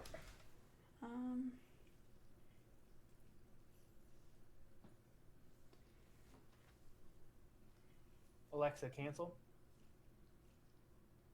Oh. Man, that's crystallizing quick. Mm-hmm. Pretty though.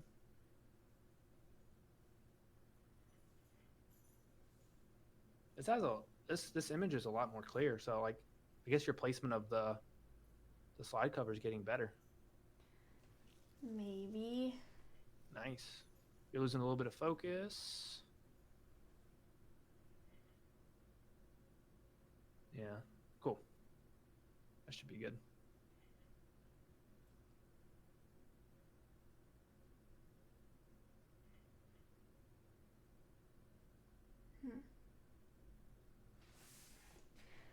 Chat, we're looking at Blue Jay right now. We have a ambassador Blue Jay that has one eye. That's interesting fecal matter. I haven't seen that before. Huh. His name is Mordecai.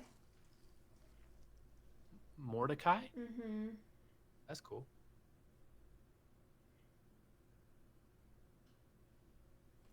Decently clean so far. Oh, what we got here is fecal matter.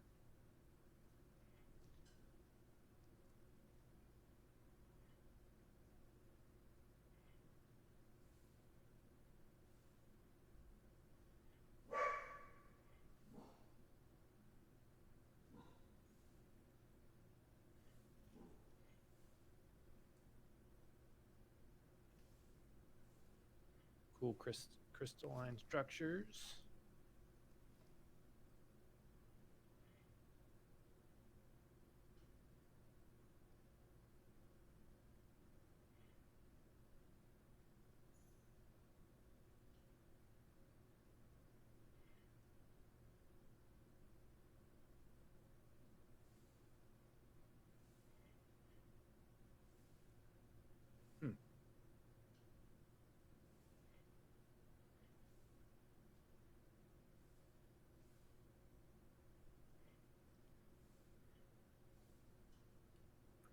Pretty clear so far.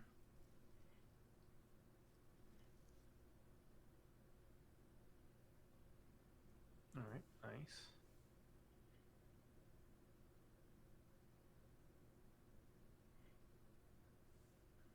Yeah, it looks like there's two different planes of fecal.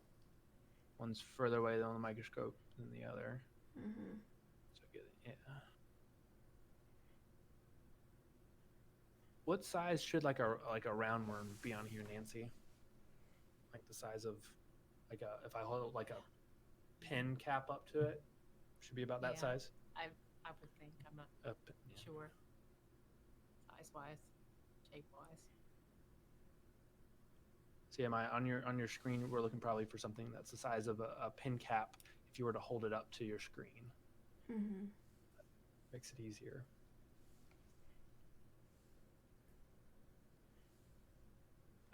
Try focusing. There might be something there. Could be fecal matter. Focus on a few different planes. Nothing there. Cool looking cell structures of whatever that is.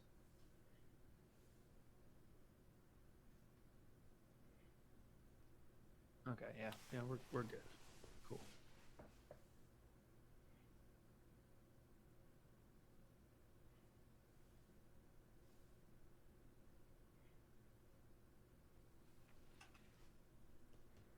You're right about chat. We don't want to find anything here anyway. So this is, while it's very quiet, and I'm sorry if it's not the most thrilling content. I appreciate you guys being here and teaching me the process, because I think you're right. I think it's just going to be a lot of looking and seeing things and then recognizing them later on. Taking a look at some of those books. My boss has a laminated kind of cheat sheet at work that I can look at, but again, the samples that I was able to get are animals at the center that were either dewormed or are ambassadors, so I would hope that they don't have parasites. So It's great that they don't. Like, I mean, truly, other than not having as much content there, like it's a great thing, 'cause that it means less stress for trying to get medications in them, and you don't have to worry about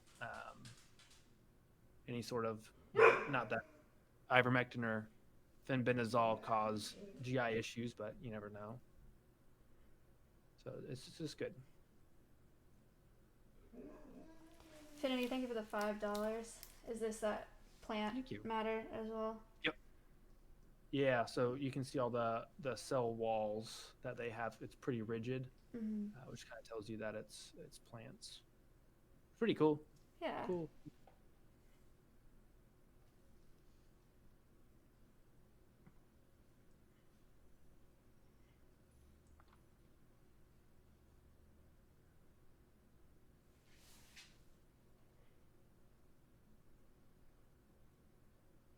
And Nancy was saying this, which was really cool earlier, is that sometimes they're like the mice that they eat can have parasites in them, but the birds don't actually have the parasites. So you can see, Right. mammals.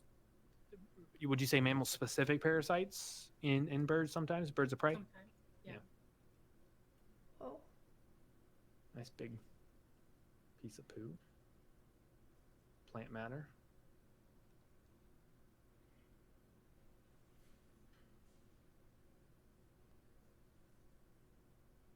Blood smears are fun to do too, looking for blood parasites. Yeah, I You bet. don't find any, but it's really cool. So you'll want to refocus, because that's probably what's causing to have multiple planes, is when you have a big piece of fecal matter in there, it forces to slide up just a little bit. So you have to look at in multiple areas.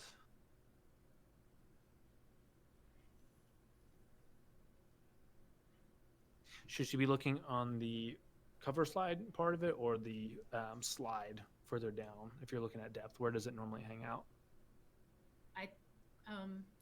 I'm not positive. Some parasites, I think like Cryptosporidia would be up towards the top. Gotcha. But I think the others may be lower down. Gotcha. So if you kind of want to focus on the, ooh, what is that? No. Was that anything? Go back 1 second, Maya. No.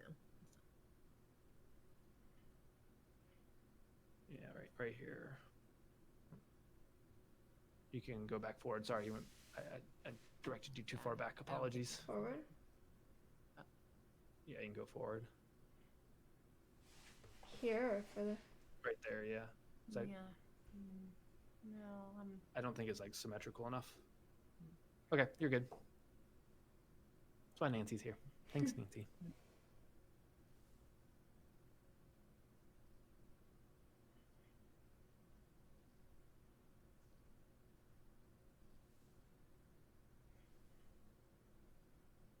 So see if we're gonna see if we can focus. So right now we're looking at, this would be like the cover slip side of the slide, and see if you can focus on some of the smaller stuff that's a little bit further in depth, closer to the slide. So you're gonna have those smaller particles come into view, and we might not be able to see it here with that. There, yeah. So those smaller particles back there. I know there's like a 3-second delay. And then you can just, if you move it, we'll make sure those are what's moving, and we can look back there as well. Does that make sense? Sorry, I might be a little confused with that. It makes sense. I don't know that I can focus on them. You won't be able to focus on both at the same time. You'll have to find a...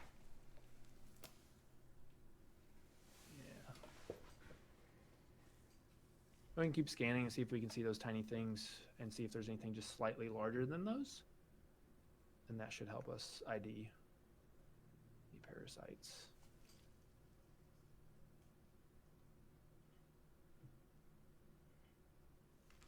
That? And with this microscope, it could drop out just a little bit, because this is on, even though that microscope's expensive, it's on the cheaper end of things. But the fact that I think it's doing pretty well. Yeah. We have to No, this is cool. readjust it a lot. Okay. The rest of the slide is like, is air the same way that I did the last one? Because I'm bad at it. Just a bunch of air? Yeah. You might be able to see past it. Or we can move on to another one if you want. Wait. Oops. Might be some good stuff in there.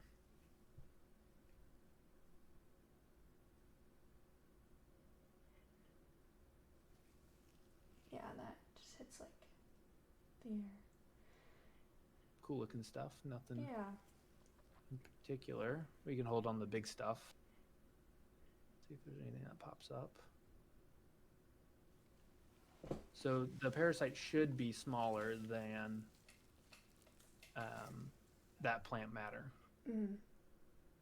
It should be about the size of one of those cells. There's something, Something moving. What we got, Nancy? Is it bacteria? Let's zoom in on it, Maya. Can you track it? Ugh, maybe. Probably gonna lose it.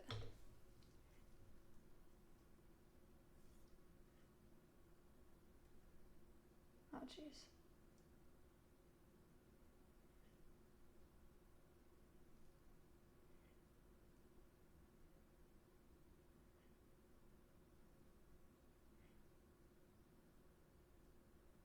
Oh, it could be just floating. Yeah, it looks like it's floating. Oh, that's tough. At least we got a little action. Yeah, something was moving.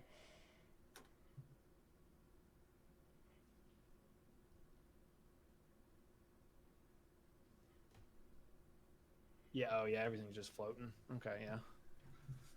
You can go back to the other Alright. magnification. Well, I think just getting a hang of what they look like, and then the process itself is not difficult, you know? Right. So this is cool. Thank you so much. I appreciate it. Yeah, happy to do it. I have a couple others, but I'll probably do them another time. Yeah. And I think if you guys start pulling the fecals in on submission, you might get some more action, and you could probably redo this on stream once you have a few more under your belt, play some music. I think you could have a fun time with it. For sure. And happy to help in any way. And Nancy, we can send text pictures to Nancy so she doesn't have to be here so late. But thank you, Nancy, for thank hanging you out. for sticking around. Yeah, you too. Thank you so much. I appreciate it. And yeah, so if there's questions I can't answer, I always ask her. So now you have a face to the name. Perfect. I can't answer. I asked Dr. Jones. Yeah. Perfect. Or Dr. Payne. Okay, good to know. Cool. I will Well, dispose of these. Yep. In our sharps container. Great. So yeah, just with the fecal smears, you want to do have some saline with that as well. Mm-hmm. And yeah, it's good news that we know for sure that the crow is good to go. Yeah. We didn't do a fecal smear on that guy, but the fecal float was good. The fecal smear on the skunk was okay, but you'll probably want to do a fecal float on the skunk as well still. Mm-hmm. Okay. Yeah. I have a second to just show you some of my favorite books. Yes, please. Okay. You see, this is the NWRA Raise it a little bit Wildlife Formulary. Uh-huh. If for raptor rehabilitation, we really love Dr. Scott's new book. It's really user-friendly. Does have a good section on parasites in there as well. Cool. This is the new wildlife management textbook produced by NWRA. Uh-huh. And then this is the International Wildlife Rehabilitators Council book. It's really complete and easy to read, especially if you're new to wildlife rehab. Mm-hmm. And this book is just a good book of information on raptors, other birds as well, but it has a lot of detail. Okay. Not specifically for rehabilitation, just a good reference. We'll send you a list. That would be wonderful. Thank you so much. And Nancy, what kind of conferences should Maya attend if she wants to dive more into rehab? There's two organizations that are awesome. One is the National Wildlife Rehabilitators Association, and then the other one is the International Wildlife Rehabilitators Council. And they work together on a lot of different conservation issues and regulation with U.S. Fish and Wildlife and state wildlife agencies. So, and they have a lot of reference material for sale as well through those organizations. There's a symposium annually. It's scheduled in Delaware this year at Tri-State at the National Wildlife Rehabilitators Association. It's a 5-day symposium, great speakers. I don't know if COVID's going to affect it this year or not. They haven't made a statement regarding that. But always a good investment. Okay. Cool. Awesome. Thank you so much. I appreciate it. Well, Nancy, thank you so much. Thank you. I'll let you get home, but really appreciate it. Yep. Yeah, I'll let you know. Thanks, folks. Oh, yeah. Y'all have a good night. You too.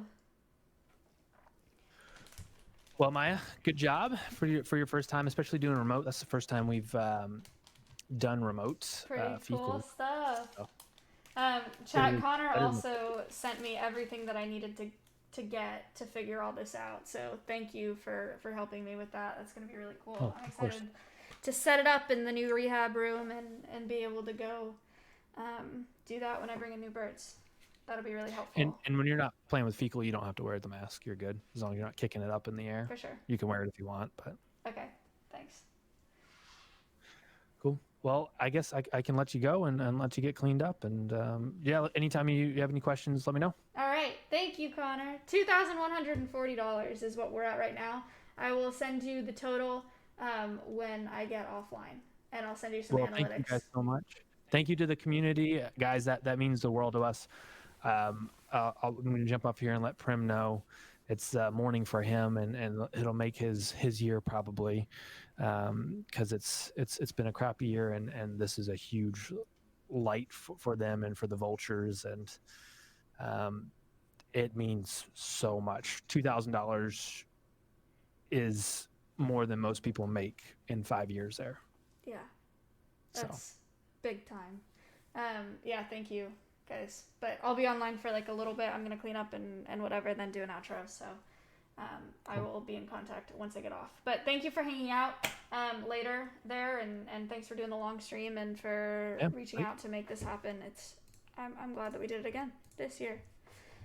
Yeah, I'll be gone for a week, but doing an Eagle Cam install. So if you want to just after that, just jump on Discord and share a screen and show me the fecals. We can go through it. Cool. Thank you. No problem. Bye, guys. Right, bye. Okay, chat. Let me clean up. Holy cow. Give me a minute, okay? I will be back.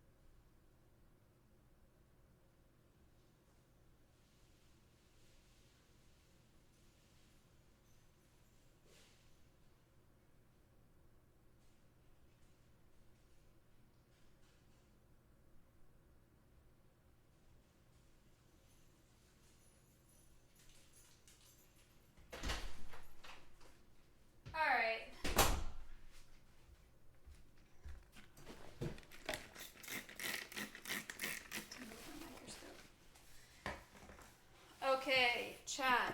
Holy crap. I am so tired. I gotta like conk out. Oh my god. Microscope. Relax. That was a really long stream. That was a lot, but we did a good job. So, thank you for being here for it. I appreciate it.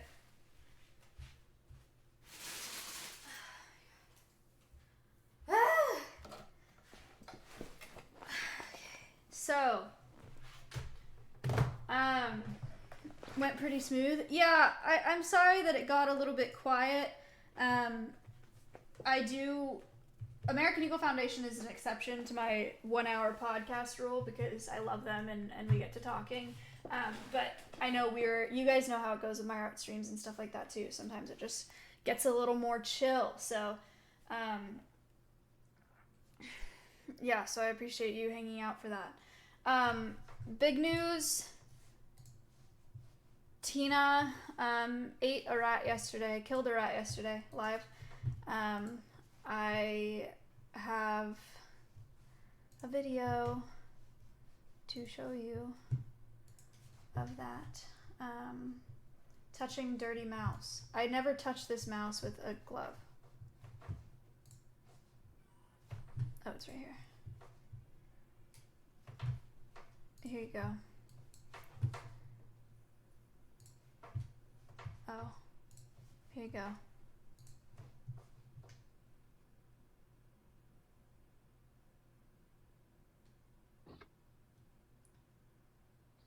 Big time. So super easy for, I have one more rat. What? Damn it. I have one more rat for her today. And assuming that she takes it as easy as she took the one yesterday, I will be releasing her. It depends on her weight. I was thinking that I was going to do it this weekend, but I just realized that it's Friday and she's not going to be ready for release tomorrow. So, probably next week, maybe for the IRL, I'll release her next week. I just want to feed her up, quite a bit before she goes and then spray her. But yeah, so she has made it. I feel comfortable saying that I'm going to release her at this point. Not what I expected, but I'm very pleased and very proud of that bird. Bomb has taken off his splints multiple times over. It's annoying, but he is now splinted on both wings. He's eating on his own, shredding on his own, doesn't need anything cut up or anything like that anymore, so he's doing really well. Also, oh my gosh, I can't believe how tired I am. It's crazy. So I'll be live tomorrow for the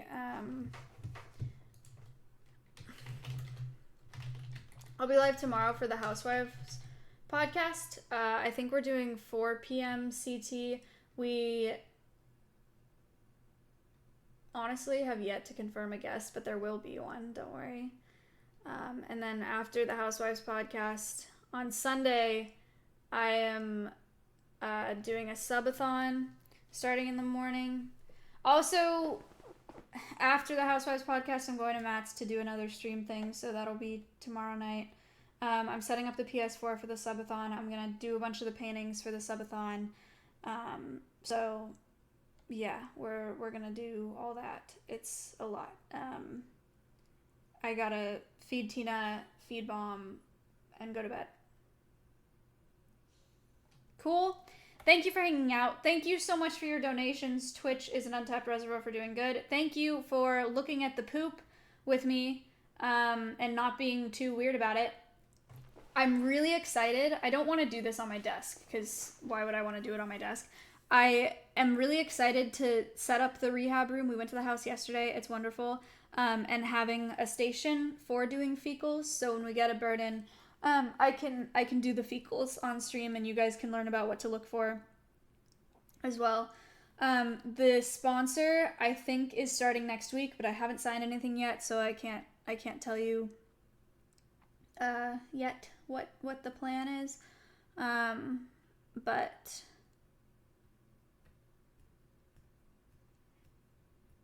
yeah, so that should start next Friday.